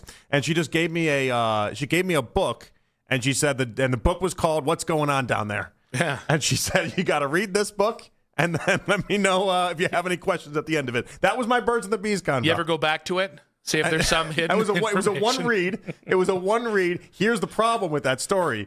I read it all in a day because I just wanted to be done with it. Uh-huh. And at the end of the day, my sister looked at me and goes, "That's not the book you're reading a day." Is that a pervert move? Yeah, she was like, "That's not the book you're reading a day. Maybe you should have spread that book out a little bit more." Yeah, that, by the way, that's unfair. I said, all right. That's unfair for a girl to say about a guy because you don't know the neurons that are firing at that age. She wasn't given the book that said what's going on down there. Yeah. She got nothing. She got no convo. I think the first time my parents asked me about it was I was like 7 or 8, and they're like, "What do you think it is?" And I told them. They laughed hysterically because it was a little kid way of saying it, mm-hmm. and it was informed by something that I overseen as a child, and that we didn't talk about it for a couple of years. Then my dad was like, "Hey, you need anything on that one?" And I was like, "Nah, dude, I've got the internet. We're really okay." Yeah. By the time he circled back on it, the internet was in the household, and I had all the instructional models that I need, and I really I watched the tape, guys. All right, I was a very inquisitive young man. I really wanted to know the ins and outs of that one. I love the idea of someone's parenting in this is just leaving like Skinamax on for their kid and being like, they'll figure it out this way. I will tell you, they'll get there. Scrambled pictures. Well, so you got the right idea. We had in our household, my parents put the mature audience blocker on there once I got to a certain age. And so what you had to do, and the internet was not as pronounced as, in my memory of it, as it was for you. For me, the internet was looking up Mark Grace cards on eBay, okay? Like, that was the existence of eBay for me or online for me at that point. But the mature audience blocker, you had to, if you went to it, you had to hit the remote and hit it quick enough, and it would give you like 2.5 seconds, and then it would and then it would pop up, like the blocker would pop up, and so you'd spend the night just like hitting the back and forth button to get those 2.5 seconds at a time. Yeah, and you string days, 2.5 seconds, days of, and then yes, over, and you can hit the highlight reel on that one for a good amount of time. Sometimes you hit it and it'd be like 2.5 seconds, and you're like, that's not the right 2.5 seconds that I wanted there. I keep going. But here's the thing: you had a tougher situation. Because I had to earn it, is what happened. I had to earn it because I didn't grow up with my little brothers in the same house, and so I was the only little pervert in the house. Oh yeah, and that really gave me free reign to really broaden my horizon at every opportunity. And we see how it's worked out. Thank God I found Vanessa. Thank God. That could have gone very poorly. There are sections of the internet you can really get some real bad stuff done. Yeah. Kids don't have to earn it as much these days, though. They just right don't. in front of them. Just giving all right to them there. They got to, you hear the key in the door? Oh. I'm thinking hypothetically, of course. Definitely never done one of those. At least you made an attempt there, you know? Hey. The amount of times got out clean. That's all we need to say. You look back on it. The amount of times you get caught. And you don't even like. You're like, oh, I think I got away with it. You didn't get away with it. Your parents knew exactly what was going on. Yes, I did. Yeah. No. At least I don't think I did. I think they had a good understanding. I'm very stealth. You got to understand one thing people say about Nicky Dubs. You definitely have the frame of someone that I would think is stealth. No, that's the best part about it. Is you that wouldn't right? think I'm stealth. I have stealth technology, and yeah. I mean, they have stealth technology. Oh, technology? Yeah, I'm very stealthy. What kind of technology are you attaching to yourself? Don't worry about it. I found it on the internet. We call that a different type of technology. Enhance. So, you think the Cavs are going to pull it off tomorrow? Yeah, they have a good chance. Yeah, I think the 9.5 points. I think the 9.5 points that's a strong number by Vegas in support of the Cavs, though. Yeah, too strong. It's a very strong number. I don't care. Listen, I don't care how much they win by. I just care that I think home cooking's going to be good for them. It wouldn't surprise me if the Cavs came out and made a statement. And when I say make a statement, I mean by the end of 4 quarters, you're like, the Cavs are back. It also wouldn't surprise me if both. I think both things actually might happen. One, they come out of the gate and it takes them a minute to get the audience behind them. Like it takes a minute for them to feel the vibe of the fans and that they may be still stuck in Toronto. And then by the end of the game, you go, oh, thank God that was an easier win. I'm ready for them to have the type of game that they had in games 1 and games 2. But I'm ready for them to. I think what happened is they didn't take the series seriously at all. And now I think they know that they have to take it serious. And so, like, if they come out lackadaisical, and if the game looks a little sloppy, then I'll be more and more convinced that they just can't get there. Instead of where I'm at right now, which is I think they were just sleepwalking for a couple games. Is it entirely possible that the Cavs are just a home cooking team? Like, that's just who they are. They can only do their best game if they're at home. I mean, because I'm starting to feel like that's the case. It's weird, too, because even like the Sunday 1 o'clock thing, people have brought that up a ton. And thinking about it, though, like Sundays at 1 o'clock during the regular season were also a problem for this team as well. And so, like, there's little weird parts of this team that feel like they need the right circumstances to be able to have their best games. And that's not a great recipe. Like, it's weird to look at the different type of opponents that they face. Toronto's different than Indiana. Indiana's different than Orlando. Orlando's different than Miami. Miami's different than the Knicks.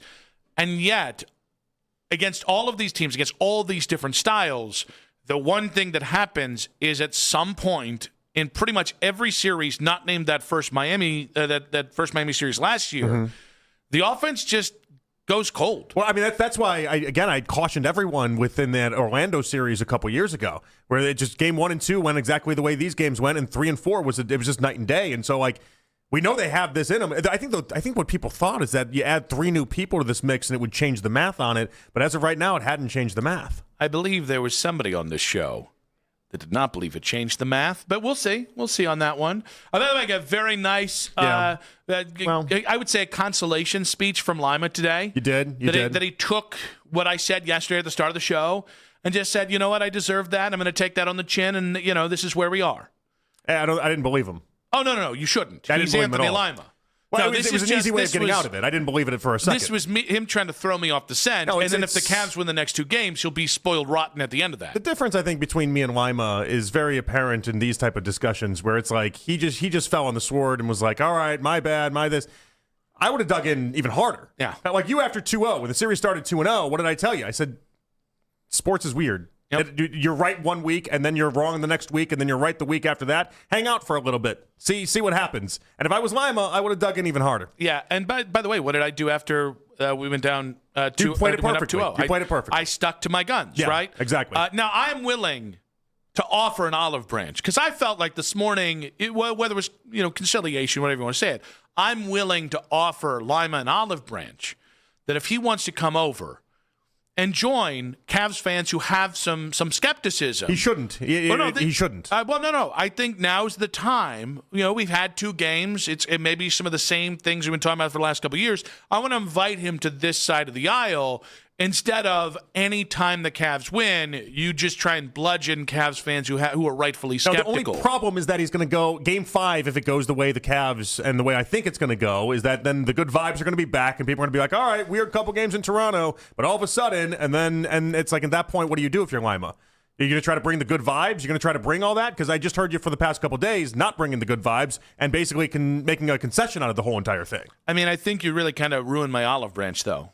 Oh, I'm sorry. I feel like I held out an olive branch and then you swatted it down and say, don't take it, Lima. Well, I think you should have wanted him to get him on the side. It'd be a weak-ass olive branch. No, exactly. Then you could call him weak-ass after he takes it. Well, I don't need to do that. Why do I need to do that? Fun. For the sport of it all? I think that's essentially what Lima and I are doing back and forth. I think there is a game being played between the two of us, and I think it is mostly for fun. Yeah, and it does. I think it is mostly for our enjoyment. All right, so if the Cavs series is 2-2, what's the scoreboard in you versus Lima in this? I believe I'm winning because the Cavs have lost the last 2 games. Now, the part where they've conceded in areas that I just haven't is our big discussion on this has always been about whether or not they should have made the Harden trade. Mm-hmm. And you maintain no, and I maintain yes. But the part that infuriates you is that, to me, it doesn't matter what happens in the series. Making the Harden trade was always the right idea. Yeah, I was right no matter what does infuriate me as a general premise of any discussion. But I appreciate you for having it. Well, for my viewpoint on it, again, the idea was that the Harden trade was going to be good for the team, or at least the right move for the team, because you're never going to win with Garland because of the problems we've seen with this Cavs team. Talk to me. Then here we are. Talk to me if they lose in the first round. Then they're here we are. going to have that conversation. They're not going to lose in the first round. They better not. 216-474-0092. That sounded very threatening. Is home cooking enough for the Cavs to stop negative momentum in Game 5? Joe DeLeon loved the Browns draft. We'll talk about what he loved about the Browns draft in 5 minutes on 92.3 The Fan.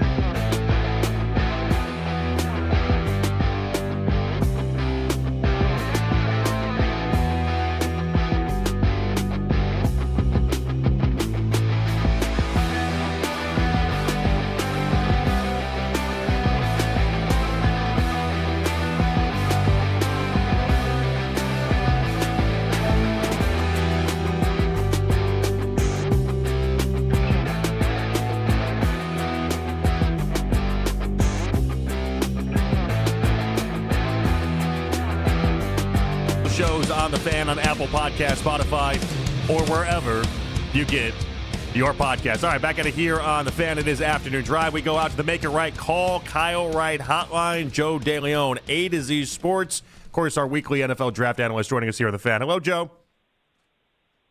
Hey, guys. How you doing?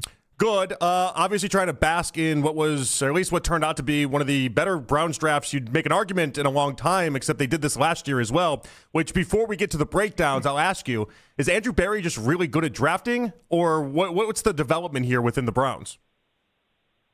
Well, I think that, first of all, I think that this is the best class that they've had, which is a good sign of improvement. And I think that Berry has had some pretty good draft classes. I don't think that he's produced, like if we look a couple of years removed, especially last year's class, there were some major big-time players that were impactful, especially if we look at Schlesinger having the role that he did and being a defensive rookie of the year type player. Like, to have that evidence of what they were able to accomplish last year and then to add in these pieces on the opposite side of the ball, that's why I think Browns fans should be excited. The one thing that which not rushing the process with two bad quarterback classes, is they haven't been able to find the quarterback yet. It just goes to show how important it is to do the quarterback, do it right, to be diligent, to be very direct, to pick that guy early, to pick the right player that's going to lead your team into the future, into future success.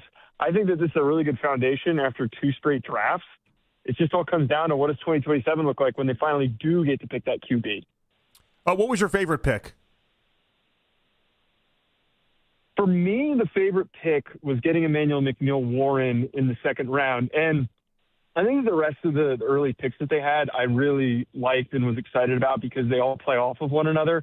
And offense was such a priority. Offensive line was such a priority. I feel like all the talking that we did leading up to the draft, there was never any belief that they should even consider taking really any defensive players within the first two rounds. But McNeil-Warren on the board where he was, you couldn't pass up on that value. I think that this is such a huge next piece to add to a group in a spot where you can get unique and creative. You have a already really good front seven, and I personally see Emmanuel McNeil-Warren as a front seven piece because he's going to be a sub-backer. He's going to be like Nick Immanwari and to play in the slot and to be able to be impactful against the run. And he has the athleticism and the range to play over the top. I think knowing how good your defense was last year to the point where it was winning you football games, even when your offense was lagging behind, to have one more big-time athlete on the back end, that's really exciting and it's really, really promising. Joe, obviously we came into this offseason saying, can you fix the offense? Now that we have free agency, trade, the draft kind of all the way through here, do you think the Browns have enough on offense to be at least functional, to be at least maybe even league average this year? I absolutely think that's the case. And I look at the steps that they took last year, first with getting guys like Quinshon Judkins and getting guys like Harold Fannin. You've got some playmakers, you've got some weapons, but you didn't have the receivers that you needed in order to be able to be dynamic and be explosive at receiver. This was a huge home run to come away with two guys whose skill sets play off of one another really well. I liked the KC Concepcion pick, but personally I was thinking to myself, is he going to work if he's really the best receiver in the offense and there's really not much else there? As solid as Jerry Jeudy has been, I felt like he needed a running mate, and the same thing applied for Denzel Boston. I felt like Denzel Boston needed to go to a situation where he had a running mate, where he had somebody who was a speedster, who was all juice, who was able to win over the top. So now you've got those two different body types. Now you have Boston, who's going to be able to win along the bound. You have KC Concepcion, who's going to be able to take the top off of a defense and also be able to produce big plays after the catch. The last part with this is you showed a big step with your offensive line with getting Fano. I'd be curious to see where he actually ends up slotting, if he does end up playing tackle, or eventually if he does end up moving inside to guard. They say tackle right now. They want him to be the left tackle, Joe. Yeah, that was what I saw, but I still don't know if for me on film, if that's going to come to fruition and if that's actually going to work. I don't know if it's like a Will Campbell situation because he's also not particularly long. He's never played left tackle. Hasn't played left tackle recently. He was right tackle for Utah, obviously. But Barber and Brailsford, I think, are really underrated depth pieces to add to the mix, who both guys have traits of potentially starting if they needed to down the line. All right, so you mentioned Barber, and it knocked kind of loose a thought there. Liked him, would have preferred my guy Jennings Dunker, who went, I think, 6 or 8 picks later. Is there one pick that somebody went afterwards that you thought could have made this Browns draft just a skosh better? Not off the top of my head that there was anyone that I was disappointed that the Browns missed out on, because overall, a lot of the guys that they went after fit exactly what they were looking for. I know that you like Jennings Dunker and you guys were big fans of his because of the mentality and the energy that he could have brought to the roster. But at the end of the day, I just think that Barber, you're looking for – Dunker's a guard. You're looking for a guy who could potentially maybe play both. I don't see Dunker being able to play tackle in the NFL or do it at a high level. Barber has some really underrated film. I think that having watched him and evaluated him the past couple of years, he moves pretty well for his size. He's got some pretty good length. He's got some pretty good physicality. I don't think that he'll ever really truly become a starter in the NFL, but if he needed to start a stretch of games for you some point in the next few years, it's not something I'd be overly concerned about. I want to go back to what you were talking about with Spencer Fano, though, because, again, this is not – I know we don't treat these guys' words as gospel, but Andrew Berry could not have been more clear about his plans to play him at left tackle on draft night. There was no other way around it. He wasn't really having much of any other discussion attached to it. You don't think that's going to work, though, is what it sounded like to me. It's not that I don't think it's going to work, because, he's very athletic. He moves really well. He's got super light feet. Those things tend to translate and tend to work at left tackle. But the thing that puts me off, in my reference to Will Campbell here, he's not as short-armed as Will Campbell, but he's a little bit under requisite that you look for tackle length. If he had been a left tackle in college, I think this conversation is a completely different discussion. Will Campbell at least was a left tackle in college. We at least had context in film of how he was able to make up for the fact that he didn't have length. He was able to win with nuance with his hand usage. He was able to win with the way that he set in college. Obviously, that's had to change in the NFL. But Fano, he's played right tackle. And the reason why he worked He played left tackle his first year, though, Joe. Yes, but he very recently has only played right tackle. So, if he had played left tackle last season is my whole argument here. He played left tackle when he was a freshman, and that's not recently enough to me to buy into that he has what it takes. If he was so good at left tackle and Utah felt so secure about him at left tackle, they would have kept him there, and Loma would have been playing right tackle. That, to me, is already a little bit of a confusing evidence for if this is actually going to work or not. I think he'll be fine because he moves well enough, but I would have much preferred him to have been drafted to play right tackle or to play guard. All right, Joe. I'm fascinated by the Brennan Sorsby situation. I feel like I'm at the point where I'd be surprised if he ever played college football again, given how the NCAA has just hammered anyone that has done anything similar to what he's done. If he looks at this and sees a eligibility ban coming and he decided to enter the NFL supplemental draft this summer, where do you think ultimately he would go, knowing, let's just say, the weaker draft class we're coming out of?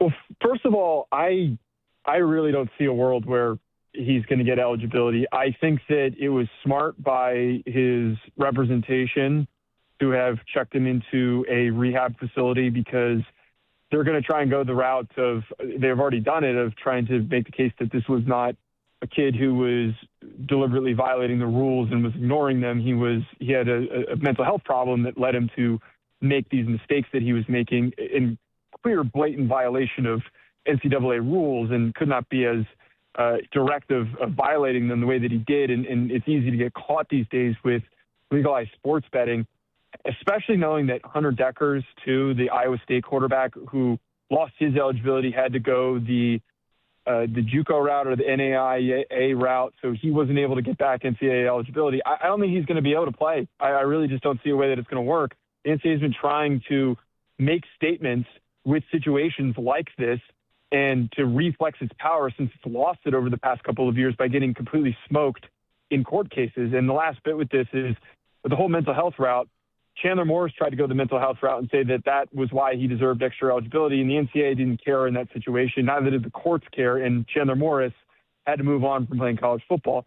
With that being said, though, I'm curious to see how the NCAA NFL is going to look at this. I think that because there's a lot of desperation for a couple of teams that need quarterbacks and want a young quarterback to build around, there were teams that told Sorsby if he declared he would go in the first round. There were teams that wanted him to go and declare and to be a part of this class because this class was so bad. I think he would have been that third quarterback that could have been picked in the first. I would imagine that maybe like a team like the Jets or the Steelers would take a flyer on him, but we don't know how they're going to maybe take that as seriously of, are they worried that he's going to get in trouble or do something stupid in the future? The NFL is going to take that very seriously. And who knows if we get a Jim Tressel type of a situation where they suspend him, the NFL suspends him after the fact because he did something as serious as get in trouble for sports gambling. All right, so what round do you think it would be then? Because remember, whatever round you declare, you then have to give up in the following draft. So it is, if you get it wrong, that can be a pretty big miss. Man, that's a tough question because I would imagine not a round one pick. In terms of, if we're just talking straight tools, if this was not sports gambling related, and then there would be a potential fear of him, he's claiming he has an addiction. An NFL team is going to closely evaluate this and think, do we trust him that he's not going to do this again in the future? Because if he does it in the NFL, he's cooked. I don't think a first-round pick. I think a lot of these teams would be very careful not to waste a first-round pick because they're going to want to use that first-round pick next year to draft a quarterback. But I would guess like a third would probably be the starting point. I think Jermon McCoy is a good recent example of how late he went. A fourth-round pick has little risk attached to it. Maybe someone would try to jump that, try to take him in the third. That would probably be by off the top of the head guess. All right, Joe, what other drafts did you really like that you saw around the NFL? The one that I was really impressed by, I really like the Carolina Panthers, what they did. I think more people need to be talking about what the Panthers did, and they accomplished this entire offseason. They just decided to go all in on size, and they decided to go all in on the trenches.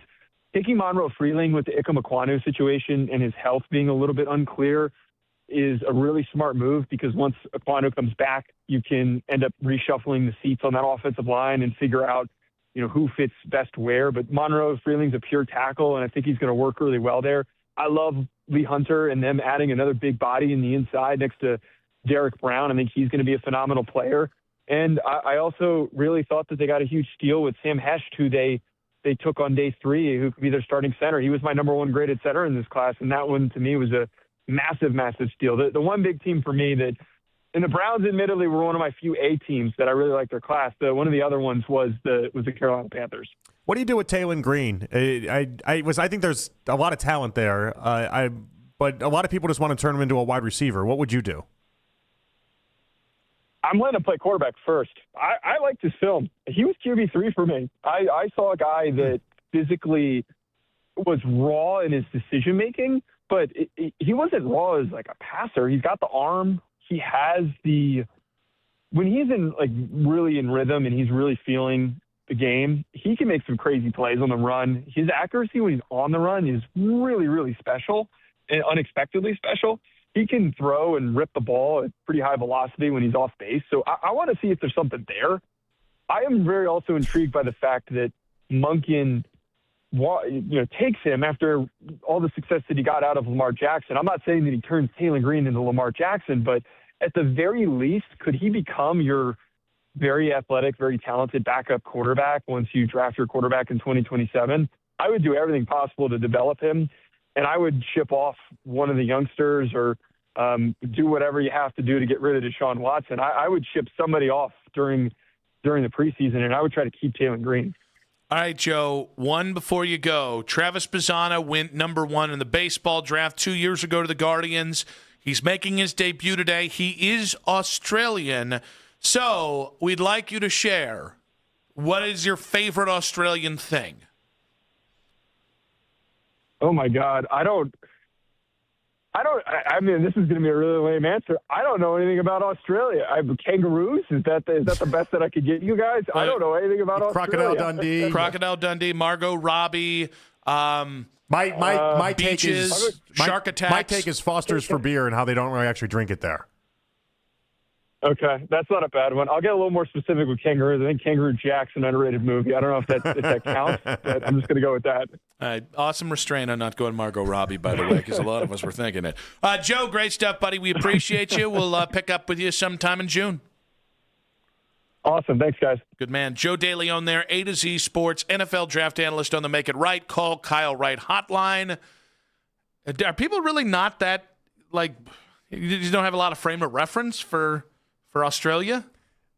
I just like how his answer was Kangaroo Jack. That was such a miserable movie. I did not see that coming at all. Is it bad that I honestly, of all the things Australian that came to my mind, I cannot think for the life of me what Kangaroo Jack is? Oh, it was a really bad movie. The cover of it was a kangaroo in like a hoodie, I think, if memory serves me right. Well, at least they just an awful movie. Loved it as a kid.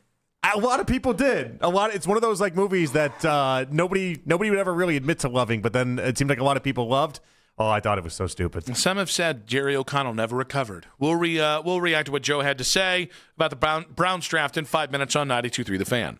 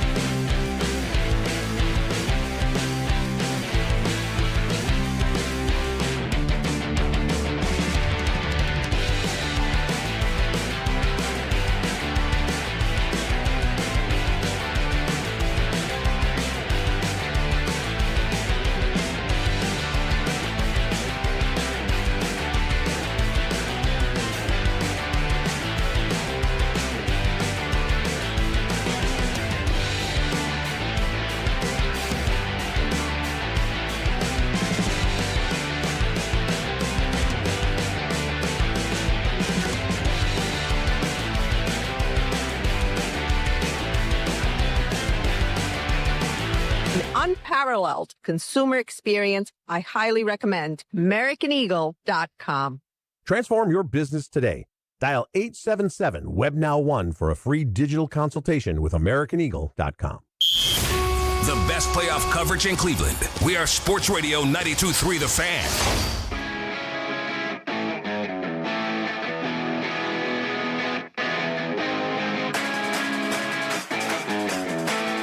I think that this is the best class that they've had, which is a good sign of improvement. And I think that Barry has had some pretty good draft classes. I don't think that he's produced, like if we look a couple of years removed, especially last year's class, there were some major big-time players that were impactful, especially if we look at Schlesinger having the role that he did and being a defensive rookie of the year type player. Like, to have that evidence of what they were able to accomplish last year and then to add in these pieces on the opposite side of the ball, that's why I think Browns fans should be excited. The one thing that which not rushing the process with two bad quarterback classes, is they haven't been able to find the quarterback yet. It just goes to show how important it is to do the quarterback, do it right, to be diligent, to be very direct, to pick that guy early, to pick the right player that's going to lead your team into the future, into future success. I think that this is a really good foundation after two straight drafts. It just all comes down to what does 2027 look like when they finally do get to pick that QB.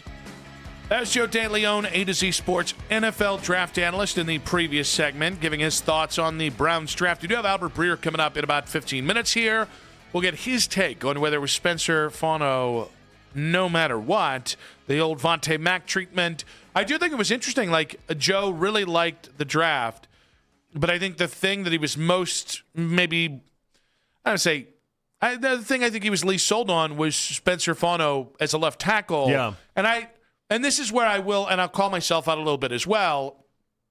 The Browns' insistence that he is a left tackle, instead of meeting that with cynicism, it's like, well, that's how they evaluated him, so that is my expectation. And I've almost taken their word for it, where going into the draft, my biggest concern was, if you take him with a top 10 pick, he better be a left tackle. I am giving them a bit of the old Peterlin pass on this one, assuming that they're going to be right. Pass.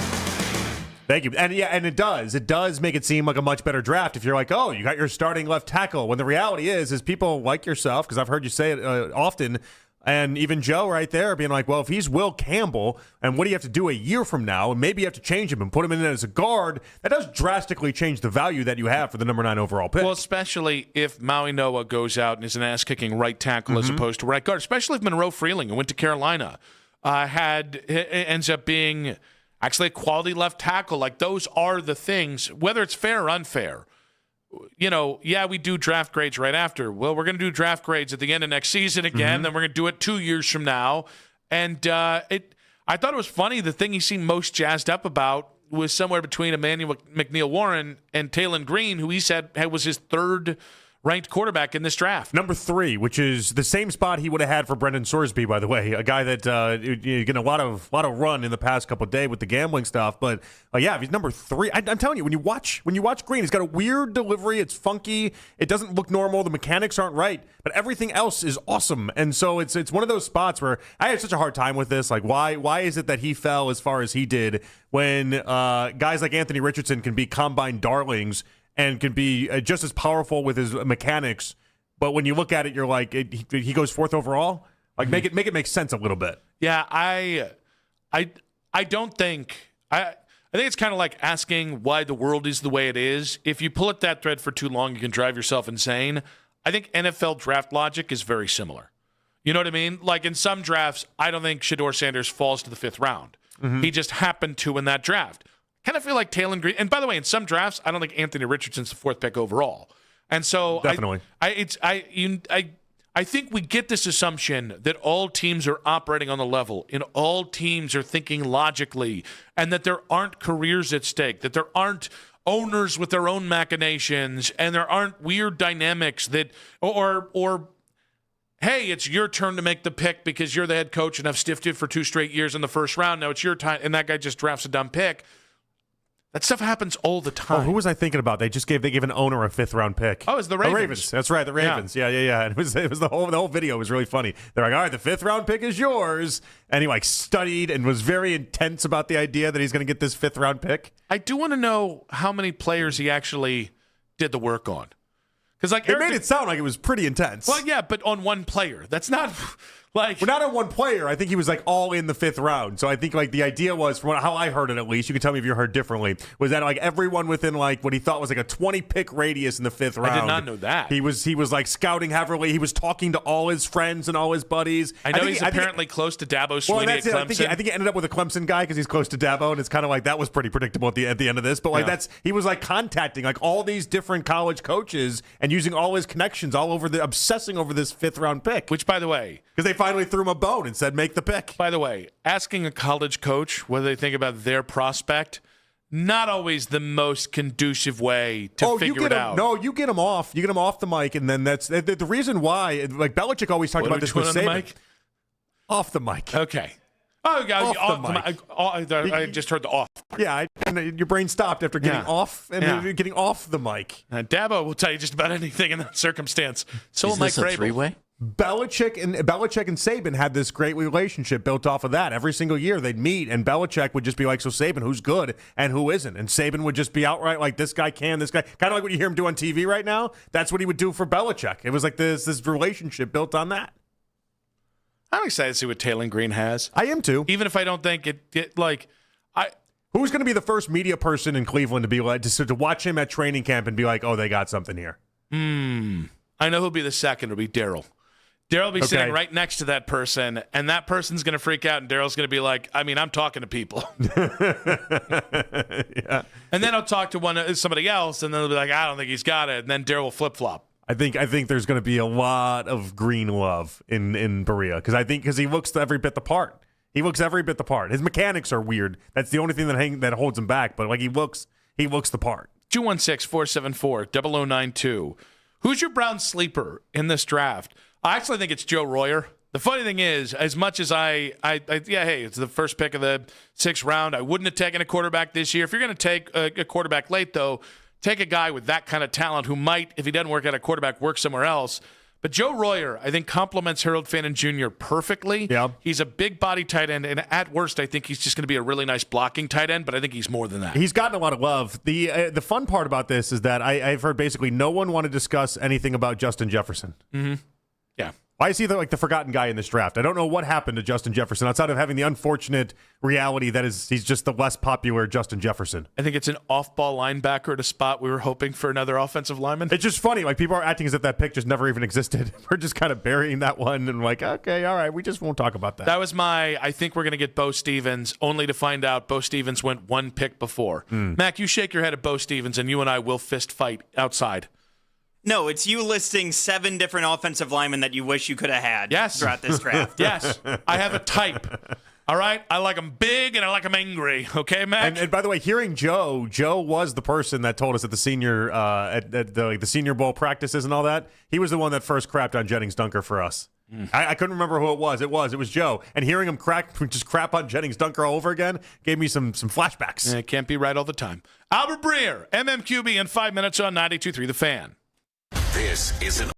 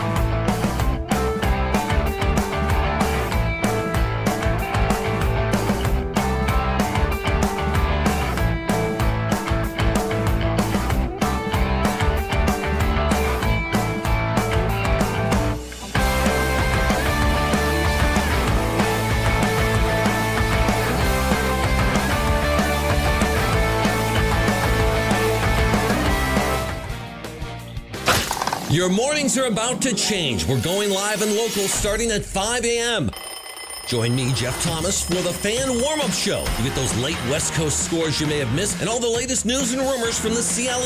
Hey, if you're up that early, you may as well worry about Cleveland sports with me. The Fan Warm-Up Show starting at 5 a.m. only on 92.3 The Fan. It's the 4 o'clock hour on Afternoon Drive. Bingo, bango, bongo.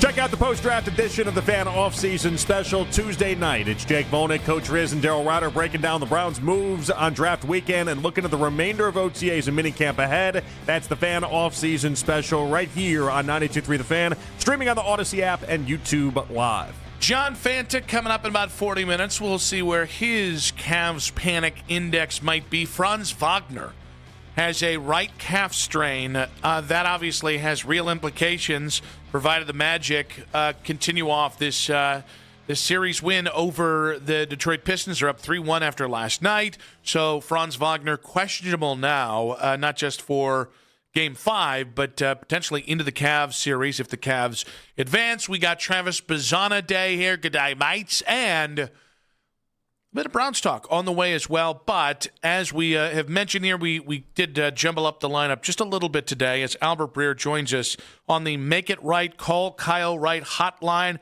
Albert, welcome to the show, buddy. How you guys doing? Very, very well. Now, I know you're in line. You're getting some coffee here. As a coffee hound, I have to ask you, what did you order? Just a medium coffee with half and half and 2 Splenda. And this is like I'm watching somebody 2 cars in front of me, like hand drinks back through the window. It's the most frustrating thing in the world. If this person has been at the front of the window, has been in the front of the drive-through for seriously 4 minutes. It's like they're doing their taxes or something up there. It's ridiculous. So she's holding I don't know what's going on up there. I have a limit. There's nothing that frustrates, just so you guys know, there's nothing that frustrates me more than somebody wasting my time. Mm-hmm. And it's like this person who is sitting in the drive-thru that is just has all day to negotiate everything. I couldn't tell you what's in my drink until I'm 2 miles down the road. I'm out of these things so fast. No, this is the right way. Is huh? This is the right way. When we go through with the Wilson girls, if everybody wants a drink, I make sure we go inside because I cannot stand waiting to take people's orders and then relay them and then have it read back. It's the most frustrating thing in the world. I'd rather just go up to the counter and not waste everybody's time. Yeah, and I honestly think it's what sucks though when you go to the counter is that you find out how big a priority the drive-thru is. Yep. So they're actually catering to the lazier people who won't get out of the car. And it used to get me angrier until I had kids and realized that there are people in the drive-thru that aren't there just to be lazy. You know what I mean? When you've got 3 kids in the car, I got a ton of sympathy for you, and you should go to the drive-thru. It's when it's someone by themselves that is a problem. So then sometimes you got the person who's picking change out of the cup holder so they can give them exact change. Yeah, I got a million problems with these people. So I'm supposed to ask you about the draft now, but now I want to ask you about pay it forward lines because Nick was in a predicament a couple weeks ago. He felt bad about it. He didn't pay it forward, but then decided later on to actually pay it forward. I feel like pay it forward lines are kind of a nuisance. Yeah, I mean, I guess you kind of have that responsibility handed to you, right? Where you didn't ask for it. Where you have to, if you don't do it, then you're a bad person, right? So I know what you're saying, and that definitely, I don't know. I mean, somebody's got to break that chain at some point, right? At some point, someone every time breaks that chain. So it's hard you don't want to be that person, right? But then what if somebody sticks you with a $30? What if right? Yeah. I don't know. What if somebody sticks you with a $30 bill or something? I don't know. Then you just got to be the bad person, and that nobody wants to be the bad person. Or you can just pay it. It's only $30. Well, I paid $6 for a coffee. I'm not paying $30 for everyone else's. That's just not happening now. That's a principle thing, right? If somebody pays it forward on you, and then you order $30 worth of stuff, just pay for yourself, and then end the line. You know what I mean? But if you got stuck with that, I can see where you'd be it's just, I don't know. Just pay for your own stuff, right? Exactly. All right, Albert. Browns seem to somehow not only match what they did last year, it seems like they're getting better reviews than what happened last year. How did you see it for the Browns draft? I mean, I liked it. I got both picks in the mock, so that was good. I think, the way I look at it, I try to look at these things point, and what are teams getting? And so, look, they went into the draft, I think, with the feeling that they wanted to take care of tackle and receiver. And, I do think, most teams would tell you that the opportunity at the bottom of the first round would be better at receiver than at tackle because the tackles were going to run out. And so, they decided they're going to take care of the tackle thing first. Spencer Fano was obviously their top-rated tackle. They were prepared to take him at 6. They had good intelligence, and I wrote about this on Monday, that the two teams behind them probably weren't going to take tackles. The Commanders have Laramie Tunsil, who they just extended at 1 tackle, and Josh Connerly, who was their first-round pick last year, at the other tackle. And the Saints just spent back-to-back first-round picks on tackles in Tallis Fuaga and Kelvin Banks. So there was some risk in moving back those 3 spots, but that risk was really kind of tied to does somebody jump up in front of us. That doesn't happen. They wind up getting up the 3 and the 5 on top of that. They're able to maneuver those picks around where they still wind up with a top 100 pick, but now they have 2 4s next year. So all that was good. And then they wind up with Casey Concepcion, I think who was at the bottom of maybe the 1B tier of receivers. The 1A tier was Tate and Tyson. The 1B tier, I think, was Cooper, Tyson, or Cooper, Lemon, and Concepcion. They wind up getting Concepcion as the 4th receiver, 24th overall. So, I think all in all, just from a perspective, worked out for them. Again, they get the most versatile lineman in the draft, the most pro-ready lineman in the draft. And then I think they get the receiver in the draft, who most people would tell you was the best receiver after the catch. So, I think all the way around, you wind up with a good group. And then, I think you get a value in Denzel Boston in the middle of the second round as a guy who, I think some people had going at the bottom of the first. Albert, I think the Browns were let off the hook a little bit with Carnell Tate going 4. If Carnell Tate had been there at 6, would it still have been Fano/trade down, or do you think they might have actually gone wide receiver first there? I mean, I think so. I would say if I had to dream up scenarios in my head, I mean, Mendoza obviously, right? But then Mendoza was never getting to them. So maybe I think Reese and Love were probably the 2 players where you would look at it and say, yeah, if that guy fell to them, they probably go ahead and do that. I don't think that and Bailey, of course, but I don't think I'm not sure they would have taken Tate over Fano at 6. I think. And this is just me kind of putting pieces together. My guess would be Fano is probably the 4th best player on their board, taking the quarterbacks out of it, outside of Bailey, Reese, and Love. It's obviously early, Albert. And even then, I don't know if they would have taken Love because they spent the 2 picks on running backs last year. You know what I mean? So maybe they wouldn't have considered Love at 6. I don't know. I mean, he's just such a good player, you can't rule it out. Has the perception around Andrew Berry, has it changed at all? Or have you seen it because I've just noticed in commentary for national media guys, Andrew Berry gets brought up and it's Andrew Berry, that guy, he knows how to draft. In 2 seasons, I feel like he's kind of changed his narrative and has really made it an identifier of what he does at a high level. Have you noticed that at all, or is that not really hit quite yet?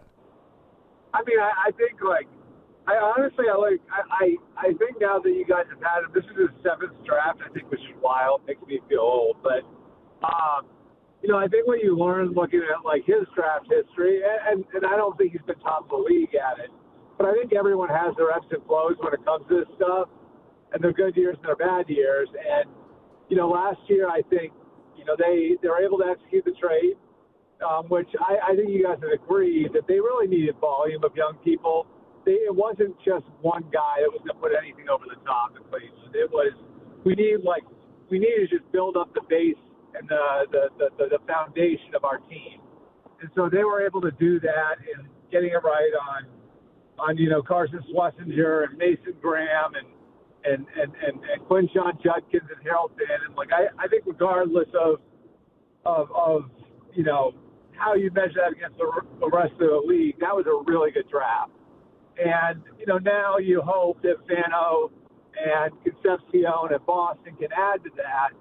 And if you come out of this with 8 good starters, I mean now you're in a completely different circumstance than you were a couple of years ago. So I think the manipulation of the board was really good the last 2 years between what they did with the Travis Hunter pick and now what they've done with the Fano pick. And I think it puts them in a position now where, all right, you can start to put together something that could look really good around a young quarterback if that young quarterback arrives in 2027.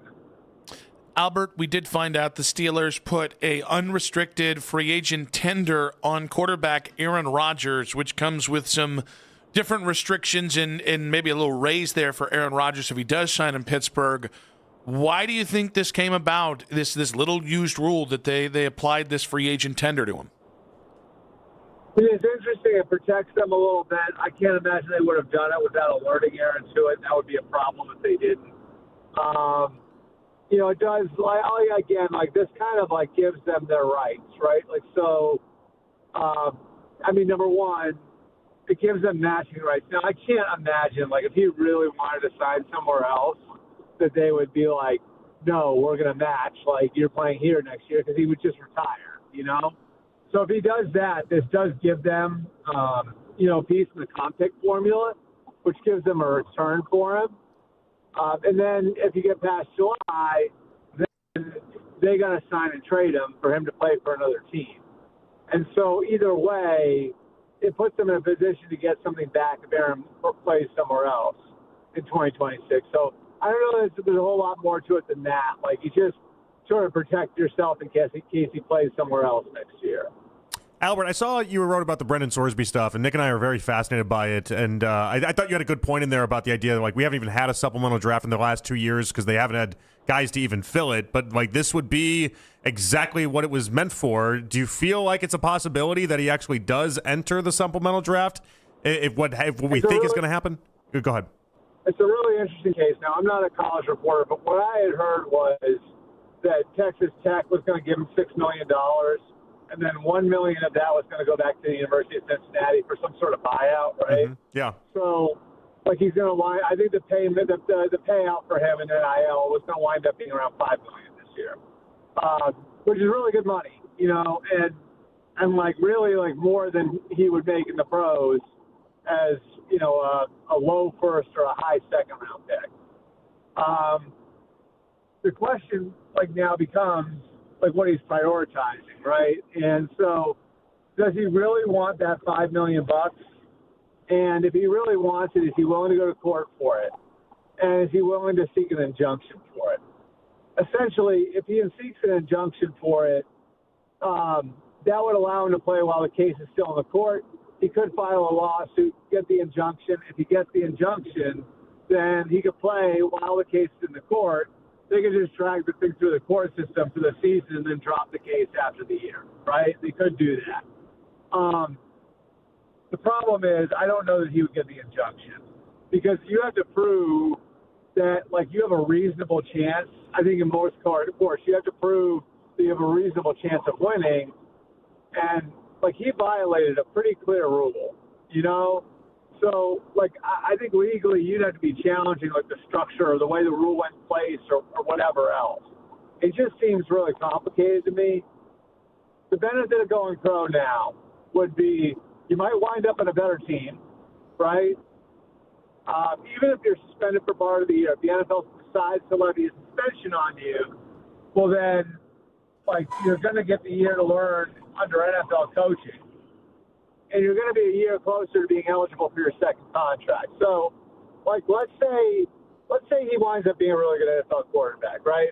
And let's say somebody takes him. Let's say that the two outcomes are either the Browns, the Jets, the Dolphins, the Cardinals, someone sends a second-round supplemental pick on him this year, right? Or he falls out next year and plays really well, goes, and then he's a high first-rounder next year. Well, if he's a second-round supplemental pick this year, then we're talking about him being eligible for a contract in 2029.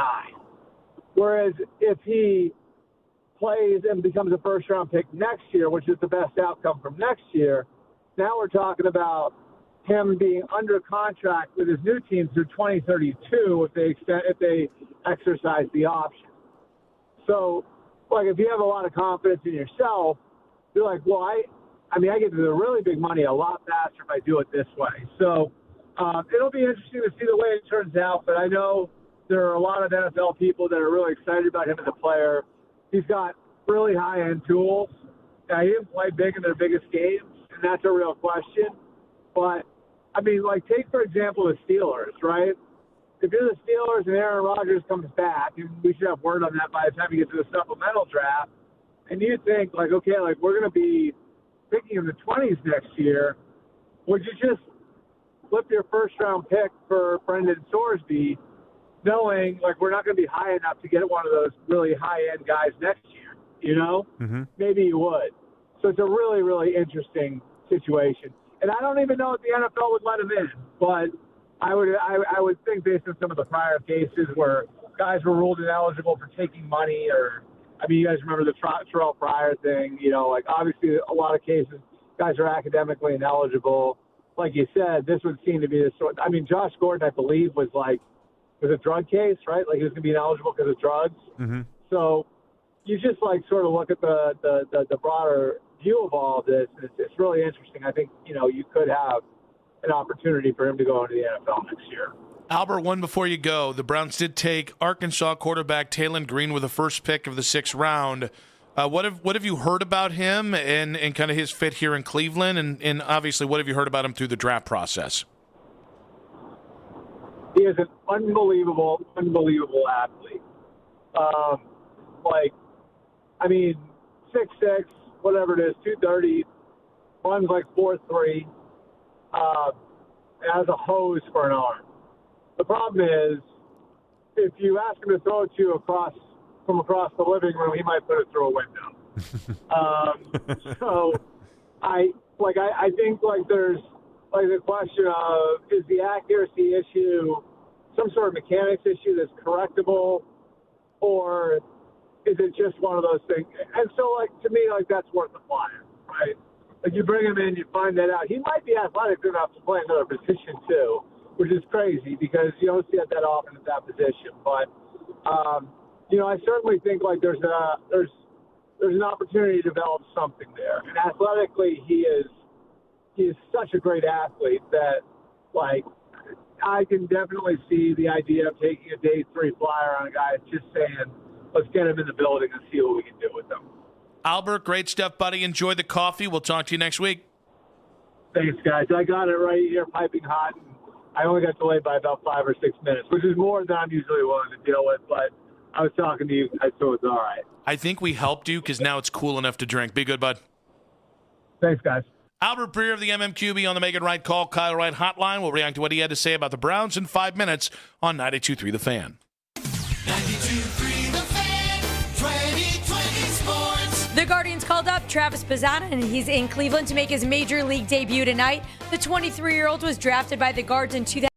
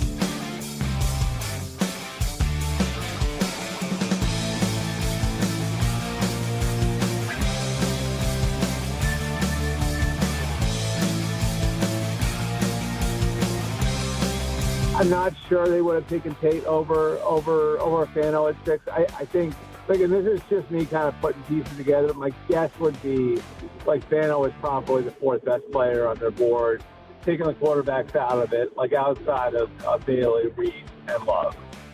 Albert Breer of the MMQB in the previous segment. And if it's true, the Browns had Spencer Fano ranked on their board ahead of Carnell Tate. It's probably a good thing Carnell Tate went for. Because the Tate-Fano wars on Friday would have been incredible.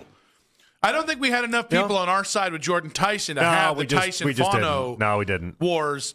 The Tate-Fano wars would have been, it would have split this, the Boston and McNeil-Warren second round, I don't think would have been enough for Browns fans if you passed up on Tate. Okay, so we're just relieved that it wasn't even an option, and then nobody gets to bring it up a million years from now. Is that the idea? Yeah, it's the same point. I'd love to talk to them and, you're never off gonna get the that record answer. and figure out why. Nope, not even. They're not going to give the off the record thing even. They will never. He will go to his grave telling everybody they got the guy that they wanted, and it was always about Fano, and that was what it was. All right, so I'm glad you said that, because the amount of people in the media, whether they're in Cleveland or they've written in-depth stories, it was always Fano. It's like, I'm not saying that's not the case, that they wanted to move down to 9 or they wanted to move down and still get Fano.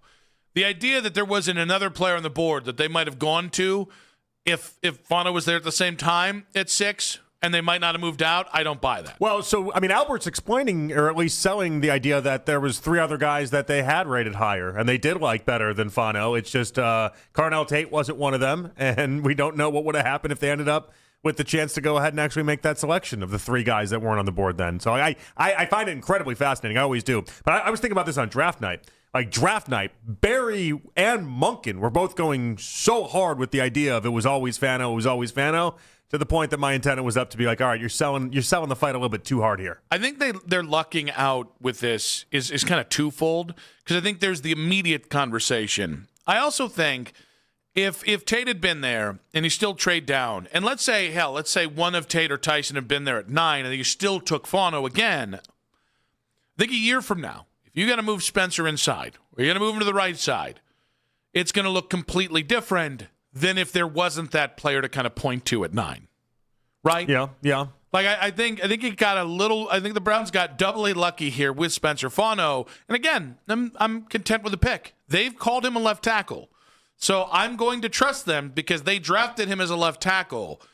I don't think it's the end of the world if he ends up at center. It just changes the value of the thing. It definitely changes it, and it's just such an under-discussed part of that pick is the idea that they just took him as a left tackle. Everyone said he's a left tackle, and now we're just accepting of the idea that they got their left tackle. I was listening to Mary Kay this morning on the Midday Show, and it wasn't anything that Mary Kay said. It was just more the idea that she's like, all right, you got a left tackle, and you got back-to-back wide receivers. That's pretty good. And when I'm listening to it, I'm like, yeah, when you frame it like that, it does sound really good, does it not? It's exactly what we needed, a left tackle and 2 wide receivers. But why the convo for 3 months prior to the draft didn't exist that way is because people weren't viewing Spencer Fano as a left tackle. They were viewing him how you viewed him and how Joe DeLeon viewed him.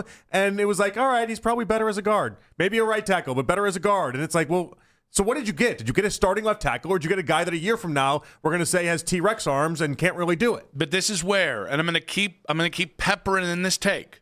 Because I do think, no matter where the kid ends up, I think Spencer Fano is going to be an upper echelon player. And he might be one of those guys who's a very good left tackle, but could be an elite guard or an elite center. So there might be a chance eventually one day we look up and go, thank God they moved him to guard. Thank God they moved him to center. But I want to continue to pepper this take because I don't want this to be another Jennings Dunker where, because I don't say it enough, you don't give me credit for having this is how I work. You have to constantly tell me things so that I remember them even better because if you do it once or twice, I don't think you're passionate about it. I do think 2026 is an audition for Spencer. In a way, it wouldn't be with Monroe Freeling or with a Caleb Lomu. I think 2026 is his audition to be the long-term left tackle of the Cleveland Browns. They're not going to frame it that way. All right? No one's going to publicly admit it in the same way that, up until 3 days ago, 4 days ago, the Patriots were like, our left tackle is Will Campbell. And then they took Caleb Lomu with their first-round pick. pointing out the fact they've been lying their asses off since the damn Super Bowl. Mm-hmm. You lie until you have to make the move. Yes, exactly. But I do think this is our Will Campbell year with Spencer Fano. I don't think you're wrong, but like Will Campbell, the math does change if you're not a left tackle then. Now, it does, but the difference is I think Spencer Fano is a much better athlete than Will Campbell is. Okay, let's talk about Lomu though, because one other thing that like Joe brought up earlier today, and the whole entire thing has always been weird to me. So Fano is a left tackle is year one, and then like year two, Lomu comes in, and the answer is, well, Lomu's got to play left tackle because Lomu can't play right tackle. Mm-hmm. He can only play left tackle, and guess what? Spencer, you can play right tackle, so we just want the best offensive line we can get. And like it passed the smell test to me. It's like, all right, fine. But there are enough people out there like Joe that are trying to make the case. If he was that good as a left tackle year one, Lomu would have entered. It wouldn't have been able to enter the equation. Lomu would not have been a talking point because if you have that dominant of a left tackle, you keep that dominant of a left tackle. Ooh, I don't know. I think that's the case Joe was making. I didn't have a good rebuttal. I'm going to be honest. I think the problem is with offensive line, you're always trying to get the some of the best parts. And Elton Jenkins is one of these guys. Like Elton Jenkins has played at all three spots on the offensive line, and the Packers have played him out of position at center. Yes, but he's been a Pro Bowler at the guard spot. But he was a Pro Bowl at a guard spot. And he has a best position, though. Well, yeah, but I think that's the point, is they played him out of his best position. And the they Packers did it do for that. the better of the offensive line. And the Packers are we know the Packers do that because the Packers are one of the few teams that go that route where they constantly. I think a lot of offensive line but they're coaches do that. They're constantly mixing around and putting people in places they'd never even been before in their career. And they're consistently one of the best offensive lines in the NFL. I think there's a reason for it. I think, and listen, I to me, it could be ground fire. But I'm saying, I don't think it – just because he moved across the way, Spencer's already said, I'll play where anybody wants. It might be the case the kid's really nice and did what probably wasn't in the best interest of his career. That's how I initially read it. Don't get me wrong. I initially read it that way, and I initially read it the way that you're talking right now, where it's like, well, you want the best combo of five you can get. Lomu's your left tackle. Fano's your right tackle. That makes you a better team. But Joe wasn't really buying that. Joe was pretty adamant. Like left tackle, if he was that good year one, he would have stayed left tackle, and it was a real problem that they were able to decide what they did in year two for him. It falls apart for me when both guys ended up being first-round picks. You know, if they just wanted to get the two best tackles on the field, if Caleb Lomu had been undrafted, maybe that carry Joe's kind of counter argument to it would carry more water. We got to get into the Cavs panic with John Fanta, Travis Bazanade with John Fanta. That's in 5 minutes with Cleveland's own on 92.3 The Fan. Hey,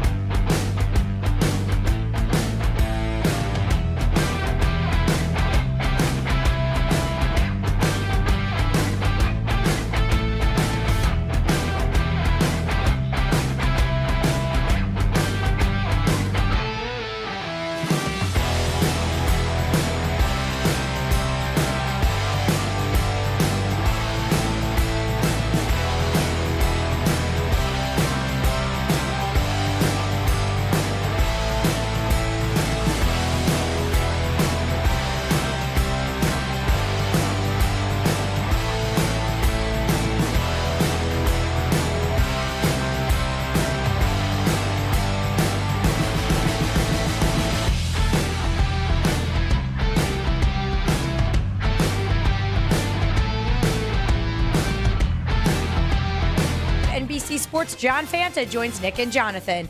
Headline Sports News every 20 minutes at 92.3 The Fan. From the University Hospital Sports Desk, I'm Katie Pollock.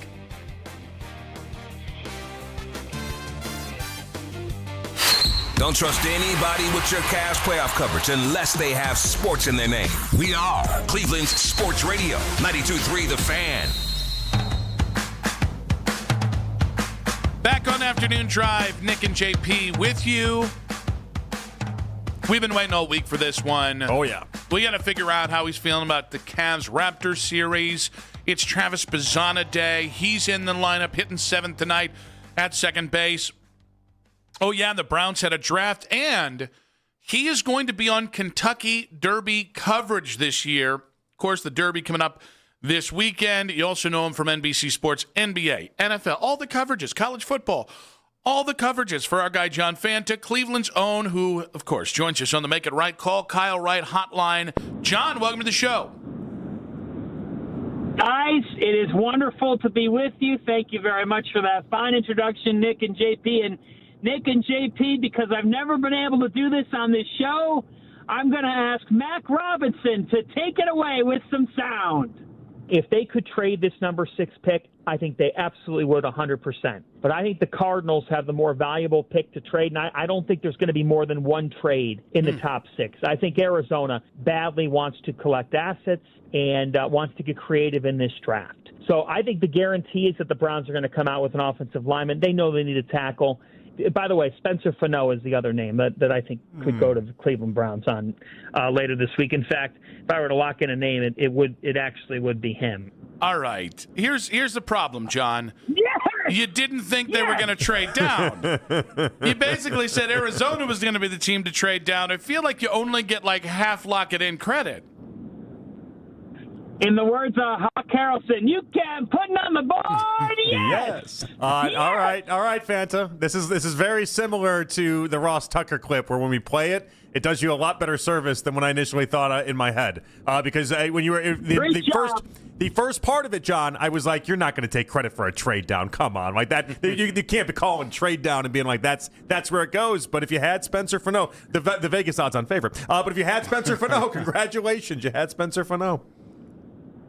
Mac, I just DoorDashed that burger to you. It should arrive in about 10 minutes. Wait. He gets paid off burgers? Mac gets a burger? He gets burgers? I whooped your ass in a burger bet? You can't bring me my burger before you go to Ignatius's own? Good work, Mac. Way to hold your job with integrity and play the sound that really fits. I think it's fat load of good the word integrity does you right now. I'm telling you, I just see him. Look, I got to tell it like it is. Mac was a very honorable man. You kind of rigged the bet. You know, maybe Anthony Lima was right. About what? I'm just kidding.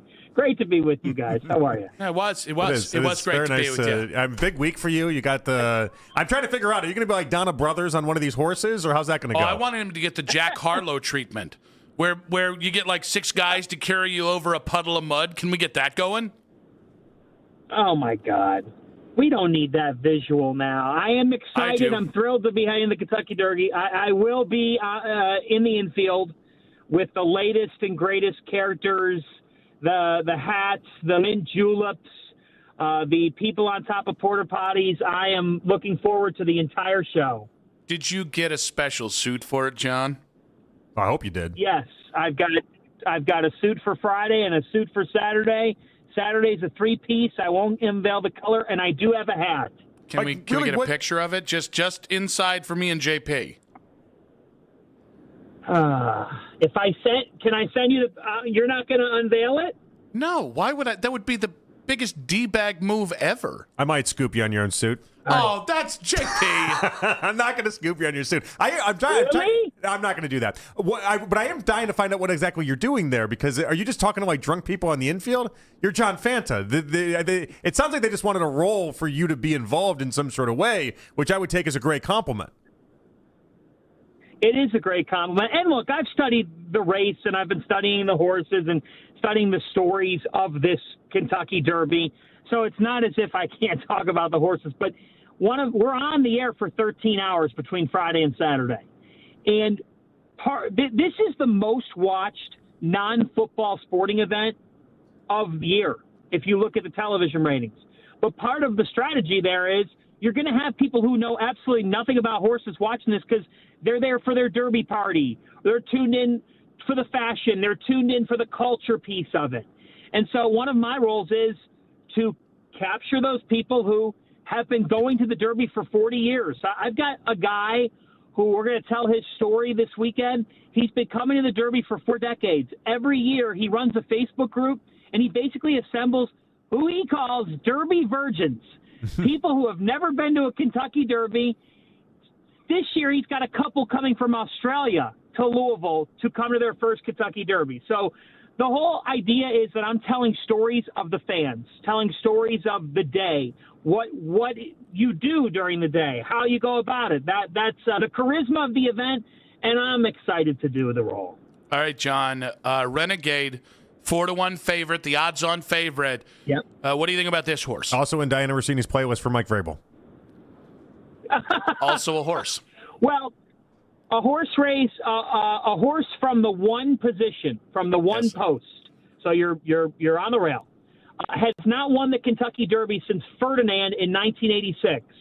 Also, the favorite has not won the last 7 Kentucky Derbies. Now, of course, I'll be the one that's wrong this year, and Renegade will roll to a victory. I do not think it'll be Renegade. A lot of people like Commandment, the Florida Derby winner. I don't think Commandment will come out on top. If I had to give you 2 horses that I really like heading into this race based on my research, it would be Further Ado out of the 18 post. I like Further Ado. I like the way that the horse is coming on and making progress. And then I like a horse named Emerging Market. The horse has only run 2 times. There's a total mystery to the horse, but it's won both the races that it's run, and it feels like it's peaking, heading right into Churchill Downs. Emerging Market and Further Ado. All right, we got your pictures here. We're not going to spoil it for anyone. I do want to tell you, you look like John Hammond, the CEO and founder of Jurassic Park. Now that I'm looking at it, you're right. You are. It's the hat. No, it looks really good, by the way. You look like you take an Ozempic or something here, John. What's going on? You look very skinny in this. Well, thank you very much. I have not taken the weight loss. Flattering outfit but for you. I have lost 35 pounds. Have you really? That is fantastic. You're looking at it. You look great. Thank you very much, guys. I appreciate that very, very much. This has been one of our kinder phone calls. When is this thing going to go sideways? Give me a minute. Yeah, let's talk Cavs basketball. Are they cooked, John? Yeah. Oh, man, that was depressing on Sunday afternoon. So you're saying they are cooked? He's like, I don't even want to talk about how depressing it was. Oh, no, I'm not saying that they're cooked. I still think they'll win this series. I think they'll win it in 7 games. But I just feel as though I'm starting to, admittedly, merge into what you were saying about, like, how much closer are they to a championship? And I just think that the team that showed up to the first 2 games of this series, I know it was in their building, but they were just so far from that team in the last 2 games. So I'm almost of the belief, like, I have no doubt they're going to win tomorrow. I know that the pressure's on them now, but there's a reason why they're close to a 10-point favorite. And I just think Donovan Mitchell, James Harden, I also just think Mobley will be better in his home confines. To me, like, Jakob Poeltl, okay, and the Toronto Raptors, like Sandro Mamukelashvili, who I covered a great deal in college, like, for Evan Mobley and Jared Allen to be getting beat by those guys on Sunday, and how do you not get a defensive rebound in the last 5 minutes of an NBA game, playoffs or regular season, especially against that front court? Like, that was embarrassing.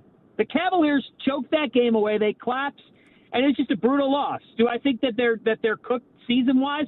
I think they're going to win this series. But, like, when I'm looking at them, I'm trying to see, do they have another gear in them? Do they have a gear in them that says that they actually have a chance to win the Eastern Conference Finals? Sorry, I'm not picking them over the Celtics, who I think will be in the ECF. And right now, I don't even know if I'm picking them over the Orlando Magic if they are to beat the Raptors, which I think they will. But Orlando's got Desmond Bane, Paolo Banchero.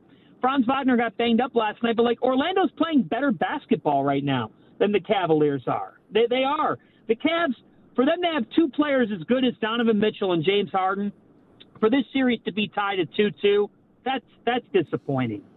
All right, John, I do want to talk some Bazana here in just a moment, but a fella last night went for a home run ball off Schneemann, ended up snatching it away from a young girl, a young child. We got into a debate about this earlier. He got doxxed. Is doxing an appropriate punishment for stealing a ball for a child at an MLB game? An appropriate punishment. Correct. Yes, it is. I mean, he first off, what are you doing? It's a kid's game. It's America's pastime.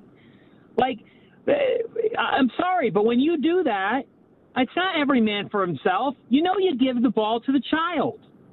So, like, look, honestly, it could have been something worse than that. But do I think it's an appropriate punishment? I'll say yes. But I just, like, I'm not opposed to public shaming of a figure who doesn't let the kid enjoy their moment. It's baseball, kid's game. It's a kid's sport.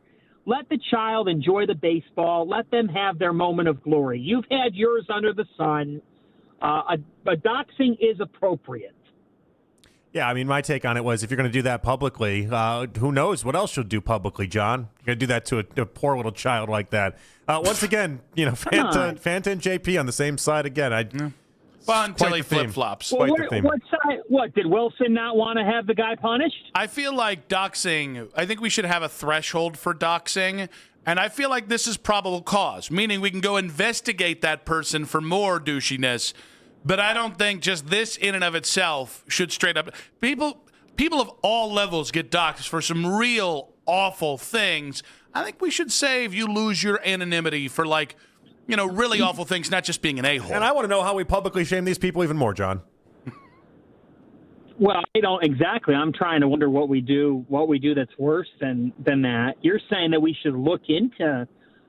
I mean, how would we do a background check in the moment on this person? We don't even know their name. You still find them, but you don't maybe release their information publicly. Real quick before we let you go, John, because I want to get your take on Bazana. Is the Bazana promotion now, as opposed to waiting another month and getting that extra year of eligibility, is that a sign the Guards believe in this year's team? It is a sign they believe in this year's team, and they should believe in this year's team, despite the fact that the bullpen has been a huge letdown and a real disappointment. I mean, they've lost at least 4 games this year where the bullpen has blown the game. But I do think that the lineup needs a jolt. Stephen Kwan hasn't been good enough. Kyle Manzardo has not been good enough. And it's a combination of a couple of things. It's also the fact that, look, you think about the draft class of a couple of years ago, a number of those guys have already been called up from that draft class of 2024. Travis Bazana is number 10 on that list. So there's been 9 other guys before him that have gotten the call up, and he was the number 1 overall pick. So it's time. This is a guy that has shown in AAA Columbus, shown us enough.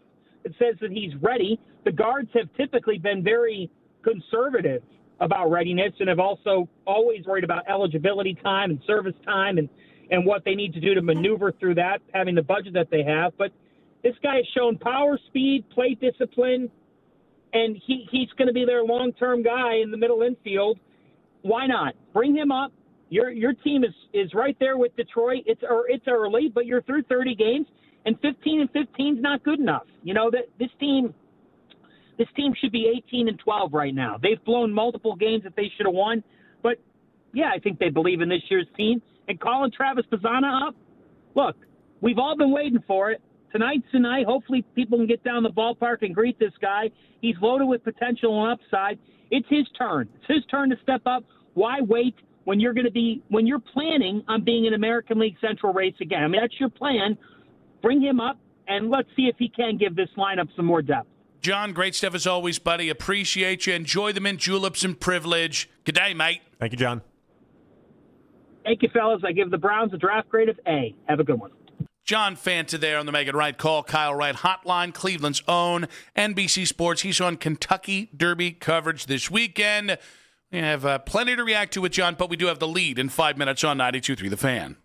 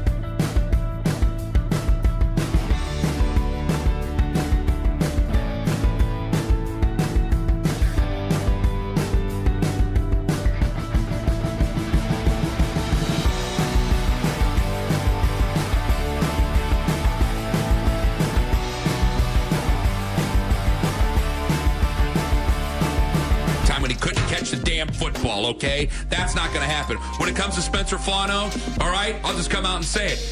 He is not going to be the same type of player as Jed Wills because he'll actually try. The Ken Carman Show with Anthony Lima. Weekday mornings starting at 6 a.m. We are Sports Radio 92.3 The Fan. It's 5 o'clock on The Fan, and it's time for The Lead with Nick Wilson and Jonathan Peterlin on Afternoon Drive. But first, The Fan is looking for a winner. Be caller number 17 right now at 216-474 below 92 to win a pair of tickets to see your Cleveland Cavaliers take on the Raptors in Game 5 action tomorrow, April 29th at Rocket Arena. Tickets available at Cavs.com. It's all from your Cleveland Cavaliers and Sports Radio 92.3 The Fan. Nick and JP with you guys. We got, it's just all us from here on out, as we had John Fanta on the last hour. If you guys missed a second of John Fanta, listen back at 4:40. Albert Breer at 5 o'clock. But today is Travis Bazzana Day. He will be making his Major League debut tonight, batting 7th for the Guardians. And he spoke today with the media and was asked about the expectations that come with being the first pick overall. It's a beautiful part of it is, like, I've worked really hard to be in a place where there's expectations and pressure, and realistically, it's like I've always been the highest. I've always wanted the most from myself, like growing up and now. So I think like any expectations that are out there, like I have just as great for myself. So I'll continue to hold myself to that, and it won't be mitigating. Just got to go out and be me, play hard, and just be the best version of myself. And I'm sure it's all going to be really quality work. Yeah, between DeWater, Bazzana, obviously Valera, and even Brito, even though I know he's got set back down already. Like the Guardians are calling up players this year. They're not worried about the service time and manipulating that. They're calling up guys, and I love it because for years they just didn't do that. And so I'm excited to watch Bazzana tonight, and I'm excited at this little bit of a different approach the Guardians are taking. It's rare that you can make fans happy and also make that locker room happy as well. I do think them being aggressive with their young talent is a sign that they're not taking this season for granted. They're not slow playing this season. And I think when it comes to expectations, the thing I like about Travis Bazzana is the person side of it. Like, I still haven't seen anything yet from him at the minor league level that think he's going to be a superstar. I'm talking about like the traditional stats, the big games, that kind of stuff. Like, I know he's got, the bat speed, and the pitch selection, and this, that, and the other. There are reasons they think he's going to succeed. I think the number one reason I think he's going to succeed is the man is a baseball sicko. Like, he really does work on things, and he is honed in and wired in a way that is different. We focus so much on how he's the atypical Guardians player for contact and playing a specific way and getting on base and good eye and all that kind of stuff. I think he also fits their kind of serious-minded, driven kind of the guys that they get that then tend to overachieve where they're drafted. It's hard to do with the number one pick, but sure. Bazzana, I think, has the personality to succeed at the big league level. Yeah, I don't think it's going to be an even flat line where, an even line where he just kind of I don't know, is.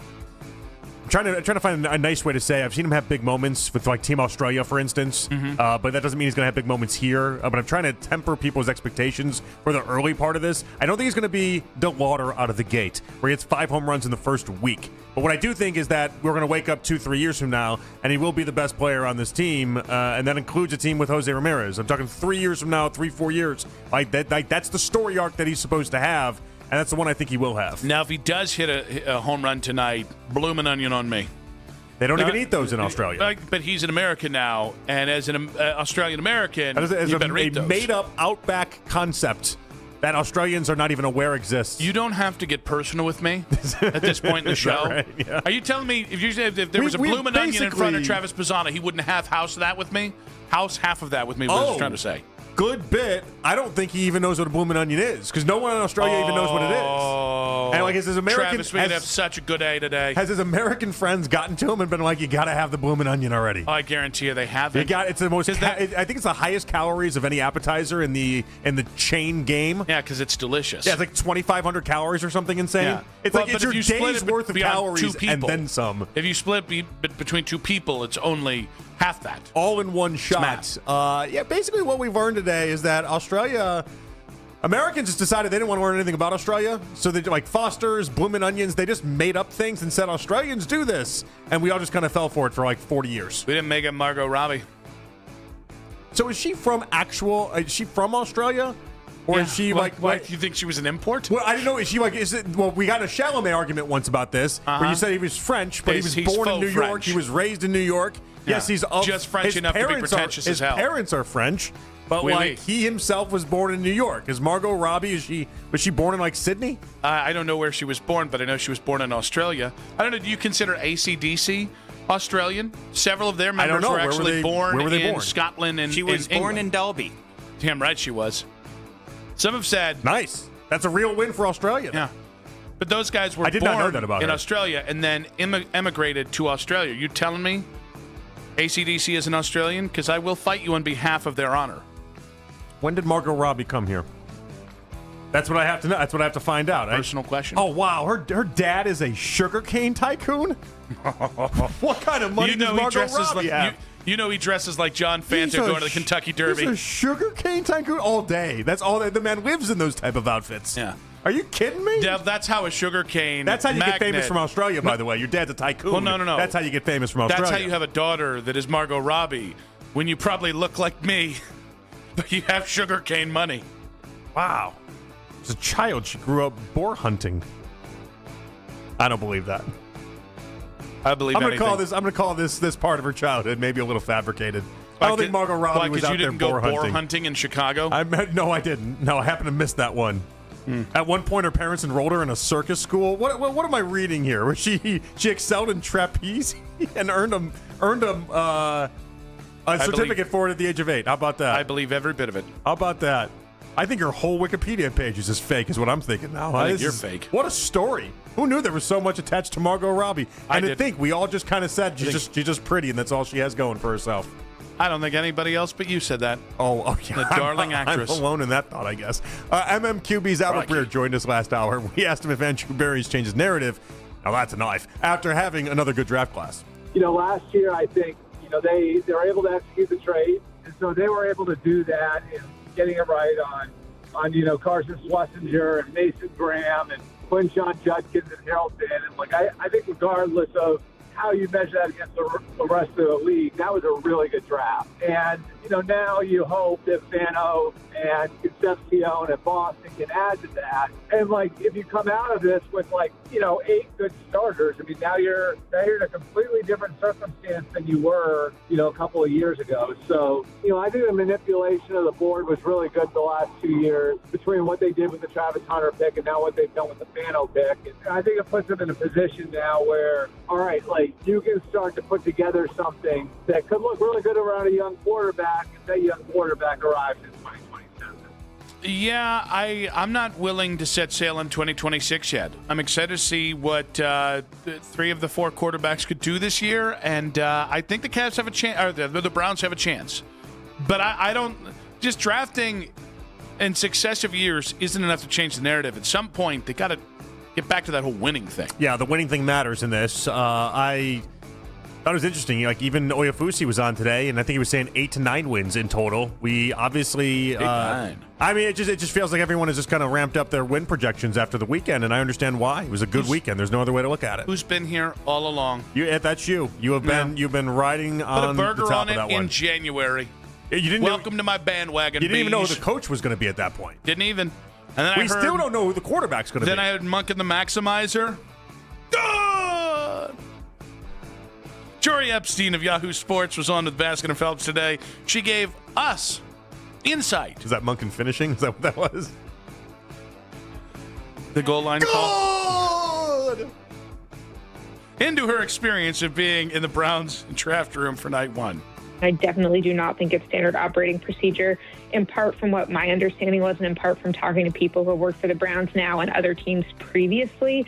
I could not believe how high-tech it was. Again, this is the first time I've been embedded during the draft, but I believe there are still teams who are moving magnets around boards, and that's their primary way of keeping track of this. And as I mentioned in the story, every single time a draft pick happened, 5 databases were updating immediately of, okay, that player's no longer on our board, so the percentage goes down to 0 for taking him. Okay, this team, cross out, fade, OL, the offensive line need for them because that's where it's going. Okay, move to the next pick, and now you have that team and all of its later picks lighting up in green. And I just feel like it allowed their decision makers in real time, and beforehand too, because they were gathering all the information to create these databases, it allowed them to look at every decision from every different lens in real time while also having the logic and the decision making beforehand. But it was pretty amazing. I don't know why everyone's so surprised by this. Like, you hired a lot of really, really smart people. The end result is they're going to tinker and come up with really, really different and then also high-tech ways to display information. Like, that's what they do. Have you ever, Silicon Valley, Big Bang Theory, all these nerd shows, all they do is do really, really elaborate, high-tech things off of the dumbest of situations. John Fanta of NBC Sports, I'm now stealing your thing. Go ahead and do it. That's okay. All right. Well, he joined us last segment. He talked about the Cavs-Raptors series ahead of Game 5 tomorrow night. I still think they'll win this series. I think they'll win it in 7 games. But I just feel as though I'm starting to, admittedly, merge into what you were saying about, like, how much closer are they to a championship? And I just think that the team that showed up to the first 2 games of this series, I know it was in their building, but they were just so far from that team in the last 2 games. So I'm almost of the belief, like, I have no doubt they're going to win tomorrow. When I'm looking at them, I'm trying to see, do they have another gear in them? Do they have a gear in them that says that they actually have a chance to win the Eastern Conference Finals? Sorry, I'm not picking them over the Celtics, who I think will be in the ECF. And right now, I don't even know if I'm picking them over the Orlando Magic if they are to beat the Raptors, which I think they will. But Orlando's got Desmond Bane, Paolo Banchero. Franz Wagner got banged up last night. But, like, Orlando's playing better basketball right now than the Cavaliers are. Cavs panic is pathetic. All right, let's just say they should still win this series. They're still heavily favored to win this series. Mm-hmm. They'll still be heavily favored to win if Orlando wins. Like, I get it. The same thing that has broken the Cavs in playoff series before has reared its head in this series. Let's see how they respond, because that's the whole thing of this offseason. This postseason rather, is it's a fact-finding mission. We're 4 games into it. Seems a little premature. Now, if they fall behind, if they lose tomorrow, I give everyone here permission to panic. Your hair's on fire. That's fine. Yeah, I just think the reaction's been an overreaction, and again, it's not like it's the most encouraging thing. You'd rather take care of the team quickly, but this is not the end of the world, and the Cavs can get right back into the discussion of everything's all right in front of them. Nothing has changed. Optimism with the Browns in 5 minutes on 92.3 The Fan.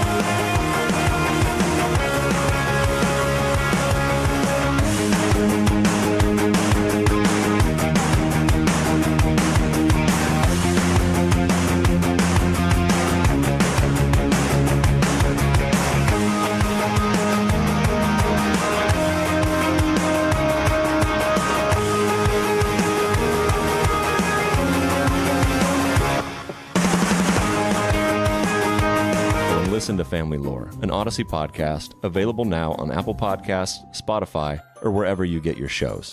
Your mornings are about to change with 92.3 The Fan. We're going local at 5 a.m. It's The Fan Warm-Up Show with Jeff Thomas. All the latest from the night before in Cleveland sports and getting your day started even earlier. We are Sports Radio 92.3 The Fan.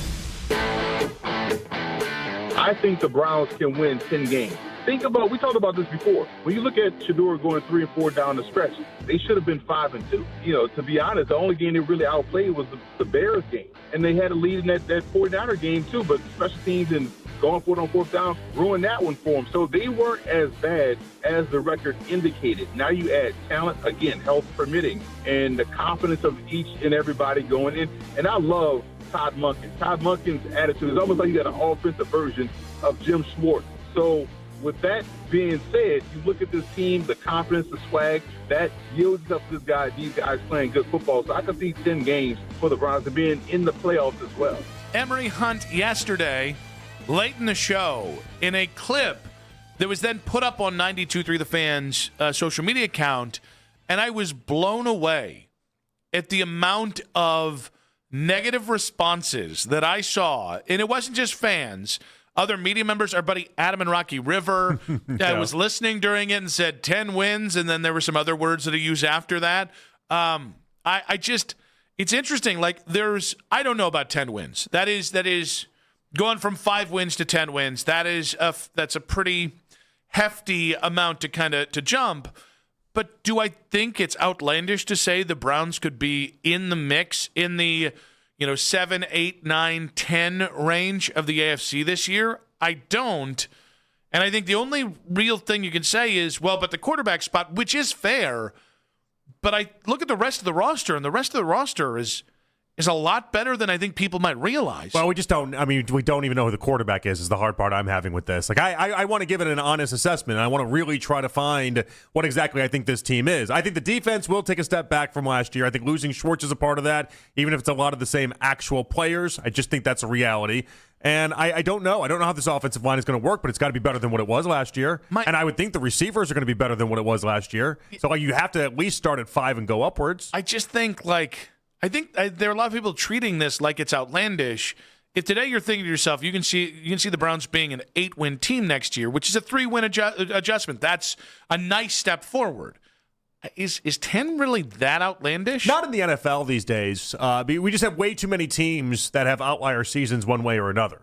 Now, I guess if you want to say that they're consistently going to be a 10-win season, maybe that's a different conversation. Oh, yeah. I mean, that's got to be proven. Right, you didn't do it during the Baker, Stefanski, Deshaun era, so the Browns have to prove that they can be functional for that long. But functional for a season, functional in isn't that part of the fun of the NFL? Is that the idea that in any given season you can have just a different collection of games that kind of go your way, or you're on the right side of whether that's fumble recoveries and turnovers, and all of a sudden you're looking up and you're like, yeah, you found a team that was, Vegas right now says 6.5 wins, that ended up winning 9 games. It's not unheard of. And it's just not that hard to have a functional offense. I think we've been so beaten down over the last 2 years offensively. Yeah, we have. That we think it's some Herculean task to be acceptable on offense. Well, we've had in 2 different seasons, we've had streaks of trying to just get to 20 points. Yeah, oh, no. That have exceeded way more than what any team should ever have to go through. I get it, but I think that's where it's not haterism, but it's certainly the reverse homerism, where we have this recency bias that competitiveness in the NFL is some far-fetched thing, some unattainable thing. Plenty of teams go right around 500 with uncertain quarterback positions. I mean, Aaron Rodgers was not otherworldly last year. No, he wasn't very good. And they were a playoff team. Yeah. And it's funny, I thought Steelers too in this discussion. Well, yeah, because the consistently. This is a great point. Keep making it. Oh, you got it. It's yours. Go ahead. Because it's not even just last year. It's like the last decade. Yeah. And where do they spend all their money? Defensive side of the ball. They consistently have a top defense mixed with a questionable quarterback spot post Ben Roethlisberger, and an offense that is, at the end of the day, pretty underwhelming, all things considered. And they always end up out of the playoffs first round, but they're in the playoffs. Now, if we're being honest, I don't love the look at me Louis doing their flip-flopping and now because Browns fans are excited, now suddenly they're excited thing. I don't love that. That feels like I have suffered. You can understand. You want it to be your corner? Is that what you're saying? I think I get it's credit. Fair. Yes, it's your corner if you want it. Since January, I've seen, and again, which I still think was incredibly early to make the bet that you made. It's not that hard though. But it is the path hard. was right there. It is hard though because we don't even know who the quarterback is going to be. But it's not hard for other organizations. My answer on all this completely changes if you're telling me it's Deshaun Watson at quarterback or Shedeur Sanders at quarterback in week 1. I don't think Deshaun can do anything.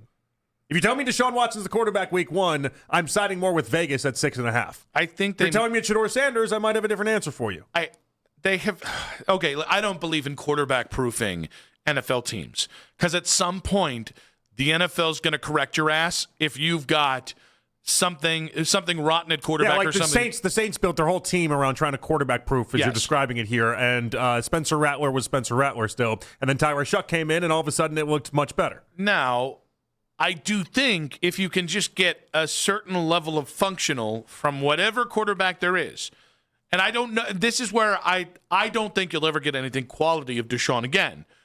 But do I think Deshaun can mimic what an NFL quarterback looks like? He has been in the NFL a decade, right? And again, that's the guy I have the least amount of faith in. Him and Dylan. Well, okay, it's really Shedeur's the only guy that I have an amount of faith in. Yeah. But Shedeur doesn't have to be perfect. If Shedeur actually wins the job and he just makes plays and can make more good plays than bad plays, which I'm sure we'll be tracking. That's a recipe with this team. Because the other big thing is, I agree. The best things you can give to a young quarterback are a stout, healthy offensive line that knows how to play together. So that's a little bit on George Warhop and the run blocking side of things. Or sorry, not the run blocking, but the kind of coordination of marrying the run and pass, as it were. Mm-hmm. But the next best thing you can give him is that defense. And I agree that I think it makes sense that the defense isn't going to be what it was last year. That doesn't mean it can't still be a good defense. And so, my problem last year was you weren't giving enough. You need some mix of, I need an elite running back, an elite wide receiver, elite offensive line, or at least healthy offensive line, plus that defense to overcome all of that at quarterback. And I think you can at least maybe split the difference on not having a franchise quarterback, especially when you factor in one of the easiest schedules in the NFL. Yeah. But it is going to annoy me. The guys today that have the real courage to be like, oh, I actually see an 8-win team. You know they're going to be at 10 wins in July or 10 wins in September. Are they? Oh, I thought it's going to come back down. I thought they were going to all of a sudden be speaking 8-9 and then potentially 10, and then by the time we get to training camp, it'll be back down to, I don't know, the 7 or 8 category. Not a chance in hell.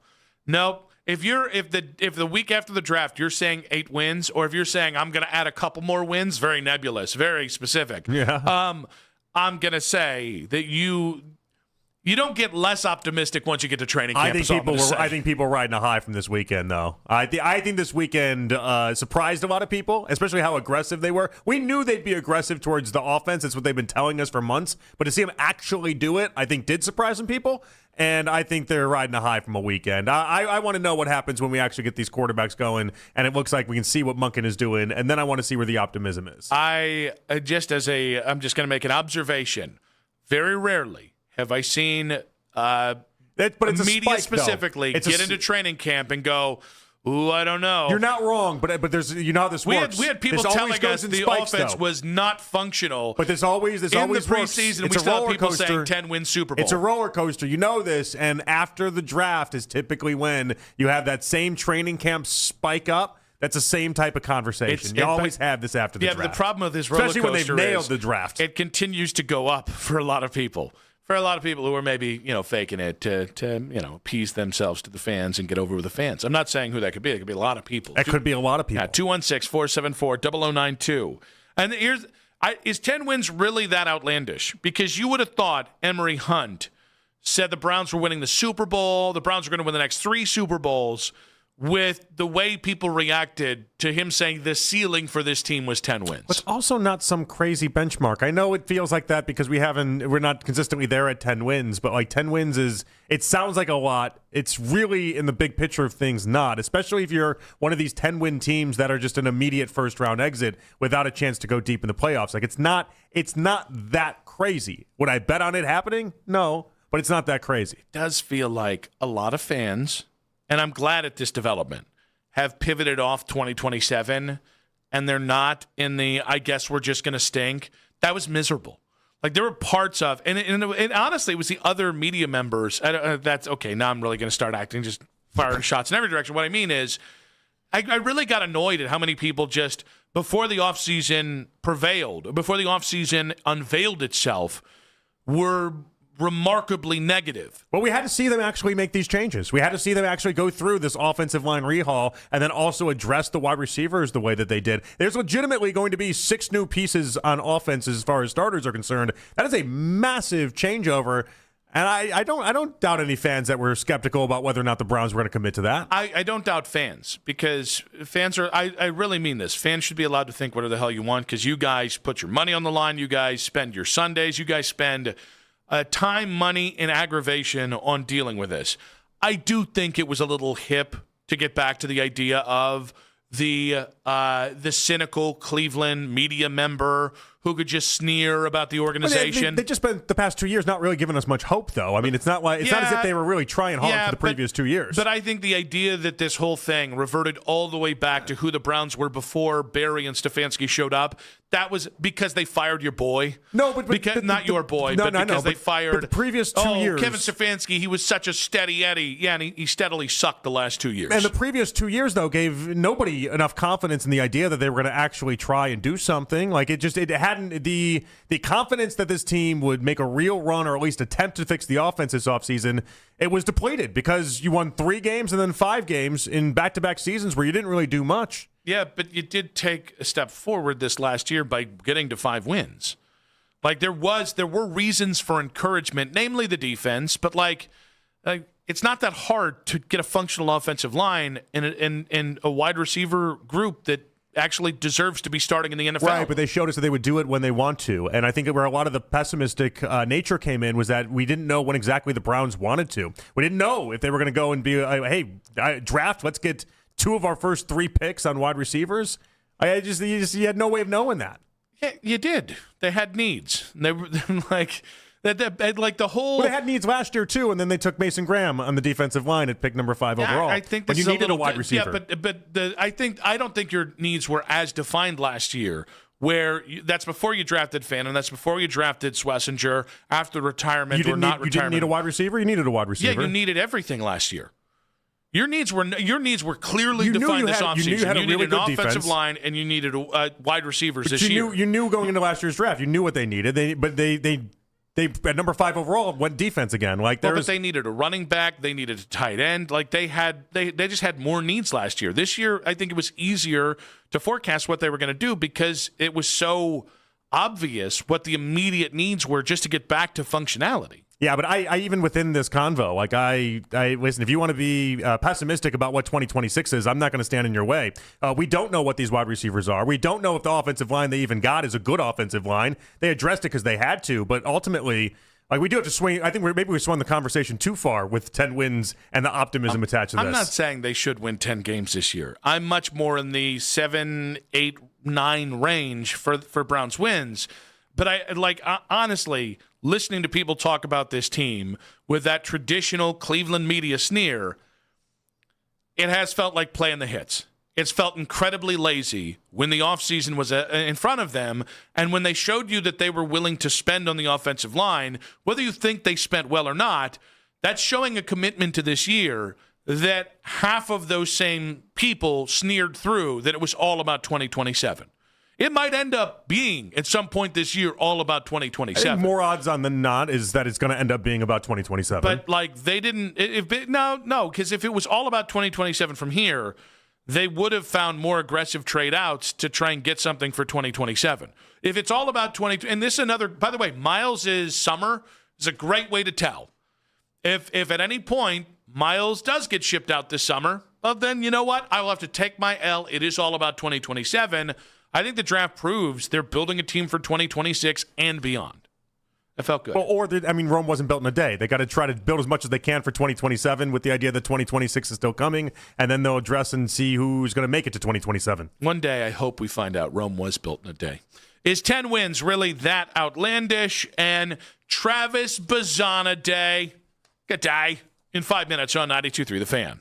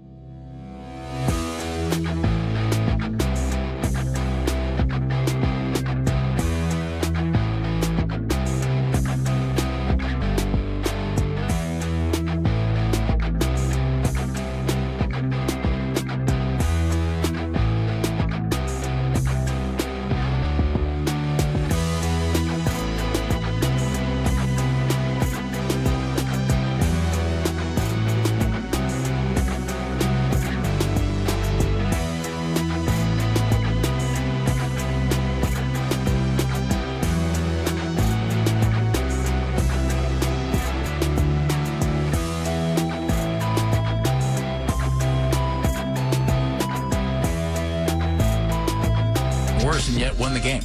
I'm curious about Harden and Mitchell moving forward together.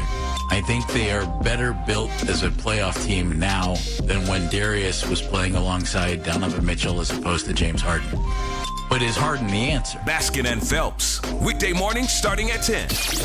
We are Sports Radio 92.3 The Fan.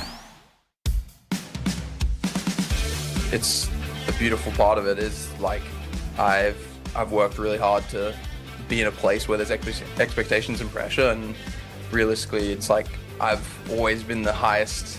I've always wanted the most from myself, like growing up and now. So I think like any expectations that are out there, like I have just as great for myself. So I'll continue to hold myself to that, and it won't be mitigating. Just got to go out and be me, play hard, and just be the best version of myself. And I'm sure it's all going to be really quality work. Travis Pizzana earlier today talking about the pressure on him is the number one pick. It's interesting. My only concern with Pizzana is kind of my concern with what we're seeing with Stephen Kwan right now, is that I do think there are guys who put so much pressure on themselves, and I think whatever's happening with Kwan, I don't think it's physical.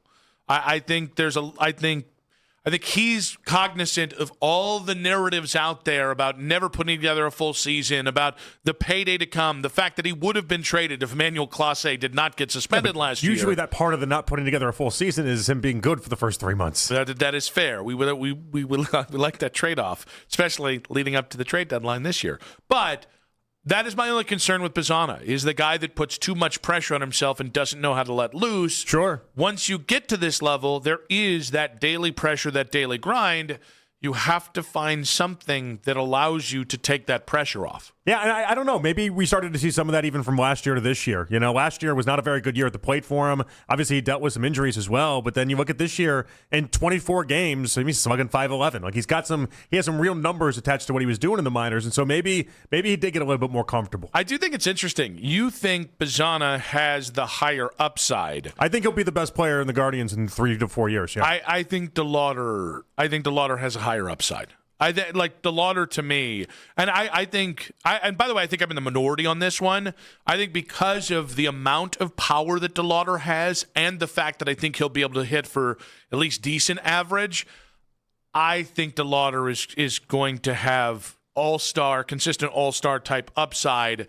Then you add the power to that, and that gives him a little advantage over Pizzana for me. I mean, he certainly has a lot of upside. No one's denying that. I do wonder what happens as we continue on with DeLauder. I really do think, I'm not going to trash him. That doesn't sound right, but especially since I've been one person that's been like, hey, past couple of days, he's seeing the ball a lot better. Like, you've noticed it at the plate. He's seeing the ball much better. And so I think the little funk that he's been in now for a couple weeks, I think that's going to go away. It's a rookie wall. I expect a lot of things from DeLauder. I do. But the expectations I have for pick 1 of 1 in Pizzana is just much higher. Well, I think that's where I don't know that the expectations, because he's the number 1 pick, are attainable.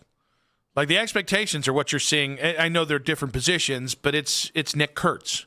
Like, it's a franchise cornerstone type player. I think Travis Pizzana is the kind of player that the Guardians love, right? The amount, his patience, the contact, like all that, the double and home run power, which could end up being a 20 to 25 home run kind of guy. That's awesome production. If you can get it at second base, it's still a very nice second baseman. Like, there's nothing, if he ends up being an all-star at second base, it's not talking about defense, all-star at second base offensively, and we're talking 20 to 25 home runs a year. That's a win. Big win. That's a massive win. That's not, to me, better than, again, I'm not trying to pit them against each other, but that's not, like, to me, Chase DeLauder can be the power hitter we have longed for, I can't pitch to that guy because at any point he can smack one out of the seats. That's where, like, I'm using the comparison to, like, all right, let's remember, kid can be a very good hitter. The kid can be a darn near elite hitter, and he's still going to be a guy with a certain amount of power and a certain amount of there to his game. I mean, this is a true, we'll just have to let this one play out because we just disagree on this. Those. We just disagree on it completely. Like, DeLauder had a really hot week and a half, and he's cooled down, and I'm not gonna kill him for that, but, like, his power is It was a really nice week and a half. I'm not going to put him at 35 home runs a year based off of a nice 7 games. I mean, I think that's what the expectation, 30 home run hitters, what I think the expectation was in the minors, though. No, but I mean, look, again, we've talked about his projections leading into the season. What was his projections from everyone? You bring up everyone? FanGraphs, you and I will from fight. Everyone, from like 8 different sites that all had him at 15 home runs max. Like, the idea is... And you know, like, you know what you can do with those projections. I think we gave DeWater a lot of power that is not really borne fruit that way, but that's all right. That's fine. What can I do with those projections? You can shove them somewhere. Yeah, exactly. Yeah, like, you know, I mean, I don't know. It's not a hot take to say I think Bazzana's going to be a better baseball player 3-4 years from now than DeWater. But I don't want to trash DeWater. I think you're doing it process. because of the draft positioning, and that's Well, I mean, DeWater's got a funky swing. He's not mechanically anywhere close to Bazzana as far as that's concerned. So yeah, there are some obvious tools that exist in Bazzana that don't exist in DeWater, which is why he was taken 1 of 1. Strike that and reverse it. I think there's some tools for DeWater that don't exist for Bazzana. Did you just respond with I know you are, but what am I? Basically. Yeah, basically. But that's a valid point. Like, specifically power. Like, Bazzana does not have that kind of power. Relative to what? Which power are we talking about? The first 7 games of the season? When you hit home runs. Because when he was Barry Bonds for a week, that's not something we can sit there and say it's going to be repeatable. Yeah, but see that, like, are we putting? So you're judging a guy off 20 games in the big leagues. It sounds like you're judging a guy off of like 7 games in the big leagues, and are saying that's what we now have. I'm judging what people have said about him in the minor league path, which is saying Travis Bazzana has some power.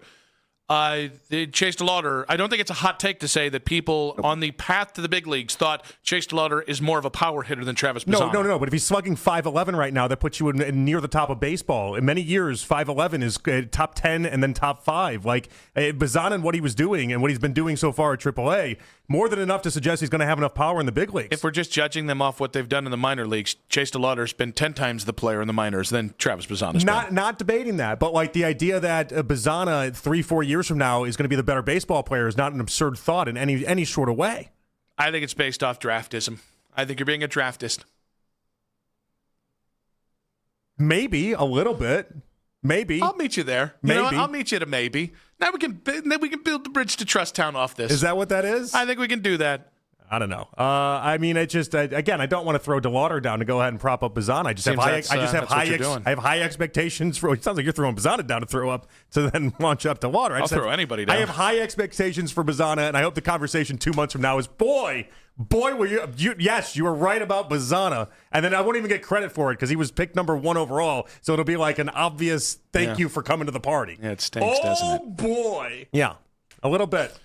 Zero credit coming my way if Bazzana turns out to be anything because he's supposed to be something. That's what comes. Heavy wears the crown at number 1 overall. Mac, meanwhile, if DeLauter 3 years from now is much better than Bazzana. I think we got a Stradivarius here with the way he's playing that tiny violin.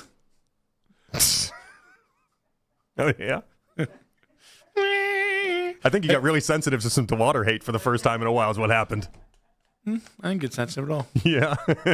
Okay. 216-474-0092. What are your expectations? You protect him like a loved one, and I like that. I appreciate that. You got to protect him. I get that. I love that. Honestly, in this scenario, I think I'm the little spoon. Pity me, please. The man's a unit. 216-474-0092. He's my height and weight. Yeah. Oh, I got to tell. I didn't say it really quickly. So I wore the Browns 92.3 The Fan shirt that we were given by the station, and so you look like an offensive coordinator when you wear this shirt, right? Yeah. And I'm getting in the elevator yesterday.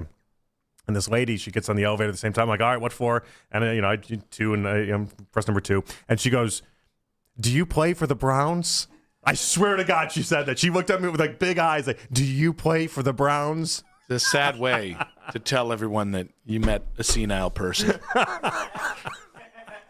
Or somebody at her like, you gotta be crazy. It sounds like somebody that doesn't know ball. That's what it sounds like to me. I responded with a straight up no, and it was with the implication of like, no, you got to be bleeping kidding me. All right, so 216 nice lady. 474-0092. What are your expectations for Travis Bazzana? Is it to be the best Guardian in 3 to 4 years or sooner? And I have been told that there is a hot take on this show that is hotter than anything this person has heard since the Browns draft started. Get to that in 5 minutes on 92.3 The Fan.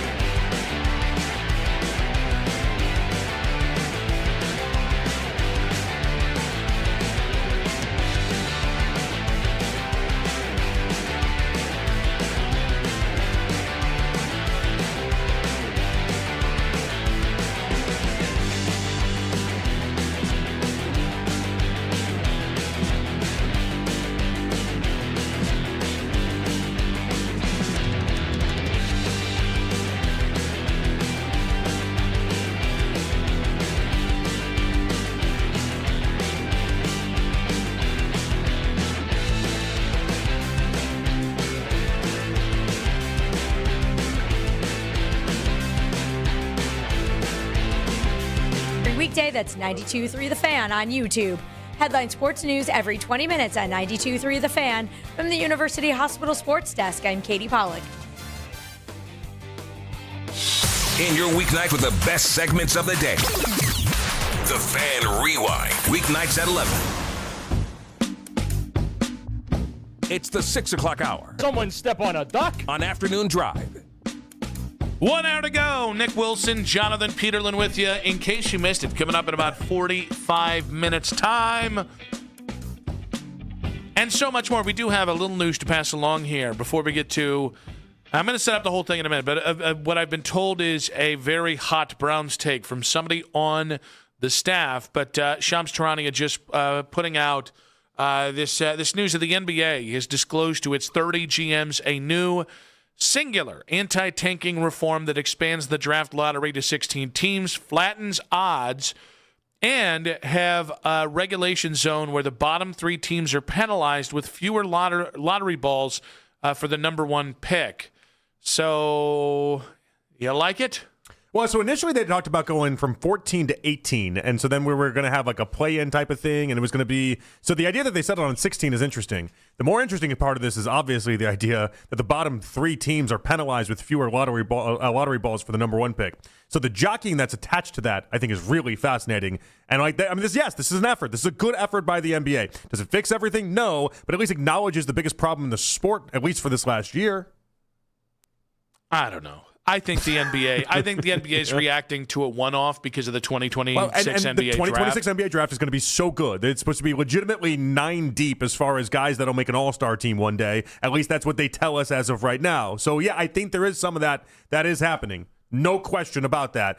But they had to do something to try to fix tanking because it really did get out of hand this year. Yeah, but can they attack the other problem where players aren't playing every night? I think they tried, and I think they, even with the incentives... So they've given up. Basically, yes. Okay, that was the end result of that. that. So what I think is the actual biggest... I don't think tanking is the biggest problem.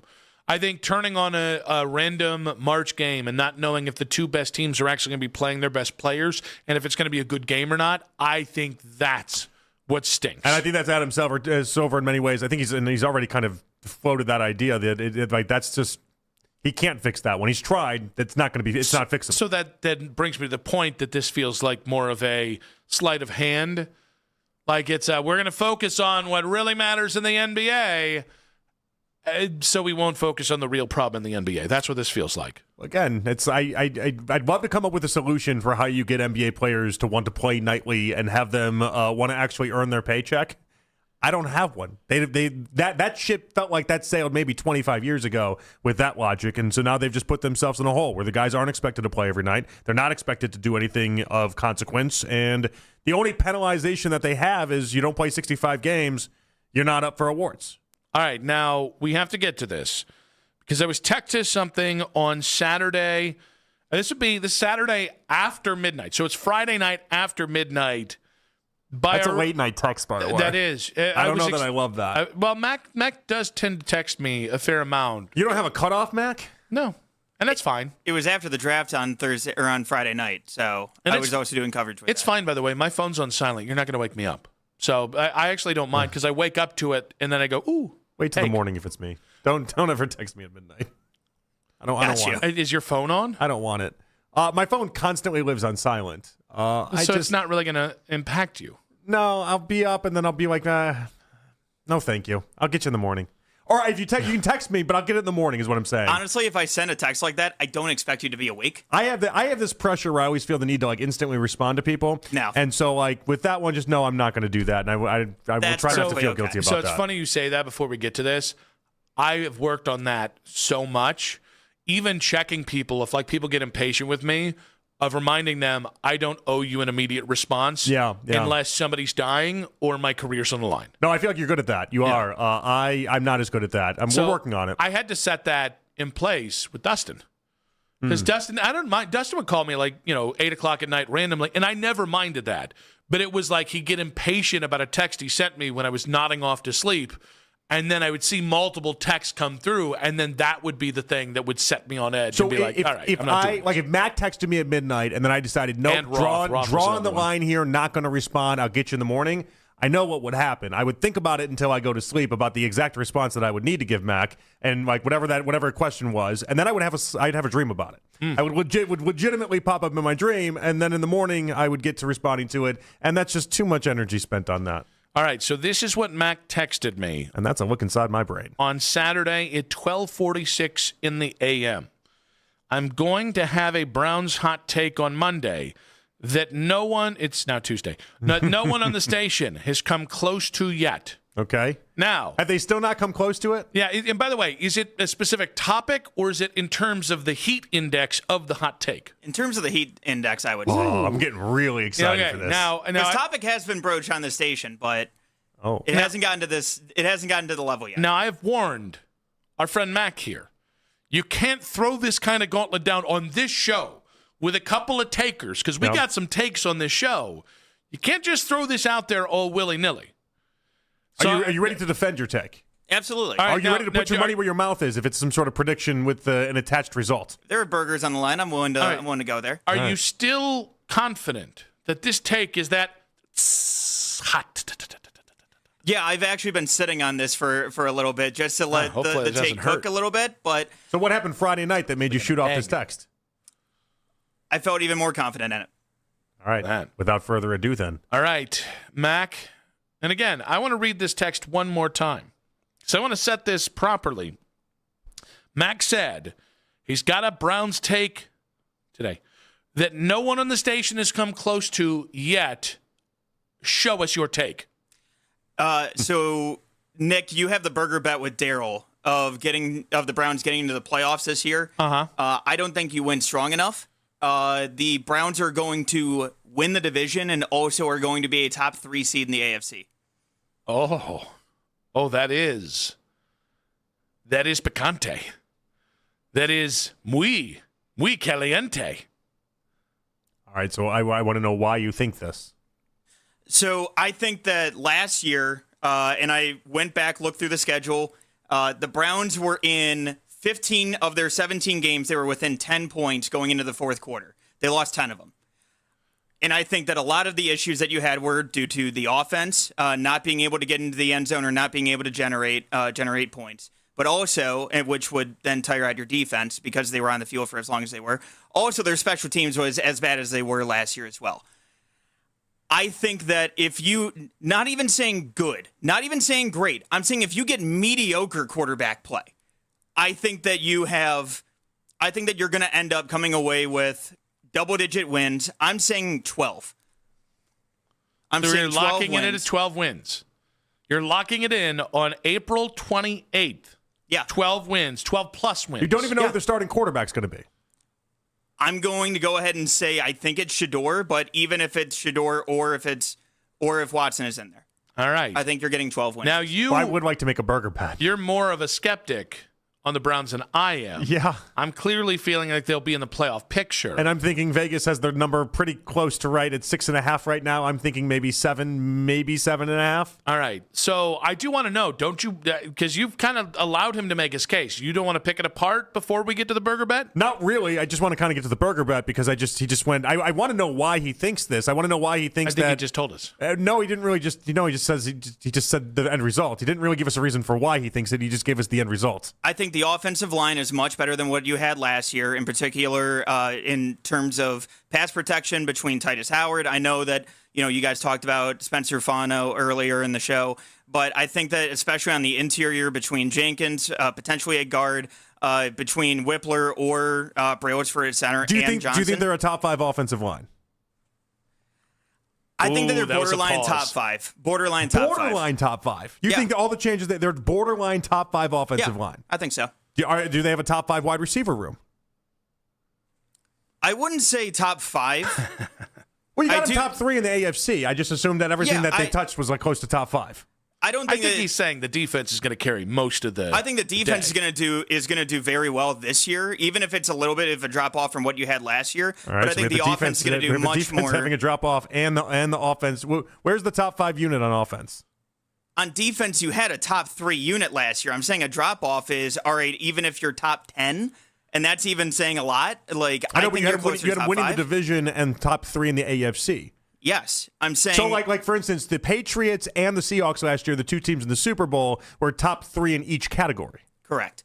Yeah, I think that the defense is going to be top 5 in terms of defense this year, and I think on the offensive side of the ball, I think that you're going to be closer to top 10, because I do think that all of a sudden now that you actually have pass catchers that defenses have to respect on the outside, as well as also at the tight end room between Fannin and also some of the rookies that you have in there as well. But also, I think that you have the run game that also is going to be opened up for Quinshon Judkins, for Dylan Sampson and company. So I actually think that the offense is going to be able to be balanced and actually move the ball enough to where your defense can actually be well rested and actually create some pressure on the opposing quarterback. All right, we've confirmed he's just not drunk. He really believes this. He could be very coherent and drunk. He sounded too coherent. This is something he believes in, I believe, sane mind, and I believe not under the influence, which means I will not feel bad about the burger bet that's going to commence here. All right. Can we get you to agree? You were pretty, gun sure over there. You ready? Gun sure? I don't think that's a thing. Yeah, sure. I'll lock it in. Which part are we locking in? The top 3 in the AFC? No. I think you're locking in both 12 wins and top 3 in the AFC. Yes. Yeah. Okay. All right. Done deal. Are you getting in on this too, or no? Nope. This is going to be our own little separate thing. I've got my burger hustle with Daryl, and that's where we're going to leave it right now. Plus, it'd be really weird if I bet for the Browns to make the playoffs and then took a bet against the Browns. That would be top 3 last year in the AFC actually ended at Jacksonville with 13 wins. And I think the Browns are this year's Jaguars. Okay, wait. Real quick, before we gentlemen shake, huzzah. Uh-huh. I think you should say top 4. Because if they're a 12-win team and then they end I'll up extend being it to top 4 for you. I'll go with the top 4th 4. seed, you would get hosed here, and that I don't think that would be a gentlemanly bet. Listen, I win either way. All right, how about Browns host a playoff game? I pay him a simple burger in order to have the Browns have an awesome season. That sounds like it's worth it to me. Browns host a playoff game. All right, 216-474-0092. Who do you think is going to win this burger bet? Mac Robinson, top 4 seed, 12 wins plus for the Cleveland Browns, or JP, literally any other result? He was just itching to make a bet, wasn't he? I will tell you, I love the fact that Mac, I doubted your ability to have a take this hot. Look, man, I'm happy to surprise. And again, I've been sitting on this for a while, and I also think the AFC got a lot worse. Well, he's like, I've been sitting on it. I think the Browns are going to be really good. Did you talk to a former Browns quarterback? Did you sit really long on this one? No, I didn't consult Bruce Gradkowski. Yeah. I expected did you all sit sorts on of. Bernie? Is that? I expected some research and maybe some historical, something to kind of suggest some inroads to it. And the end result was, I just think they're going to be really good. All right. I wanted more. I wanted more juice. I wanted more of a punch. Who you siding with, Mac or JP? We'll fix the offense and ask, what's the deal? In about 5 minutes on 92.3 The Fan.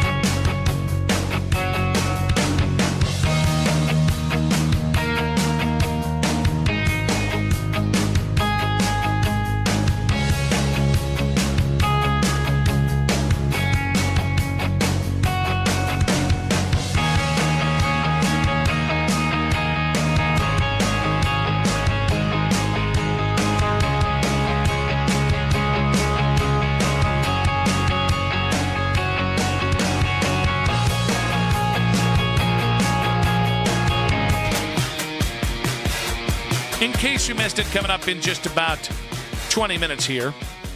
Nick and JP back with you. We're going to get to something in just a moment here that I think bears discussion, but kind of as an extension of Mac's hot take / burger bet that he thinks the Browns are going to win at least 12-plus games and be a top 4 seed in the AFC. I do think it kind of begs the question, do you think they've done enough to fix the offense? Because it doesn't seem like you're sold yet. No, I'm not sold yet. I do feel like they've done enough to give Shedeur a chance. That's good. That's promising. That's a far cry from where they were last year. But ultimately, I don't even know that Shedeur's going to be the quarterback week 1. And so, like, if I don't even know if Shedeur's going to be the quarterback week 1, I have a hard time talking high expectations. Now, I don't think we're nearly as far off as maybe the conversations are sounding. Mm-hmm. Like, if I said 7.5 wins, like Vegas has them at 6.5, I think they're off. I think 7.5, 8 is within reason. You're saying essentially the same thing. You just take it one step further. Because I think in our discussion at 520, you said 7, 8, 9, 10 wins. I said 7, 8, 9. I stopped short so of we're 10. even closer then. We're even closer. Maybe the packaging is just what's off in the conversation. Because I don't know how good the offensive line is. We have 2 rookie wide receivers that I like both of them. I do. Mm-hmm. I don't know what they're going to be. It's very unproven. Are we going to have the Jerry Jeudy from last year or the Jerry Jeudy from 2 years ago?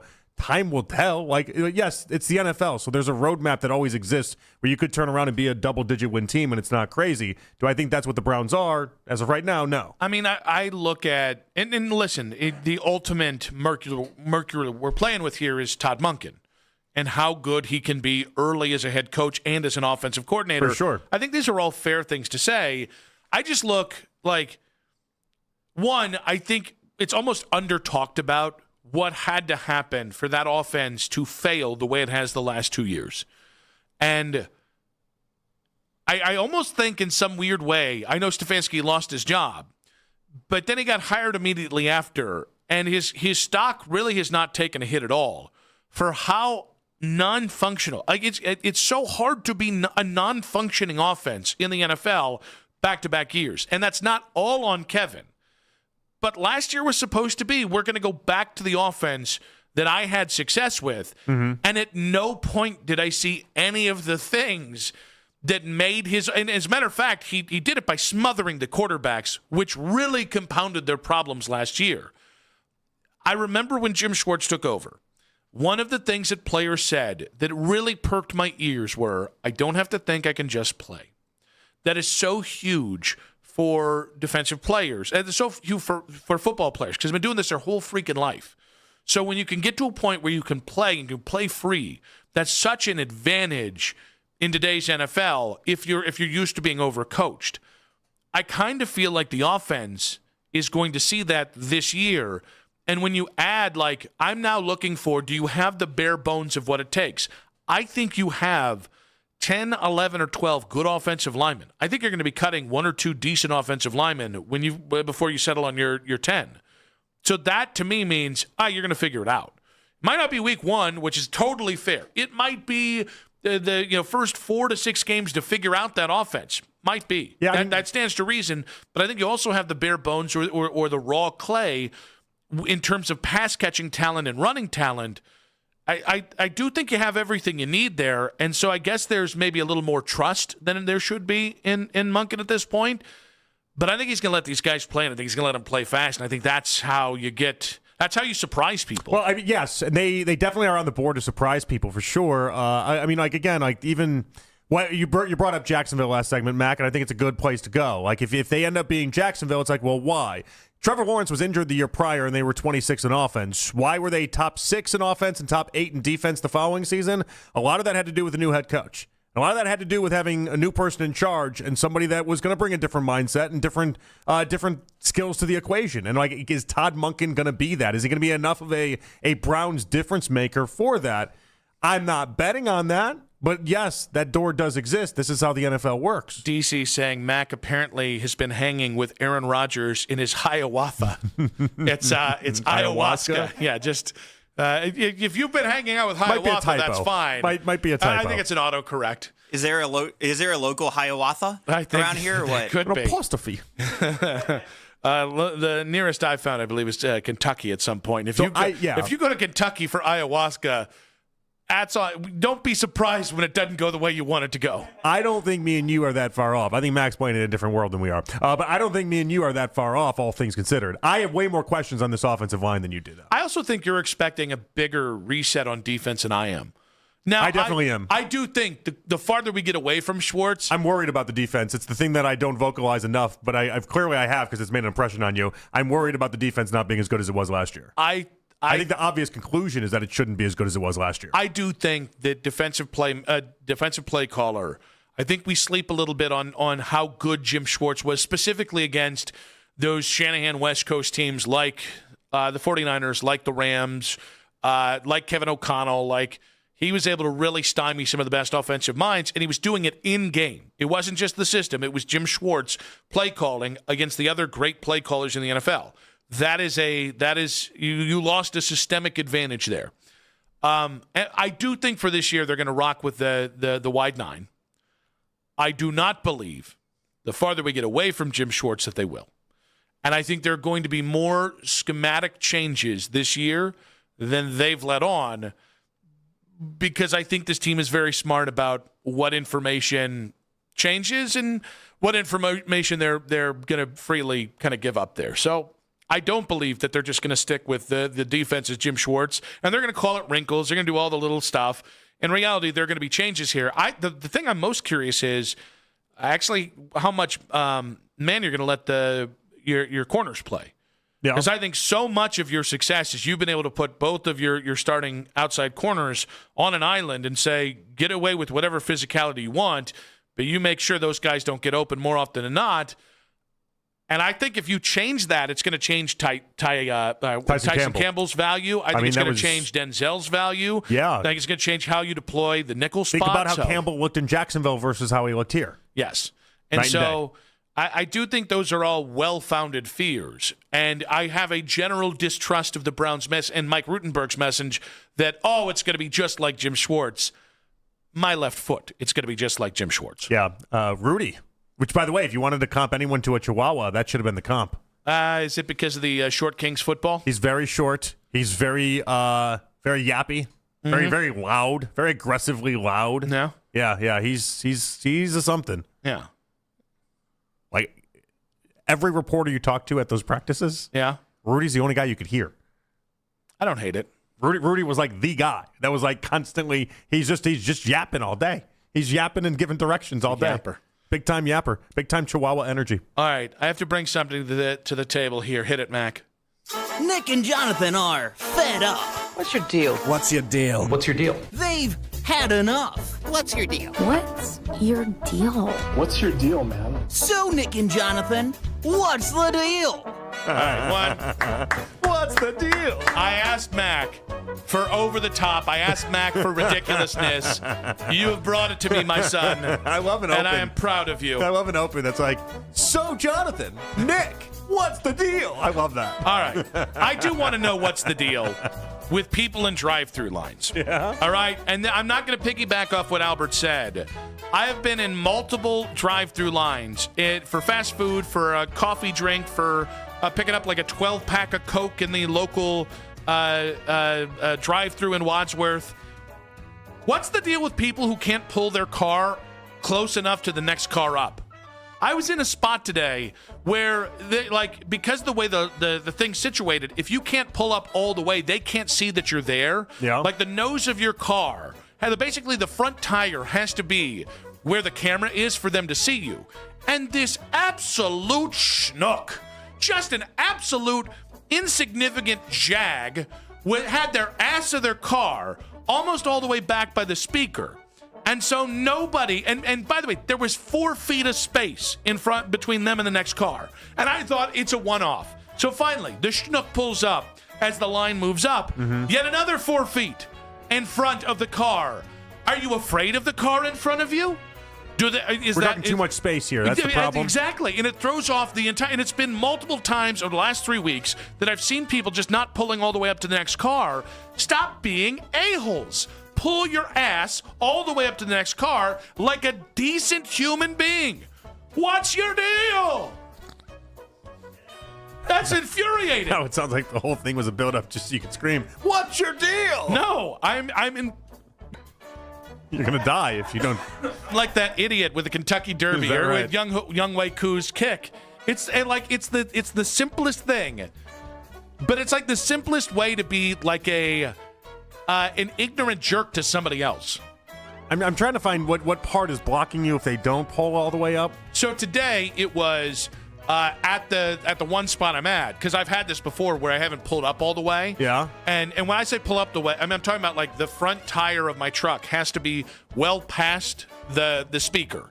So basically, I have to almost be past the speaker for them to be able to see my truck because of the way the land is plotted and because of the way the camera points. And so this person being all the way back meant I had to wait 5 minutes to put my order in, which meant it took another 5 minutes for my order to get done while I'm in line. You're not picking up on this. There's something I'm not getting. Yeah. I'm not understanding. So is it your order can't be placed? Yes. But aren't you in front of, by the time you get in front of their little speaker system and everything like that, you're in front of their speaker system? No, there's a sensor that's ahead of that. It's not. They don't pick up you're there off the speaker. Most places have a sensor or a camera that sees and they the don't have front but they tire. don't have a camera at all. Or you're saying the camera. They have one, but it's pointed at an angle, so you almost have to pull past the speaker to get there. They don't have someone that's constantly monitoring these things? No, because everybody's running around in a million different ways. That seems like an elaborate setup. It is, but here's the problem. Is it a It's not Chick-fil-A? just that. Those are always really elaborate. No, because I'm trying to figure out what fast food place it is. I don't want to, because I really like this place, and it's the person's fault. And here's the thing: same drive-through, same line. There were 3 straight people when I tried to pull in this last weekend because I want to get Nest something on the road, that I'm trying to turn off the road into this place. And because 3 people didn't pull up the 3 feet in between each car, they wasted 9 feet of space. That's enough size for a truck. So then you can't get all the way up to the road. Yeah. And it's just that's it's dangerous. a cacophony of people. I think that's the right word. Sure. It's a lot of people, rather, in Wadsworth that just can't pull up to the next car. What you happens don't have when to get on the you bumper. honk? You get the finger. Do they even understand what you're trying to do? No, and I've told Vanessa. I've never once thought about separation from car to car. Oh, it's never crossed my mind. I got to tell you must not be in enough lines here. It's a pandemic in America. Is that right? It is.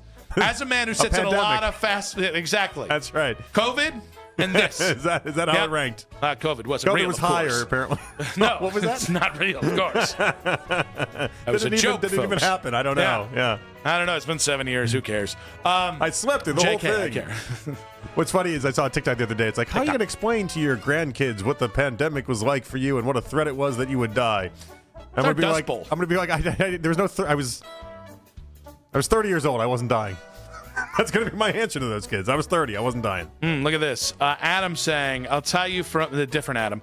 I'll tell you from my experience working in fast food, we know when someone pulls up because there's something under the cement that notifies. Well, see, this is That's the problem. what I would think, yeah. But this is a problem. Last time I went through there, they said, we can't see you on the camera that is there just past the speaker. Maybe they just lied to you. That could be, but the point is this person was still an anus for not pulling up all the way. Because again, it's happened in multiple situations, and it's just untenable. All right, Mac, who's got the bigger gripe? Albert's fast food line. I don't know what we're going to call it. Gripe, and then Nick's. I would say Albert's, to be honest with you. I feel like if your hot take sucks. Okay. I feel like if you're just taking forever for Albert's, if I have a big order, you go curbside. If you're going to a certain spot, either order it inside or order it online. Don't just sit there. I guarantee you your ass doesn't. I'm going to call you out right now. Absolutely, No, you yes. go through the drive-thru, you big-ass ordering son of a gun. I'm telling you right now. You might have the idea that you can do this. I can confirm that I am not. Send them my way right now. Tell them to text me right now. I don't buy it.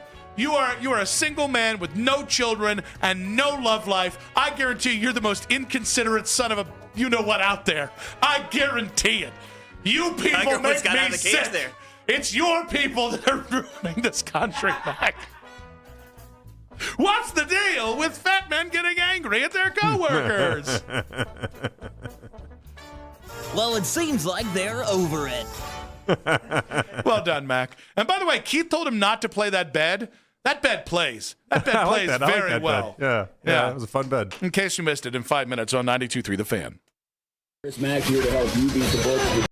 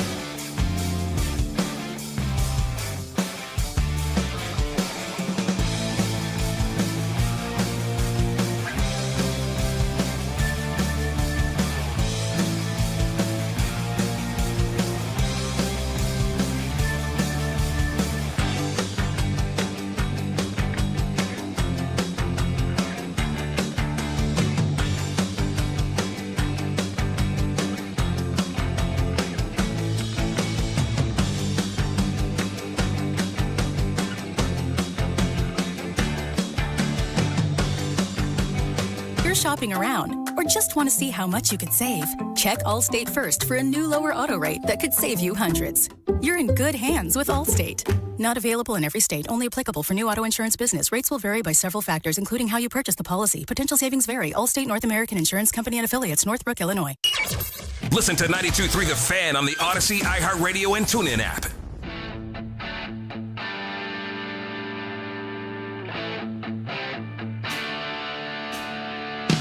Final segment today on Afternoon Drive. Big thanks to our many, many guests today. Joe DeLeon, who joined us for the last radio hit of the draft season. Don't fret. I know. It's easy. Come on. Stop crying. No, don't get emotional.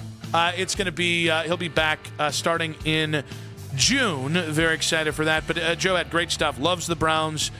Draft class was not sold on Spencer Fano as a left tackle. Big thanks to Albert Breer at 4. And upset about his coffee spot there, by the way. However, good stuff on the Browns. Was it Spencer Fano, no matter what? Also his take on Andrew Bear rehabbing his image. And then John Fanta, Mr. Kentucky Derby, at 4:40. Great stuff on that horse. I think it was Renegade. Is that what it was called? Renegade, yeah. Well, we did not talk nearly. That's the word of the day today. Is the public going to be receptive to Skinny Fanta? You think part of his charm is his cherubicness? I do. Yeah, I think he's charming in general, but I do think that is a part of it. We saw the photo. He said he lost 35 pounds. He looks great. Looks exceptional. I think his character is enough to go ahead and take him over, but I think part of the appeal in Fanta is that, yeah, he's just kind of a larger fellow that is just enjoyable for people. I think he's got to really balance that out. I think our good man is going to absolutely kill it at the Derby. Oh, of course he will. Of course he will. But there are people that are just more enjoyable when they're bigger. That's true. Me. Yeah, guy. When I was almost under 300 pounds, people were like, "I just don't like you as much." I was like, "I get it." If you missed a moment of our show, you can always watch back the full 5 hours on 92.3 The Fan's YouTube channel. There was a moment in the Albert interview where I mouthed something to Mac, and it was something that Albert said about Taylon Green. You're going to enjoy it if you want to go ahead and comb through that to find the look on my face when he said what he said. However, like the videos, we like to be liked around here. Let's get to In Case We Missed It. All right, we're going to start off here with a story from Les Snead. He was on the Pat McAfee show, and he was discussing. More Snead. Sorry. Is that what you mouthed? Nope. That's not wasn't that? Good Why? Lord. Stop giving me these looks as we're doing this. No, I can't help it. I know what you're looking at. Stop giving me these looks. I'm watching the tape. Stop giving me these looks. Horny. Good God. Whoa! I don't believe it. All right, so Les Snead's on Pat McAfee show, and he's discussing the idea that before the draft, they tell all these guys, like, hey, if you know, don't tell people what's going on, and don't tell people any association that you've had. And then obviously Ty Simpson goes 13 to the Rams, and he's telling people, like, I never even met Sean McVay. That was not even a thing that I did. And then Les Snead tells his story. We do like to emphasize, hey, look, try to keep these private meetings between us, right? For that gamesmanship. Just, you know, we'd like for other teams not to know we're interested, right? So we do emphasize that a little stronger than most. Try to keep it between us. You know, so if you go to another team and they ask, a lot of times teams will ask, where have you visited? I know this, a lot of teams will keep up. Where's players been on top 30s? Where have they, you know, who was at the pro day, right? And you're trying to, at the end of the day, figure out who may take a player or who may not. So we emphasize, keep it quiet. Felt really bad for Ty. He stayed on script. Yeah, so Ty Simpson took a lot of flack after getting drafted. And they're like, did you see the Rams? Have you ever met Sean McVay? Have you been around him? And he's like, no, I haven't done any of that. And Les Snead says that, in fact, he was in a meeting with him and Sean McVay. He was just sticking to the script that the Rams gave him. Not a great sign for Ty Simpson. Well, I can't tell. Is that just really loyal? Is that all that is? He was like, I was instructed to do this, and so I just played out the instructions. But at some point, you have to maybe not be that dense. Seems pretty simple to me. Maybe like have an understanding that they were talking about leading up to the draft. Once you're drafted, you can kind of tell people, yeah, of course I met with Sean. We had a million conversations. I grew to know him and like him and all these other things. I think weird handling around this whole situation. Yeah, I think our guy is coming off a little simple here, and I don't think that's a good sign for him. Coming off very simple. Yeah. Between Ty Simpson and then Sean McVay trying to put on this like acting thing that he's doing, it's been a weird little stretch around Ty Simpson. Yeah, but it's going to be really funny if the Rams, if like Stafford starts to show some age this year, and maybe they start on like a downturn, like they're maybe 5-7 or 5-8 midway through the season, about 3/4 of the way through the season, because you know the whispers are going to start. Oh my God, it's going to be such a pressure cooker. But I think everyone knows that he's not supposed to be there that quick, and so I think people want to give him time. I want to give him time. Former Eagles offensive lineman Jeff Stoutland appeared on the New Heights podcast and detailed what went wrong with the Eagles in 2025. I think anytime things don't go well, and I don't want to sound like I'm on like in an interview but it's the truth. It's execution, and it's calling the right play at the right time and not running bad plays into bad defenses. Yeah. I mean, it ain't that hard. Yeah. I'm not going to sit here and make up all these. That's pretty much it. Wow. Does that sound like shade at anyone other than Nick Sirianni? We didn't call the right plays? He's done this. He's done this before. It clearly didn't end well. Yeah. Like, there's no other way to sugarcoat it. They clearly left thinking that Sirianni's just kind of an idiot. Well, I mean, Nick Sirianni did. Jeff Stoutland's one of the hard time beating the charges there. 3 best O-line coaches in all of football. He has guys like Jason Kelsey and Jordan Mailata who are fiercely loyal to him and feel like they owe him his career. He went through how many iterations of Eagles coaches? I think he started there in 2013. 5. Like, was it Chip Kelly? I think was the start for him. It's either that or it was the last year of Andy Reid. It was one of those two. And, I mean, Nick Sirianni basically cut you out of the picture when the offense was struggling. And I'll be honest with you, that's just stupid.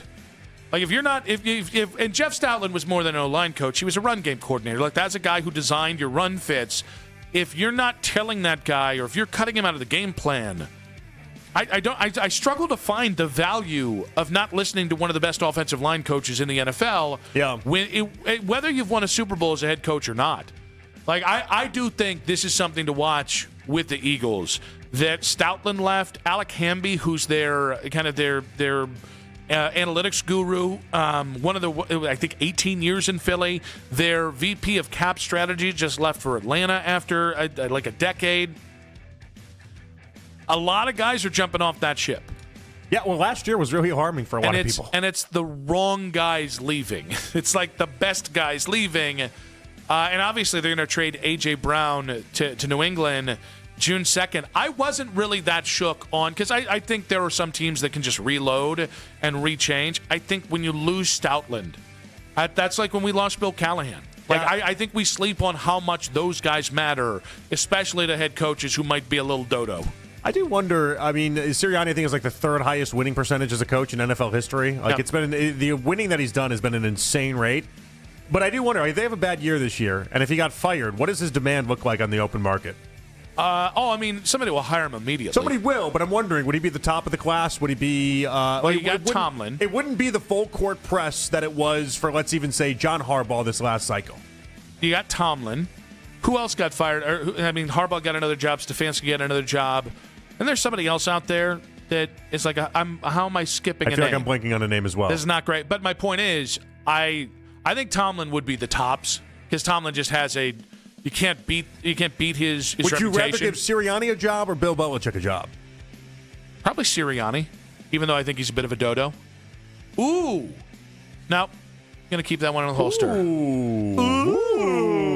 What's the deal with fat men going, ooh? A tasty treat. That's actually exactly how I go. I actually go full Yoda. Ooh. I didn't need to do that. Big thanks to Mac Robinson on the board. Yes. Big thanks. A little extra for that What's the Deal open. Big thanks to Jake Murren, man in the 92.3 The Fan YouTube channel, and producing for us today. Big thanks to Katie Pollock on the 2020s. That was a nice little Tuesday show. Yeah, I had fun. Yeah. Had fun, and we'll do it again tomorrow. I'll talk to you on Thursday. I'm like Magic Johnson. I'm not going to be here. And I don't know who will be there with me. But that's the only way I'm like Magic Johnson.